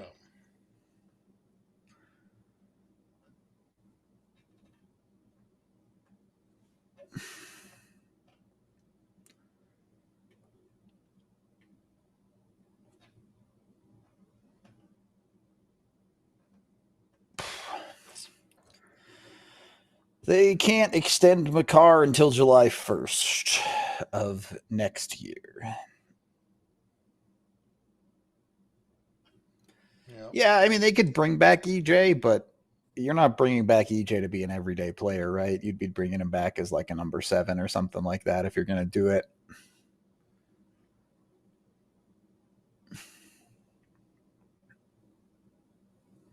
Yeah, Bavillier is still on the forward side too.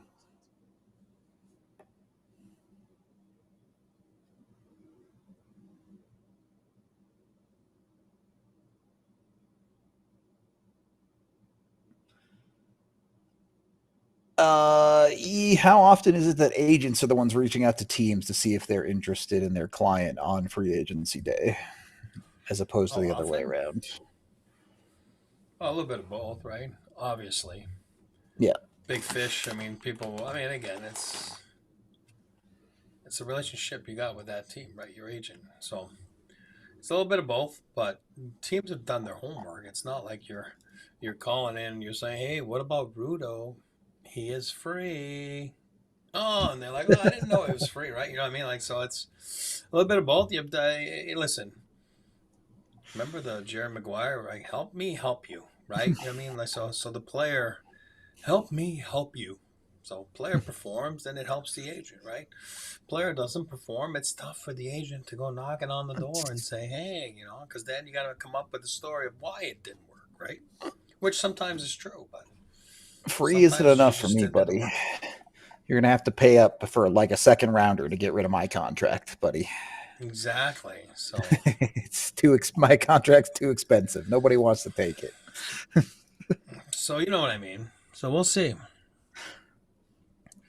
I mean, I'm like Joseph here. I'm pumped to have Landy for a year, and we'll see. Yeah, We'll see I if think a everything lot can- of people are underestimating the impact that could have on the Avs. Like, everyone was super happy. It was great that he was gotten back, and then everyone's kind of forgotten. Oh yeah, the Avs are just adding that to their lineup this year. And like, yeah, is he 85, 90% of the player he was or whatever, maybe, but you go look at those playoff games and he was pretty good. Like, that looked like a quality NHLer. Now, can he do it across an 82 game season? We'll see. But there's a lot of indication to believe that he's in a good spot, given that he was named to the Olympic team. I talked to him in person. You saw part of the interview. Homie looks good. Let me tell you. He looks great. And he looks like clear-minded, you know? Yep. Looks great physically, but he looks clear-minded, and, you know, that's a big part of it, too. And I think now he knows he can actually play, you know? I don't care. You go somewhere for 3 years and you go away for 3 years, there's doubts that creep in your mind. Can I still play at this level? It's the best league in the world. Guys, it's a tough league. It's a tough league. People think it's easy. It's not. And it's mental. It's physical. It's just tactical.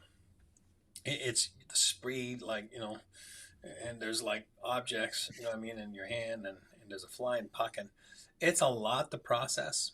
And we've been away for 3 years. Now he knows. He knows he can play. And that's massive. You know what I mean? So I think there was doubts. There was doubts in my mind, and it was, can he still play? I mean, there's doubts in his mind. I don't care. And he said it too, right? I don't care what people say. Like, oh, I knew it. No, buddy. Until you go do it in a setting like the playoffs. So, yeah, that is a big check mark. I'm done. I'm good. I'm ready to go. So now it's just a matter of, knock on wood, holding up, you know, for 82 games, and, you know, figure out how to do it, and what the schedule is for him, and, you know, really need the day off here and there. Maybe. I don't know. So we'll have to figure it out. They'll have to figure it out. Not we. They will. And I'm sure they will. So I'm sure he's taking his eventually. time. So, yeah, he's figured it out. And then I think he'll test with a few things here and there and go from there. But I'll tell you, it's so nice to see him back. So, you know. Yep. Yeah, Landy was great in 2022. He was awesome in the playoffs. Awesome. So, absolutely. So it's not official. What I've heard about the LTR loophole is that you will have to ice a cap compliant roster in the playoffs as well. Which would solve everything when you think about it. Yep. Not to be rude, but, you know, it's just true.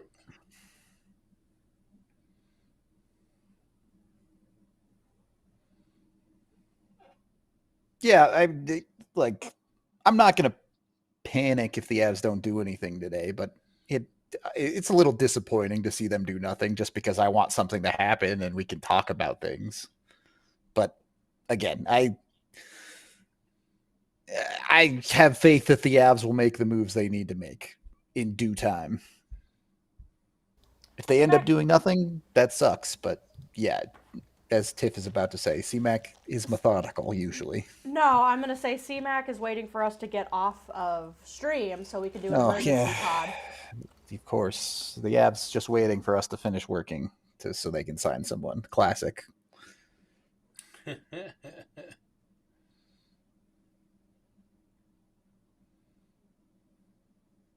But yeah, CMAC is methodical.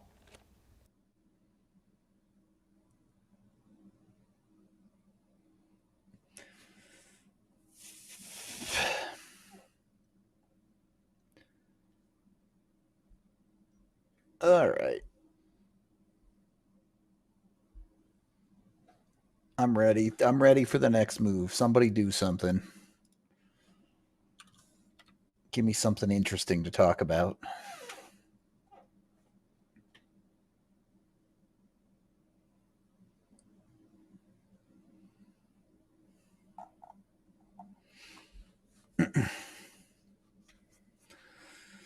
Well, look, at least the Nuggets did a bunch of stuff. All right. Their show will have, I mean, I guess they did an emergency pod already. So they had stuff to talk about. We have stuff to talk about that is hockey related, but not really the Avs. I actually wonder how the DLLS pod is going. Are they just like, what the hell is happening right now? I don't know, actually. Are they still live? Did they go live? I don't even know. I know Philly did like 2 hours. Most people aren't as crazy as me to do the crazy 5-hour nonsense shows, but that's just kind of my jam. So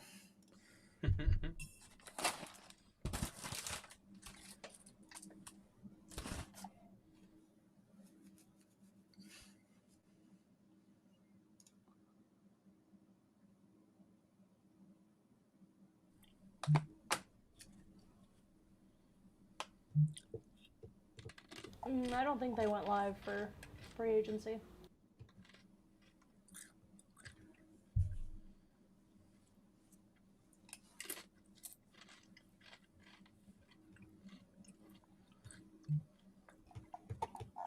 no live, just the normal live pod, killing me.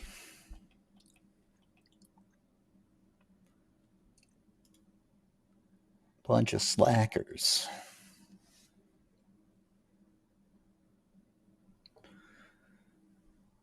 Yeah, this year's FA class is just not very good.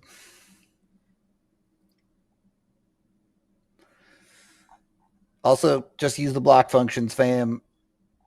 No one is personally attacking. Actually, some of you were. Stop doing that. But you can block people you don't like. If people are personally attacking, that's the only thing that's going to get you banned in our chat. So who's attacking Rudo? Don't be an asshole and block people you don't want to hear.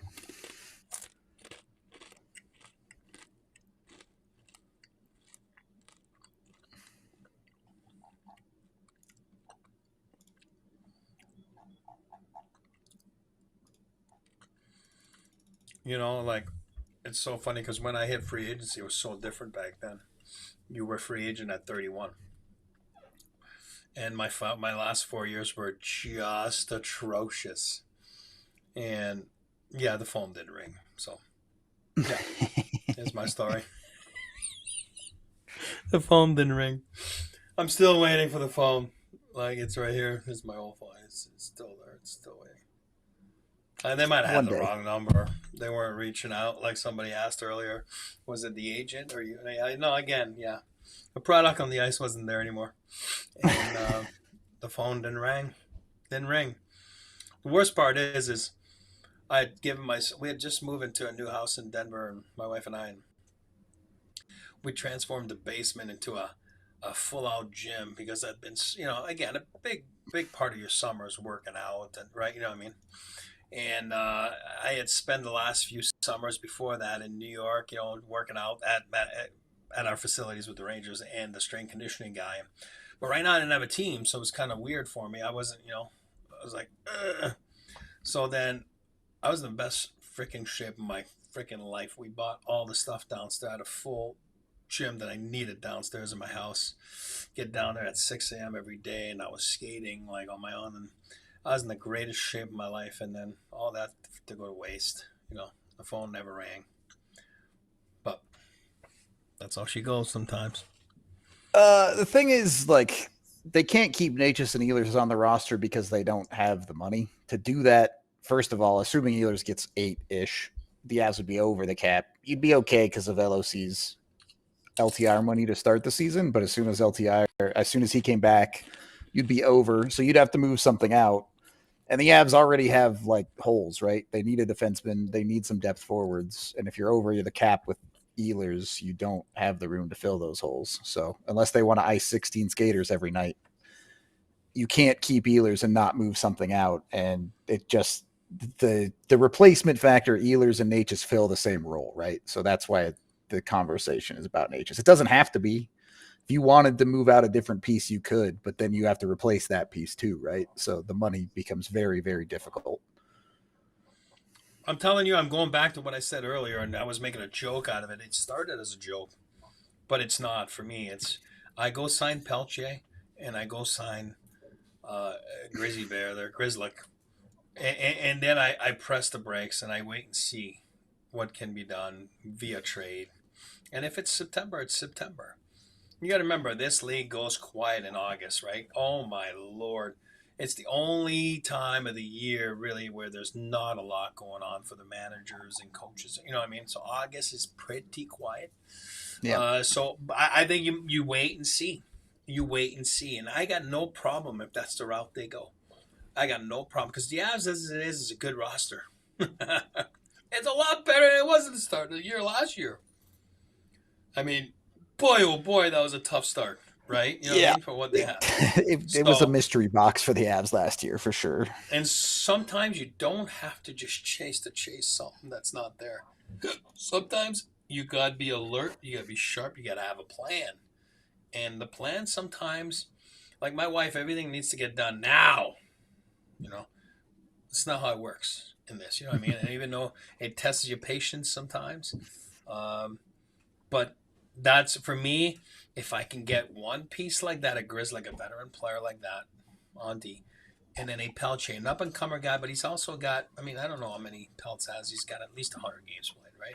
So, you know what I mean? And there's a little bit of potential there with some jam and, you know, some intensity and something there, a ceiling, you know what I mean, that you can have fun with. And then I just wait and see. I wait and see because my goaltending is awesome. They've signed some depth right now for the American League, right? We see that the last few days and what they have coming back. So, you know, they're good there.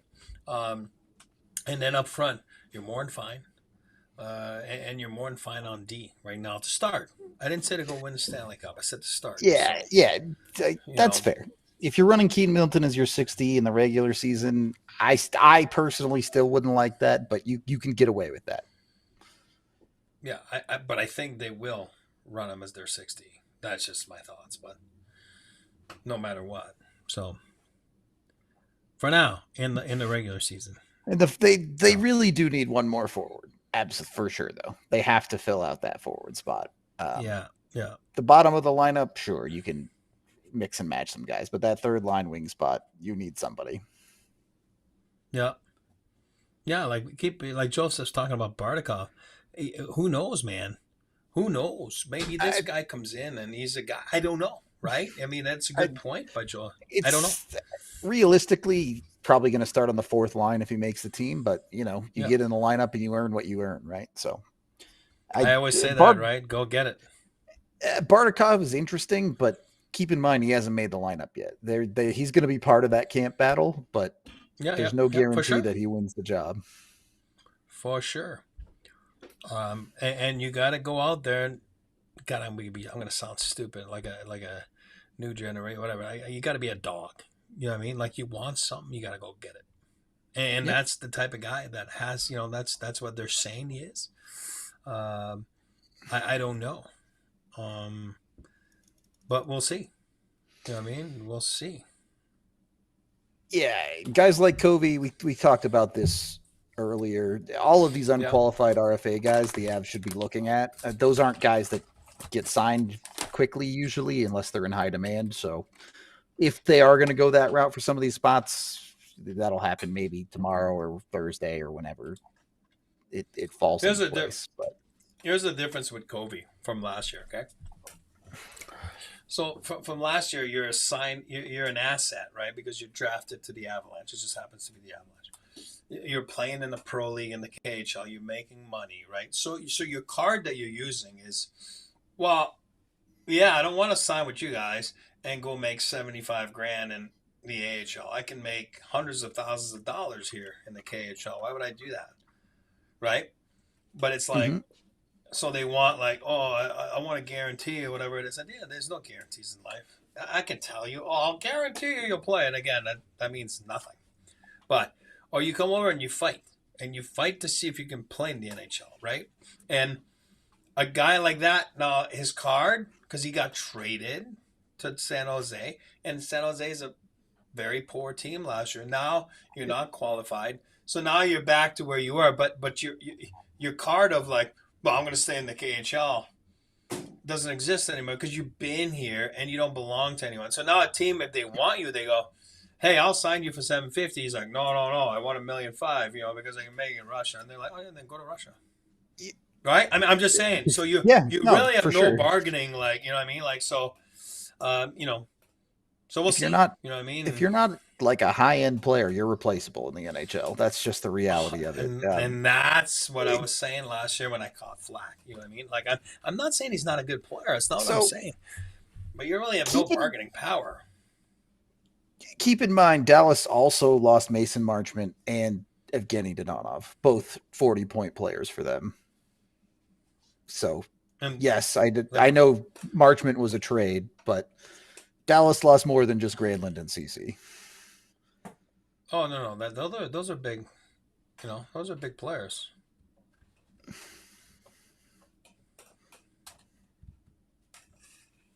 Oh, I can promise you, he's got a plan. I can promise you, the Avalanche have a plan. Yes, and that's why they're a good front office, and that's why they're at the top of the league every year, right? I mean, they know what they're doing, and they've been good, and they've done stuff that was really, really hard to do. We talked about Jim Nill, not taking anything away from Mr. Nill. He's a good hockey guy, and again, I think Bill Zito should have won the GM of the year for me. With what he's created there.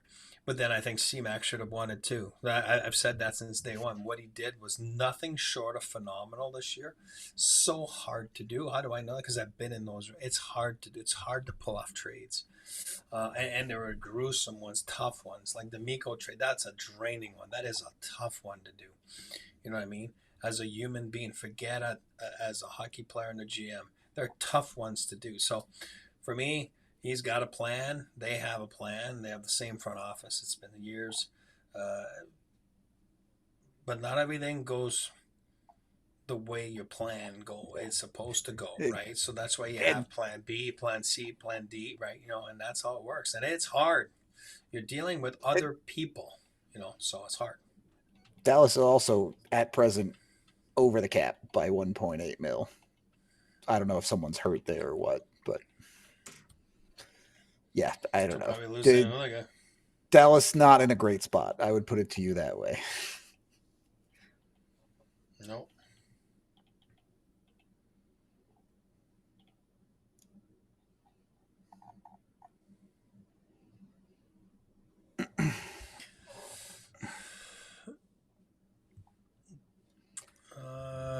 Dumba.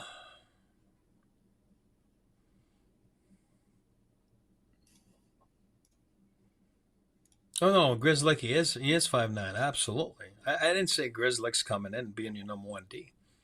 You're talking about an extra, an extra body, meaning Grizzlick is your number 6. Yeah, and he's good, and he's feisty for 5'9". He plays hard. He's been on those good Boston teams. He's been around good cultures. He's had some sort of success, in the National Hockey League. And yeah, he's 5'9". Nobody says he's 6'5". And again, if he was 6'5" and unbelievable, he wouldn't be a UFA right now at 4 o'clock or whatever it is, 2 o'clock, where teams would have signed him for $10 million, right? So again, he's had his payday a little bit. He's been making the $2-3 million a year for a few years, and but I do believe, and I mean that, it's a good guy to go get right now, better than what we saw last year in Shillington and what's his name there? Brandstrom and right. You know what I mean? Dawn. That's a better for me. Get an extra body, feel better about it. Who knows what's going to happen, and go from there. You know what I mean? So protect yourself that way a little bit. That's what I'm saying. And again, you're not signing him for $5 million. Again, I said it. For me, it's maybe $1.5 million. You're good to go. He made 2.7 last year. But he's 5'9", absolutely. But he plays hard. He's feisty. He's a good old Bostonian. You know what I mean? Tough kid. That's not to crush anyone's dreams or anything, but the Avs will not be in on Byram. He's not coming back to Colorado. No. So you can go ahead and write that one off.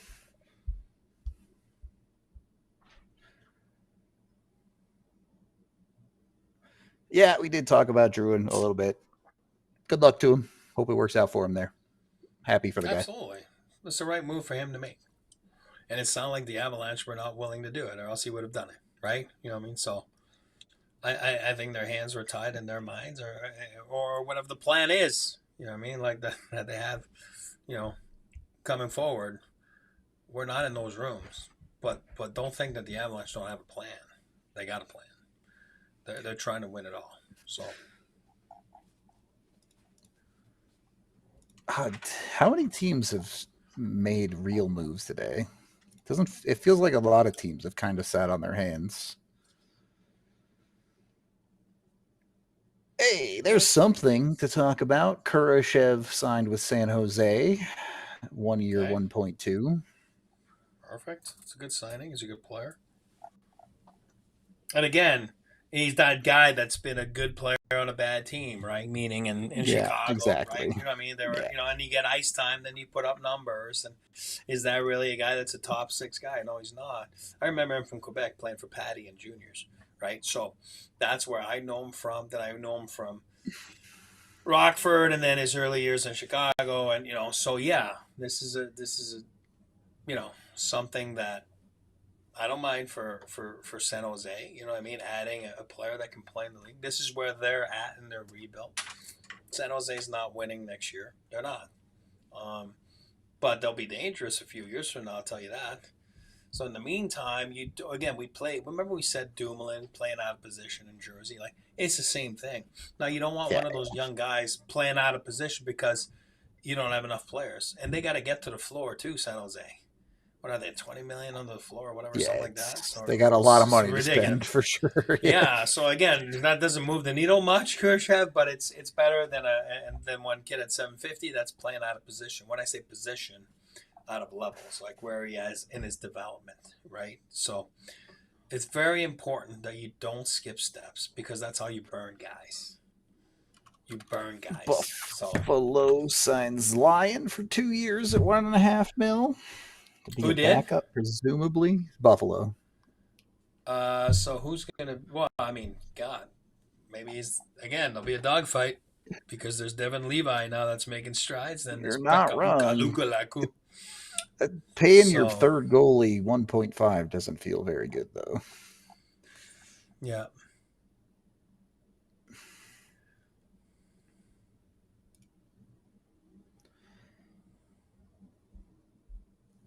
It's hard to say who the Avs are main targeting. It's possible they could be in on one of the big names. But it's also they could just be waiting to find the right deals. The D market is pretty much cooked. You have Grzelcyk and a bunch of unqualified RFA guys are pretty much the only interesting dudes left on the market on the D side. Forward side, still a lot of options. It just depends on what direction they want to go. And again, maybe the Avs were in on Grizzy like a couple hours ago. But now that there's not much left, he's just like, well, I mean, we'll take $3 million. You know what I mean? Yeah. Right? When he was thinking about 1.5 earlier, now he's like, I'll take 3. Or I'll wait, right? I don't know what the strategy is, right? So, 10 would be too rich for Natchez for my blood, for sure. For who now? For Natchez's next deal. Oh, boy, you better produce, man. I'd probably, assuming this year goes reasonably well, I'd probably give him 9. Any more than that, it's pretty tough. Yeah, I mean, I got no problem when guys want money. I was a player. I get it. I worked on both sides, right? I got no problem when guys want money. But you better have the professionalism to be there to produce, though. You know what I mean? Because it's a lot of pressure. And it's one thing to get the money. It's another thing to live up to it. And some guys can't. And then when you do that, you have a mess. And, it's unfortunate, but that's just the way sports goes. So, but you got to make sure you know what you're doing. And if you're not sure about someone, let me tell you something. That doesn't make you a bad person or a bad manager because you know your own assets. You're with them every day. Every day. And that's something the media can't see. That's something the fans can't see. That's something other managers can't see. You know your assets if you're a good manager. And sometimes it's like, It's just a no. You're like, you know what? We'll never win with that. No chance. You know what I mean? So, and you make decisions, on that. And sometimes you might catch flack for it because of whatever, right?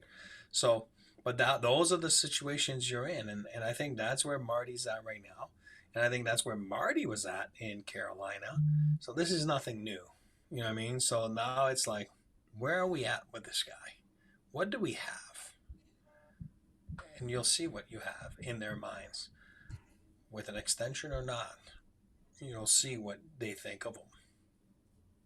So, very simple. I think part of the reason Natchez is in all the trade rumors is because he has a lot of value, right? Like when you look at what the Avs have as options, if you're trying to get a big return, Natchez is one of the pieces that you're actually potentially willing to move on from that would get you a big return. Absolutely. The other pieces that you're talking about moving on from are just not going to get you as much stuff. I'm not saying you can't make a good trade with other pieces. I'm just saying everyone likes to go big, right? If you're trying to make the big splashy move, you're trying to get a big piece, so you got to give up a big piece. Goes hand in hand. You got to have something to get something. That's just how it works. Yeah. That guy's so awesome. I'll get him for free. Yeah, it's called UFA. Yep. That's when you get someone for free. The Avs will have conversations with Natchez throughout the year, of course, and they'll know where he's at and where his camp is at on what money he wants. And if they think they can fit that, then guess what? They'll keep him and they'll sign him, and that'll be that. Totally agree. I mean, I don't know.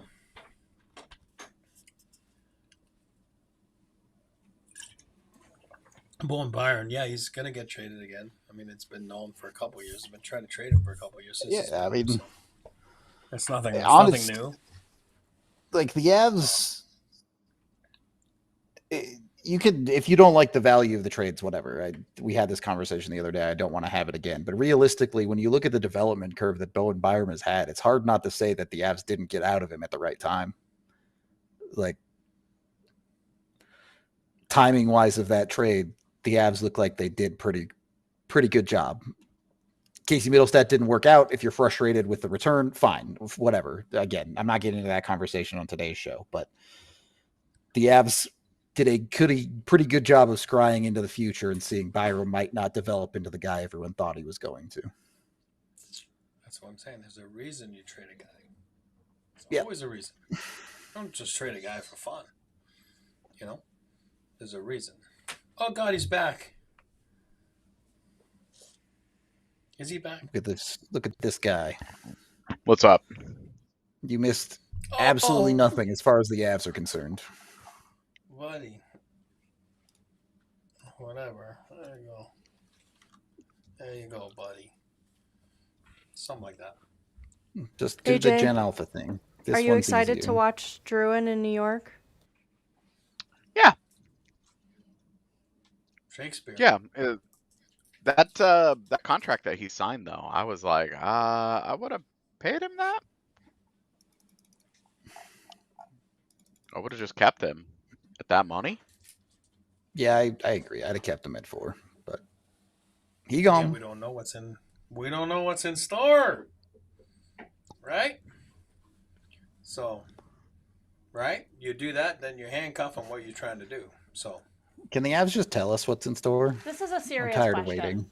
So between Kevin Weeks' thing the other day and the Avs not really them being pretty quiet, does that, and Emily Kaplan saying the Avs are probably going to do something today, are the Avs going to do something, or could that all just literally be for freaking nothing?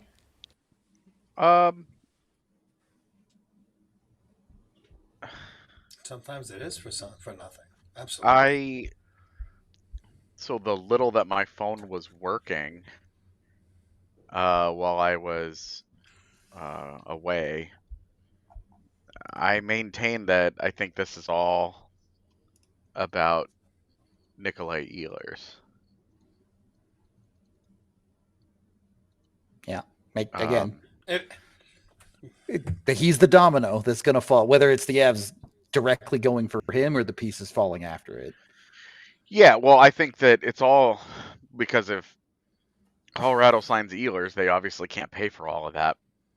And then the idea would be to move Netchus elsewhere, specifically for a defenseman. That would be a the most defenseman that they straightforward really path, like. yeah.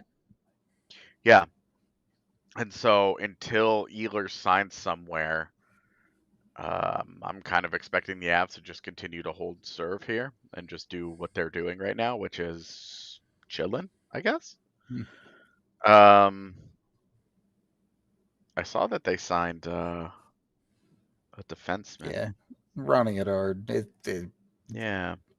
Maybe a ninth D or something if you're talking NHL, but yeah, it's games, yeah. Is that guy? Yeah, he's good size. A guy that I liked several years ago now at this point. Yeah, it's been a minute. Yeah, exactly. But yeah, anyway, I think that that's kind of what Colorado is up to right now, is that they are exploring the Nick Ehlers thing pretty seriously, and that's holding up their business. Hit them and 15 other teams around the league.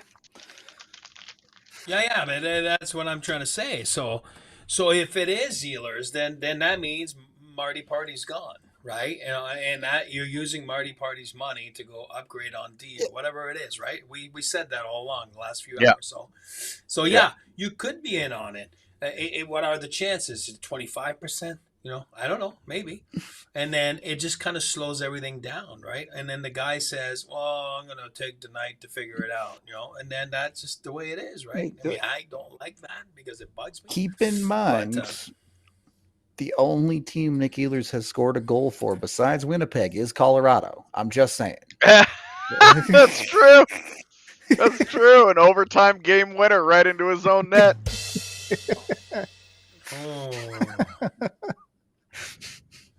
So, yeah. So, it's going to be.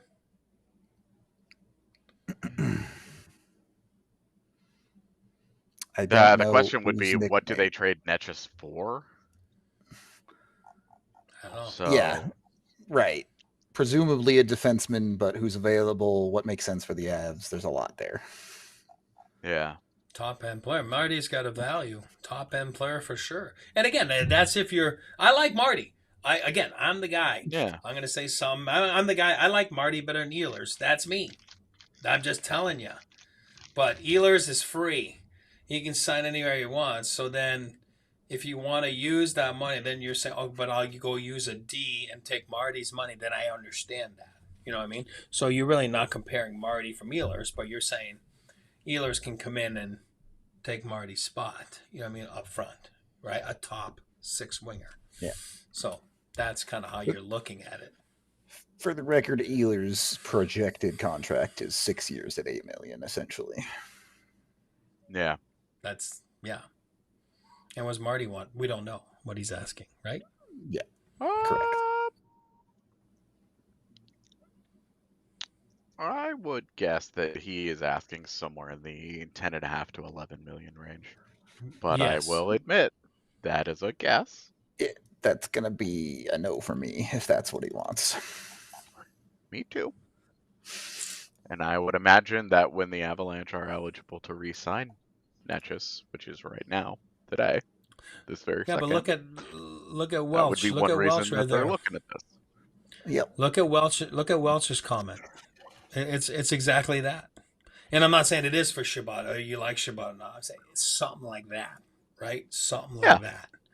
It's on the right path right there. Yes. Yeah.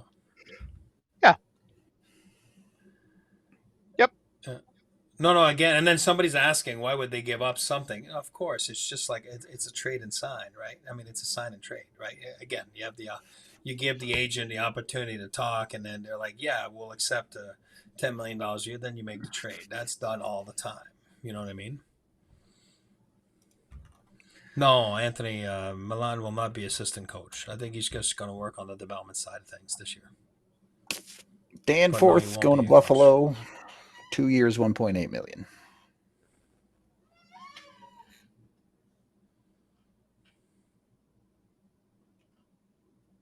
Neat. Also, just as a meaningful point here, a player asking for $10.5–11 million means that he's probably going to settle in the 9.5 to 10 range, because then the Avs will turn around and go, Right. "Hey." Split the And they'll difference, work and their that's where you way. end up. Yeah. Yeah. They will work their way towards a middle somewhere. So For the record, 10 is still a no for me on Natchez. So I know. I mean, it's, again, I want to go win, man. I want to go win. So I want to make sure he's on board to go win, too. Look, And I'm not spreading rumors. I'm just saying. I said my wanna max see on it. him would be 9. So if you get uncomfortable, you get to 9.5. Okay, fine. But I don't think I could do 10. I would prefer 10 solely because it makes my cap math easier. Don't have to do the weird numbers every time. In the end, this is really all about me. Please, easy numbers, easy players' names to spell. That's all I'm after. That's all a man wants.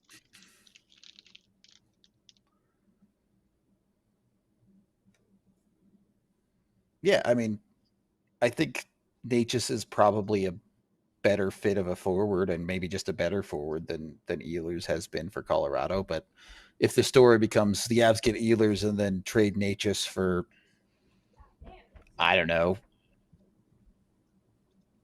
pick a defenseman that you like. I was going to say Evan Bouchard, but the Avs can't afford that. So It's so hard. It's so hard to pick one out. Like, do you pick like a Thomas Chabot? Sure. Or do you pick like, do you go to a team like Anaheim that is looking for a high-end wing to go with their center depth, and they've got a bunch of young defenders, and you go with like Pavel Minchikov, who had kind of a down year, is young, still a little bit unproven, and another piece on top of that. Futures on top of that. Sure. Yeah. Or do you do it for Thomas Chabot, where you're like, well, that's going to be a 1-for-1 deal. Yeah. Like that kind, like that's kind of that's a really hard world to live in, and all of this being about,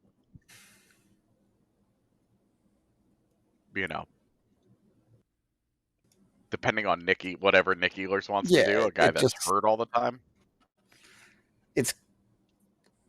There's one too many deviations to be able to accurately say whether I would feel good about that or bad about that, depending on what the Avs do. Yeah. Actually curious. What is Cale Makar's time on ice last year relative to his other years? Last year was the second highest of his career by 3 seconds. 3 years ago was the highest of his career, 23-24. He only averaged 24 minutes, and then last year he averaged 25-43. Let's see if that went down at all during the course of the season. No. Good. Yeah. A couple of things are happening, not as related or anything, but Pontus Holmberg is going to Tampa Bay. Lars Eller in Ottawa for $1.25 million for a year. As mentioned earlier in chat, but Klingberg is in San Jose. Just trying to get to that floor, huh? I guess.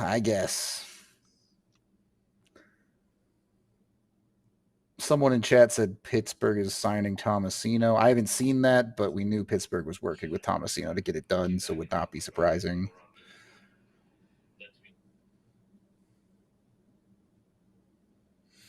You said Tomasino where? Pittsburgh. Or do you play in Sault Ste. Marie? Is that he was actually in something Pittsburgh that is already. happening, or I don't know. Is this Just one of those things where something people someone just in say chat shit? said. Yeah, I don't know. I don't they know. did actually Pittsburgh. sign him. Okay, 2 so minutes didn't ago they signed him. So he was in Pittsburgh. That's right. Didn't cure him, but give him what we talked about. Give him the deal. So it's probably a 2-year deal and whatever. One. Yeah. One-year deal? 1 year deal, 1.75. Ain't shit. He probably thought he had an ARB case and go in there at 2.5, and he's like, God, we're going to walk away. So listen, is that what you really want to do? So Jason Appleton signed in Winnipeg. Really? He did? I thought so. He re-signed in Winnipeg? Pretty sure. I haven't seen that. I hadn't seen that either. All right. Now I'm doubting myself. Now you're the one making stuff up. Oh, yeah. He's not on their books. All right. Maybe not.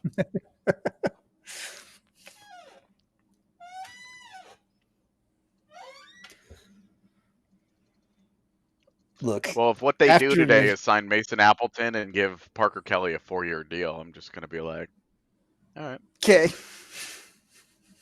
You know. Compared to the draft, today has been easy. Oh my God, today's. I mean, obviously I took a 2-hour break, but today, this is not fun. Uncomparable. The draft, I know it was only 4.5 hours. The draft felt like 12 hours. This 5-hour stream has felt like a 5-hour stream.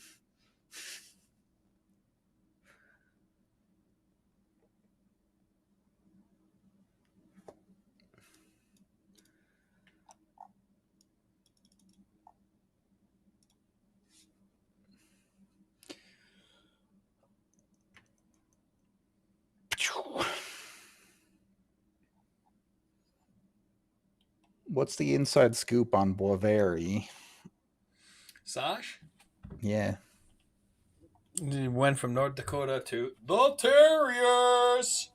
Yeah, I'm not too sure. I think he was they were all coming in this weekend for good, right? They go to school together and they all it's the summer class and they all skate and work all together. But the whole team's gone to the development camps, right? So, so they're probably meet him next weekend. You know, like I meet all those kids and they're great kids. I'm not sure. I think the guys were saying that, you know, the first thought is that he's a nice kid. And I liked him. I liked him at North Dakota last year. Saw him live twice. I liked his game. I believe he's got a little bit of jam, right? He's a kid that played, Quebec kid that played in USHL, right? And, you know, kind of went that route. He was a true freshman last year. I thought he was awesome. Had a great year, and North Dakota wasn't very good this year. Obviously, they made a lot of changes. They got a lot of CHL guys coming up this year, so the roster is revamped. But he decided to, you know, come down this way in the east. I mean, he's from here, right? 4-hour drive, whatever, from the Quebec area right there. It's just easy. Maybe that's what led the decision to move. I have no idea. I mean, I don't know. I don't ask, but he's a good player. Like he's got some bite. He's got some skill, and I mean, they got some. You know, he's got some pop, and I think that, you know, like again, Chicago's got a lot of those guys coming up, right? Because they've had a gazillion picks. So it's whatever. Tomasino signed with Pittsburgh. Did they trade him to Nashville? What is chat saying?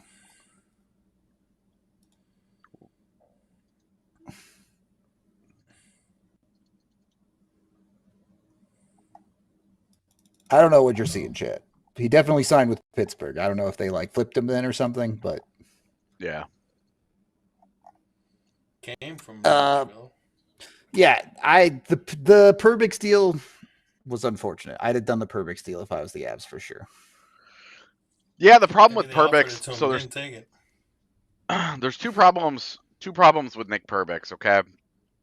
One, yes, he's an analytics darling, but two, why was this team only playing him 11 minutes a night? Fair question. You wonder. You can also just look at, hey, you're looking at his analytics. Just look, how many shots is he blocking? How many hits does he have? Not much. He's pretty soft for a guy that's 6'4". That's a problem. Not really fixing what the Avalanche need. And the other problem is where does he play? He's a right-handed guy. He's not playing on the left side, and right now Colorado's right side is pretty well set. So, kind of not a great fit right off the hop. So Sure. that's where you are with Perbix. At 2 years, 275 though, you can make that work. Yeah, but maybe they offered him that. Maybe they did offer him, and he Yeah, chose somewhere else. right, You know, right. We don't know. You know? Yeah, I'm not maybe they saying- did off. Maybe they did offer it, and then he was like, "Hey, I've got nowhere to play. I'm going to go to Nashville, where I'm going to have all kinds of opportunity. And after 2 years, the cap explodes. I'm going to show that I'm a dude. I'm going to go get paid." Yep. Boom.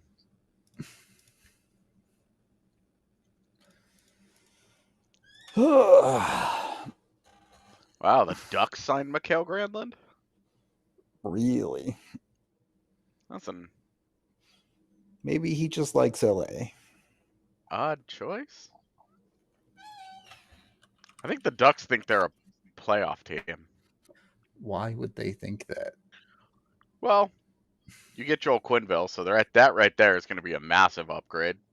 You trade for Chris Kreider, and then you sign Mikael Granlund. Those aren't the moves of a team that thinks it's going to toil away at the bottom of the standings again.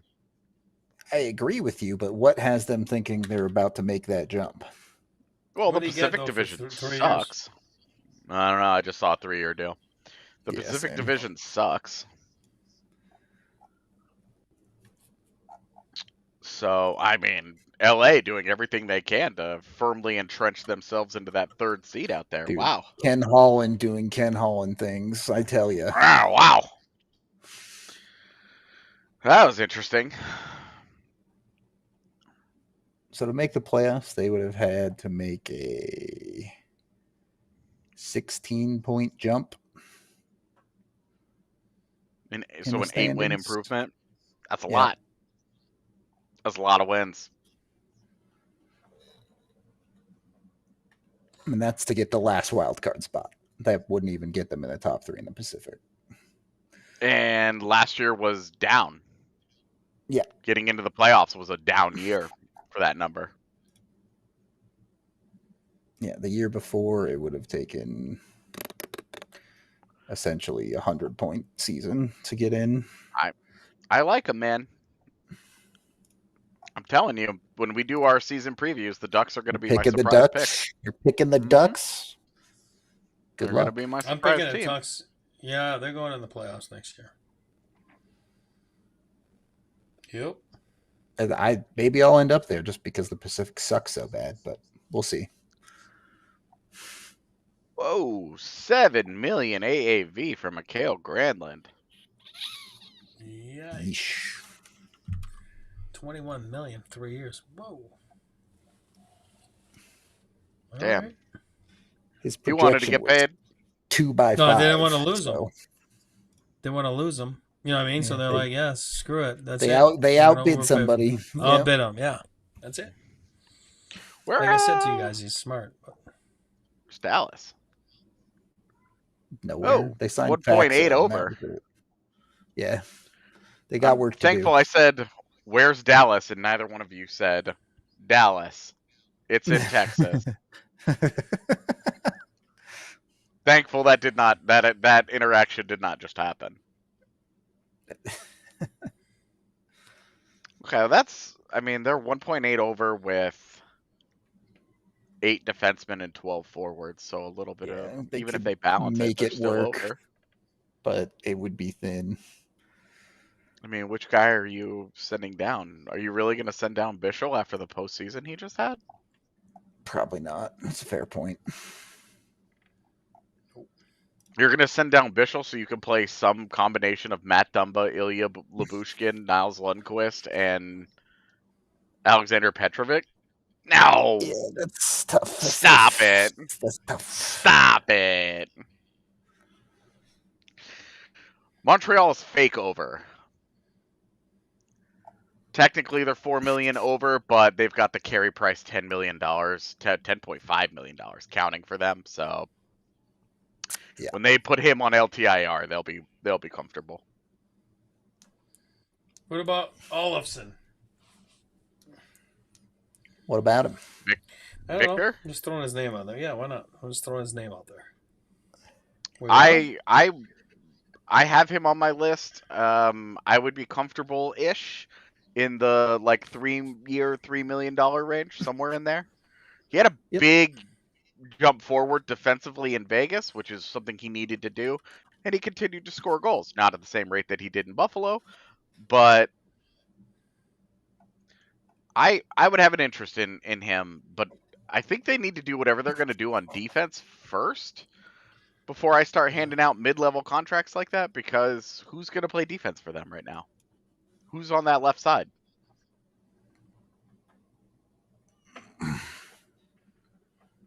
Yeah, like guys like we're starting to get into this territory every year. Did my guy Anthony Mantha sign somewhere? I think he did, right?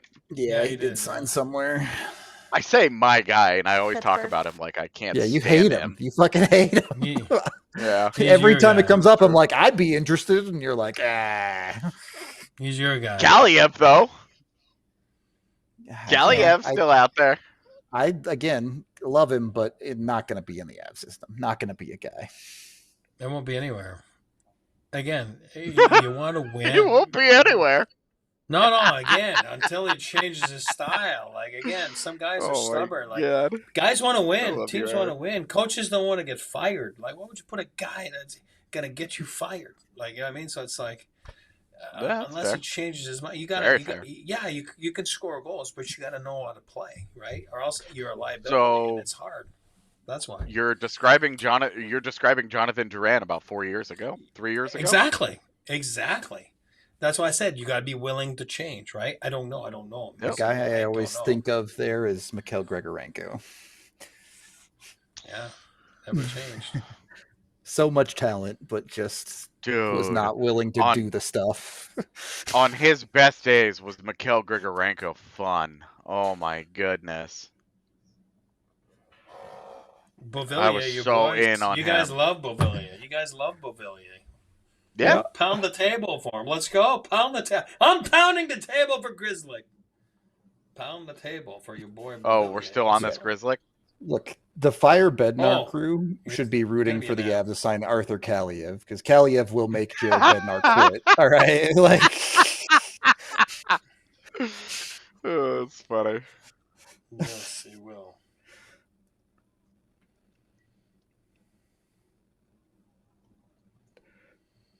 Kaliev is a great shot, but that's the long and the short of it. That's what he's got. Well, and that's we're talking about Anthony Beauvillier, Arthur Kaliev. These are guys that like they need to be able to adapt their games to a third line where they can score goals, where they can generate the offense that they're accustomed to. And between those two guys, Beauvillier's actually done that. He's always kind of been a middle six guy and has produced at some really high per 60 rates, but really iffy in Washington when they got him. Yeah, the team that you are looking at, Dario, the team that you're looking at there, the Panthers. They're now essentially 2.2 million over. They still have Samoskevich that they need to sign. You're looking at, hey, Erod, $3 million. Man, easy. That's easy math. The problem is the Avs don't have a third round pick, which is where I think that would go. However, they have 2 fourth-round picks next year. Also, easy math, my friends. Man, the Sharks gave Klingberg $4 million, huh? Okay, that cap floor is hard to get to, I guess. I was like, holy crap. Yeah, they were looking at this market going, how are we going to spend $19 million? And somebody's talking about the Bob father. Just so you guys know, he's still connected. Oh, yeah, he's been dropping stuff all day. He's right there. So, again, there's some smoke there to that Ehlers thing. Again, you guys are Ehlers lovers. I'm not. I like him. I'm not. But I'm not in love with him. But, again, you do that, Marty's dropping, right? So, that's just... This is where I am with Ehlers. When he's on the ice, I think he's pretty unimpeachably great, but it cannot be denied.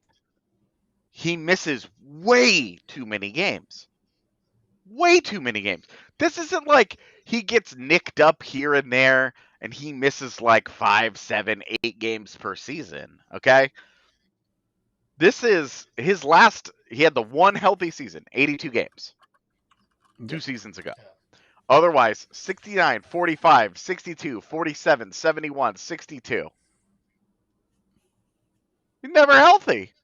You feel like you've won the lottery if he's playing 70 games for you. Plus, you get into the postseason, and his postseason track record is terrible. Yeah, he had a good postseason this last year. He had a good postseason last year, but sorry, you guys talked about it. I won't repeat.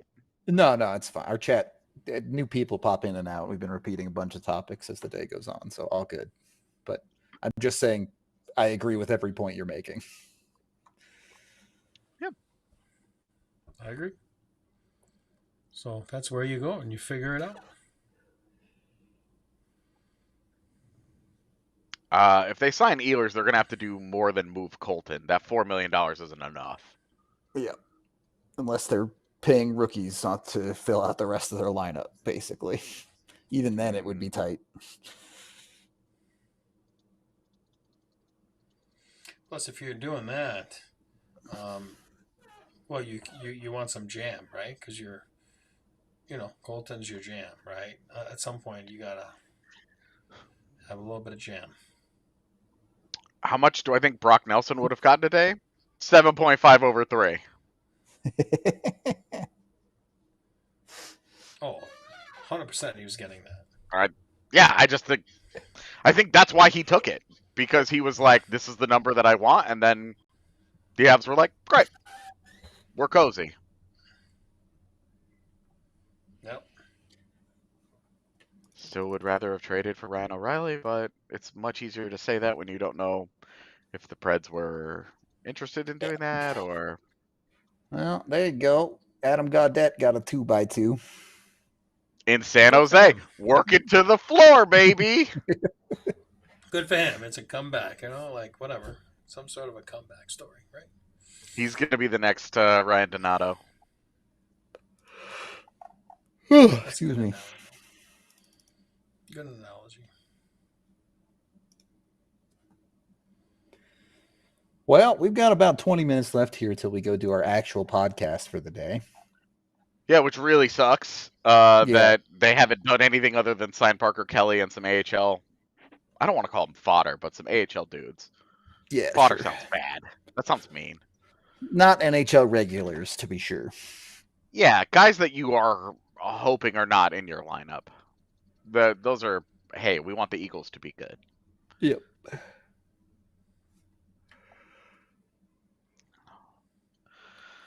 All right. What are we doing? Just taking a break for 15 minutes, or are we? Nah, I'm going to stay on for like another 10 at least, and then we can... Okay, I'll stay on for another 5 and then get myself ready because I'm going right to the airport. I mean, do what you got to do, buddy. All good. I'm going to go right to the airport after our show, so right to Denver. The better Magna brother got a 2-year deal with Vegas. Lindstrom goes to Columbus. That was a depth guy. I wouldn't have minded. How much? I've never been on the Lindstrom train, but I mean, for what he is, it's whatever.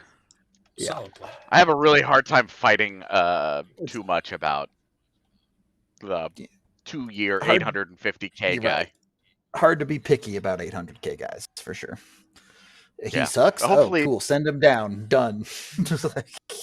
He got a 2-year deal in Columbus. I don't actually know what his money is. If it was 1.5, then I feel differently.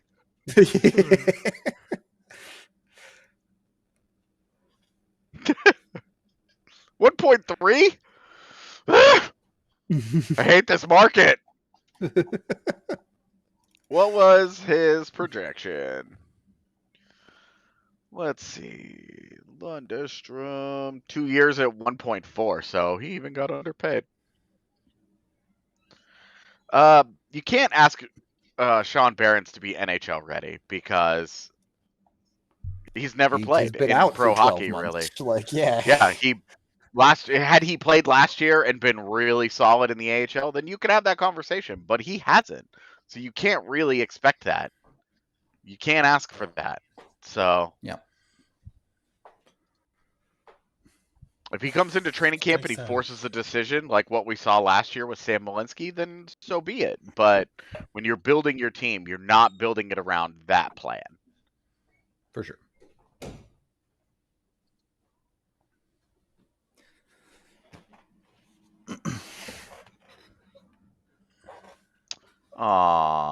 The Bob father retired. For real man. this time. Not Yeah. for fakesies like last time. Good man.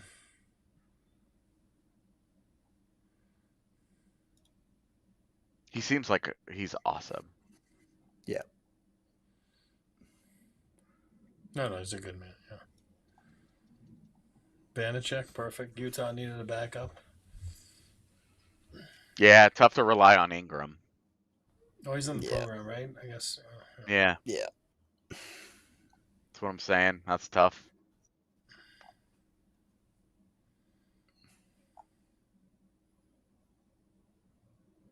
Hey, if it makes you feel better, the Denver Nuggets are signing more guys. Yo, Tim Hardaway, dude, they look good now. Right now, they look good. Do the Avs really need a 3C? Well, how do we feel about Jack Drury as 3C? I want to ask you guys this. I don't love it. I really like Jack Drury as a 4C. E? No, I think he can play 3C. So I said that earlier. I think he can be a 3C in this league. Absolutely. No doubt. If he's a 3C, what are your expectations for him offensively? I think he can get 25, 30 points. I really do. So, 30 points. I mean, he's done that already once in his career, right? Yeah. So you're not even asking him to do more? No, not as a third line. Than with what those he's two done? lines in Colorado. No. I don't need to. Not with the two lines they have in Colorado. You don't need to get more than that. You get in the 30s, you're good. You're not going to get power play time. You're not. So, I'll take that from him. Okay. You want him to be one of your important guys on the PK as well? Yes, sir. He was really good in faceoffs. I'm just pulling up really quickly. I want to see what his 5v5 numbers were against Dallas in that series. Holy shit. How did they fucking lose this series, dude? Okay, Jack Drury's 5v5 on ice results. Shot attempts, 63%. Shots for, 57%. Expected goals, 65%. Scoring chances, 64%. High danger chances, 70%. Yeah, that's really good. He did take the penalty that lost them game 7, technically, though. Yeah, he did. It was the penalty. It was definitely the penalty. Come on, man. That one, come on. How in the world are we going to pretend that wasn't a penalty? He wrapped his arm around him and then dragged that person down. That'd be assault on the street, man. Come on. I know, but then give credit to the other team. They scored. Yeah, the Avs never should have been in that place in the first place. They threw away that 2-goal lead horribly. But. Yep. P.S. F5v5. Jack Drury goals, 2-0 Avalanche. Pretty good. That's fine. I know there are some people in our chat. I'm going to take a little break here. Yeah. Take your break. I'm just going to take a shower and then get ready and then do our show and then go right to the airport. So I'm taking a break. No, that's the wrong one. Drop that guy. Bring me. Thank you. We'll be right back. All right. We'll see you in a bitty. For comparison, I know there are some people that are, we traded Charlie Coyle for nothing in that postseason series. Charlie Coyle at 5v5. Really Shot bad. attempts. He was really bad. 53%. Shots on goal, 55%. Expected goals, 50%. Scoring chances, 48%. High danger chances, 54%. Actual goals on ice, 1-4. Yep. That's not great. That's not great. Yeah, I don't. Regardless of whether it's Drury or not, I don't know that the Avs would necessarily need to go get a 3C. They do need to go get a third liner. Yes. It doesn't 'Cause have right to now you've necessarily got- be a center, but Yeah, you've got Ross Colton and Jack Drury. P.S. 2 guys that can play center or wing for you. yeah. Now your center depth isn't so good that that's the conversation that you're having. But damn, dude, I was rubbing my forehead. You could tell. Look at that. It's a little red. It's a little red. Yeah, man, crazy, right? Yes, Erod makes a lot of sense. And then Yep. your 4C right now today, your fourth line center is probably Parker Kelly.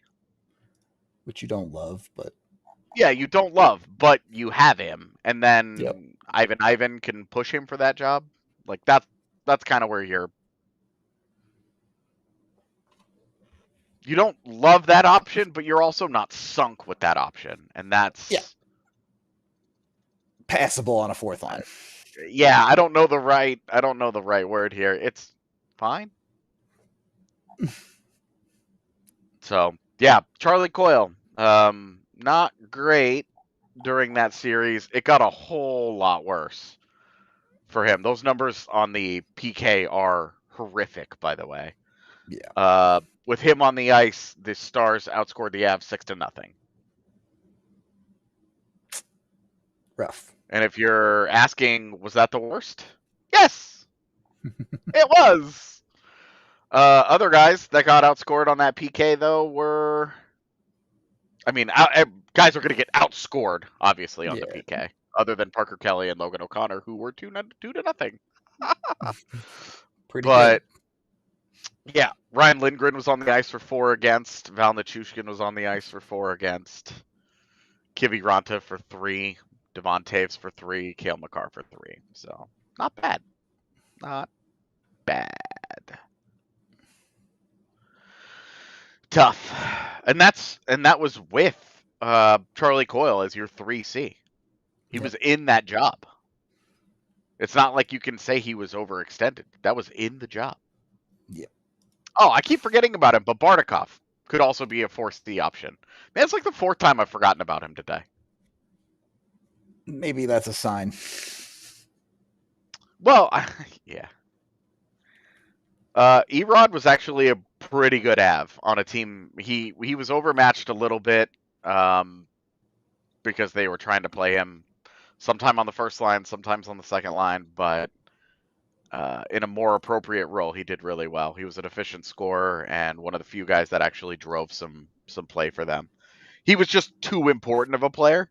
And that was the hard part, is that he can't be like your 4th best forward and be like, hey, we're going to win playoff games. And that by the end of that series, that's where it was with Evan Rodriguez. And were he to come back today, he would be arguably their 8th best forward. 8th, sure. Like, you could have the Ross Colton versus Evan Rodriguez conversation as 7 versus 8. So Whatever, very, very different.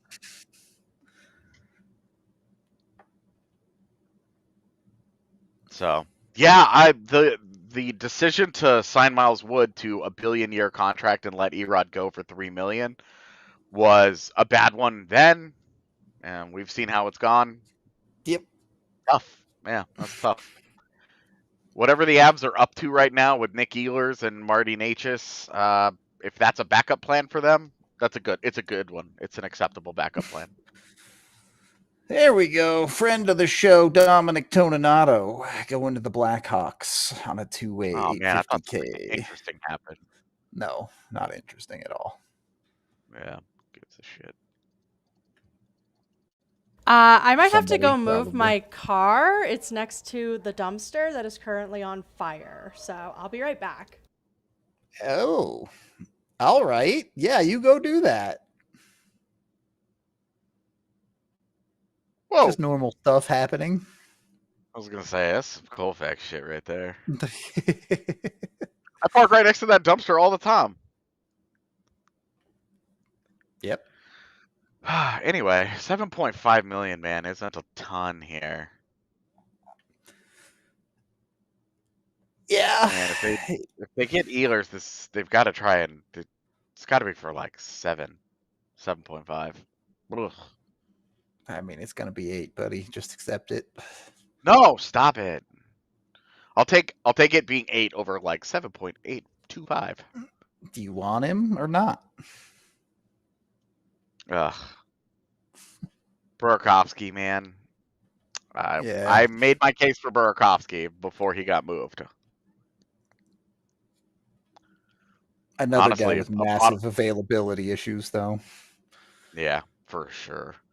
Yeah, Bottle Rocket hitting the dumpster is not even a bad guess, given that Honestly, it's the holiday week. There's probably like a good 15% chance that that's what it was. Like, you got a decent shot. Yeah, right. Mangiapane's a bad skater. He's not a bad player. He's a bad skater. And I think he would be a pretty bad fit in Colorado. I have the same criticism of Pius Suter. Pius Suter's got such a strange profile, too. He's, okay, you got a small, not physical, slow, goal-scoring, defensive-minded third-line center. What is that? A unicorn, as he would say. He's a one-of-one profile. How do you value that guy?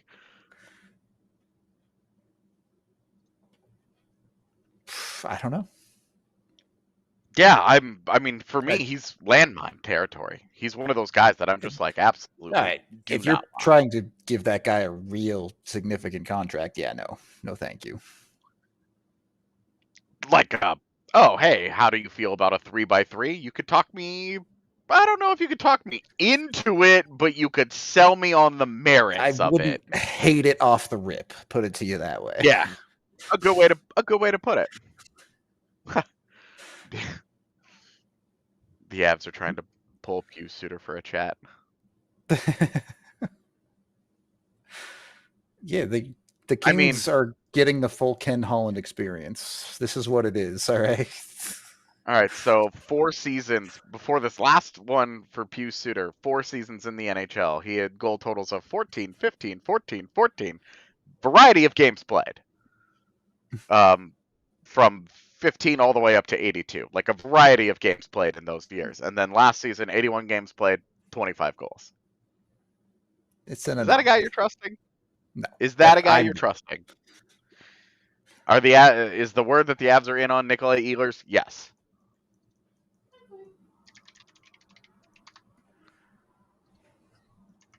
Let's see what Pius Suter's shooting percentage was this year.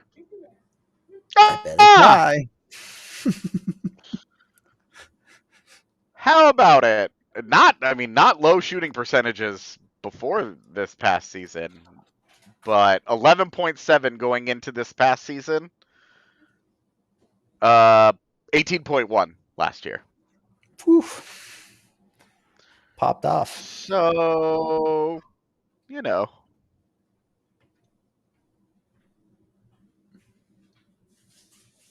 Yeah, 18.1 more shots on goal. His average time on ice was 17:21, which isn't like a huge jump from where he had been previously in his career. But also, this is all red flags in a statistical profile. His fit in Colorado, because he's as slow a skater as he is, and he's super small, not great. Yeah. Ooh, Kiefer Sherwood. What was his shooting percentage? I bet Crisis averted. I'm back. They're not on fire. Well, the dumpster is on fire, but my car is not on fire. Well, that's good. Yeah. Good. That's fun. Okay, do we want to end the stream? Yeah, one sec. Career shooting percentage for Kiefer Sherwood, 8.9% going into this last season. Jumped all the way up to 13.5. There. Yeah, but he had like 500 hits or something too. Yeah, we were going to go set up for our actual podcast. So we'll be back in like 5-ish minutes where we'll do another hour of, we'll actually talk about hockey stuff, but maybe the Avs will make a move in the middle of our show or immediately after, and we'll just have to stay live. Who knows? We appreciate y'all. We'll see you in 5 minutes. Thank you for hanging out, and we'll talk to you soon. We all silly like the mayor.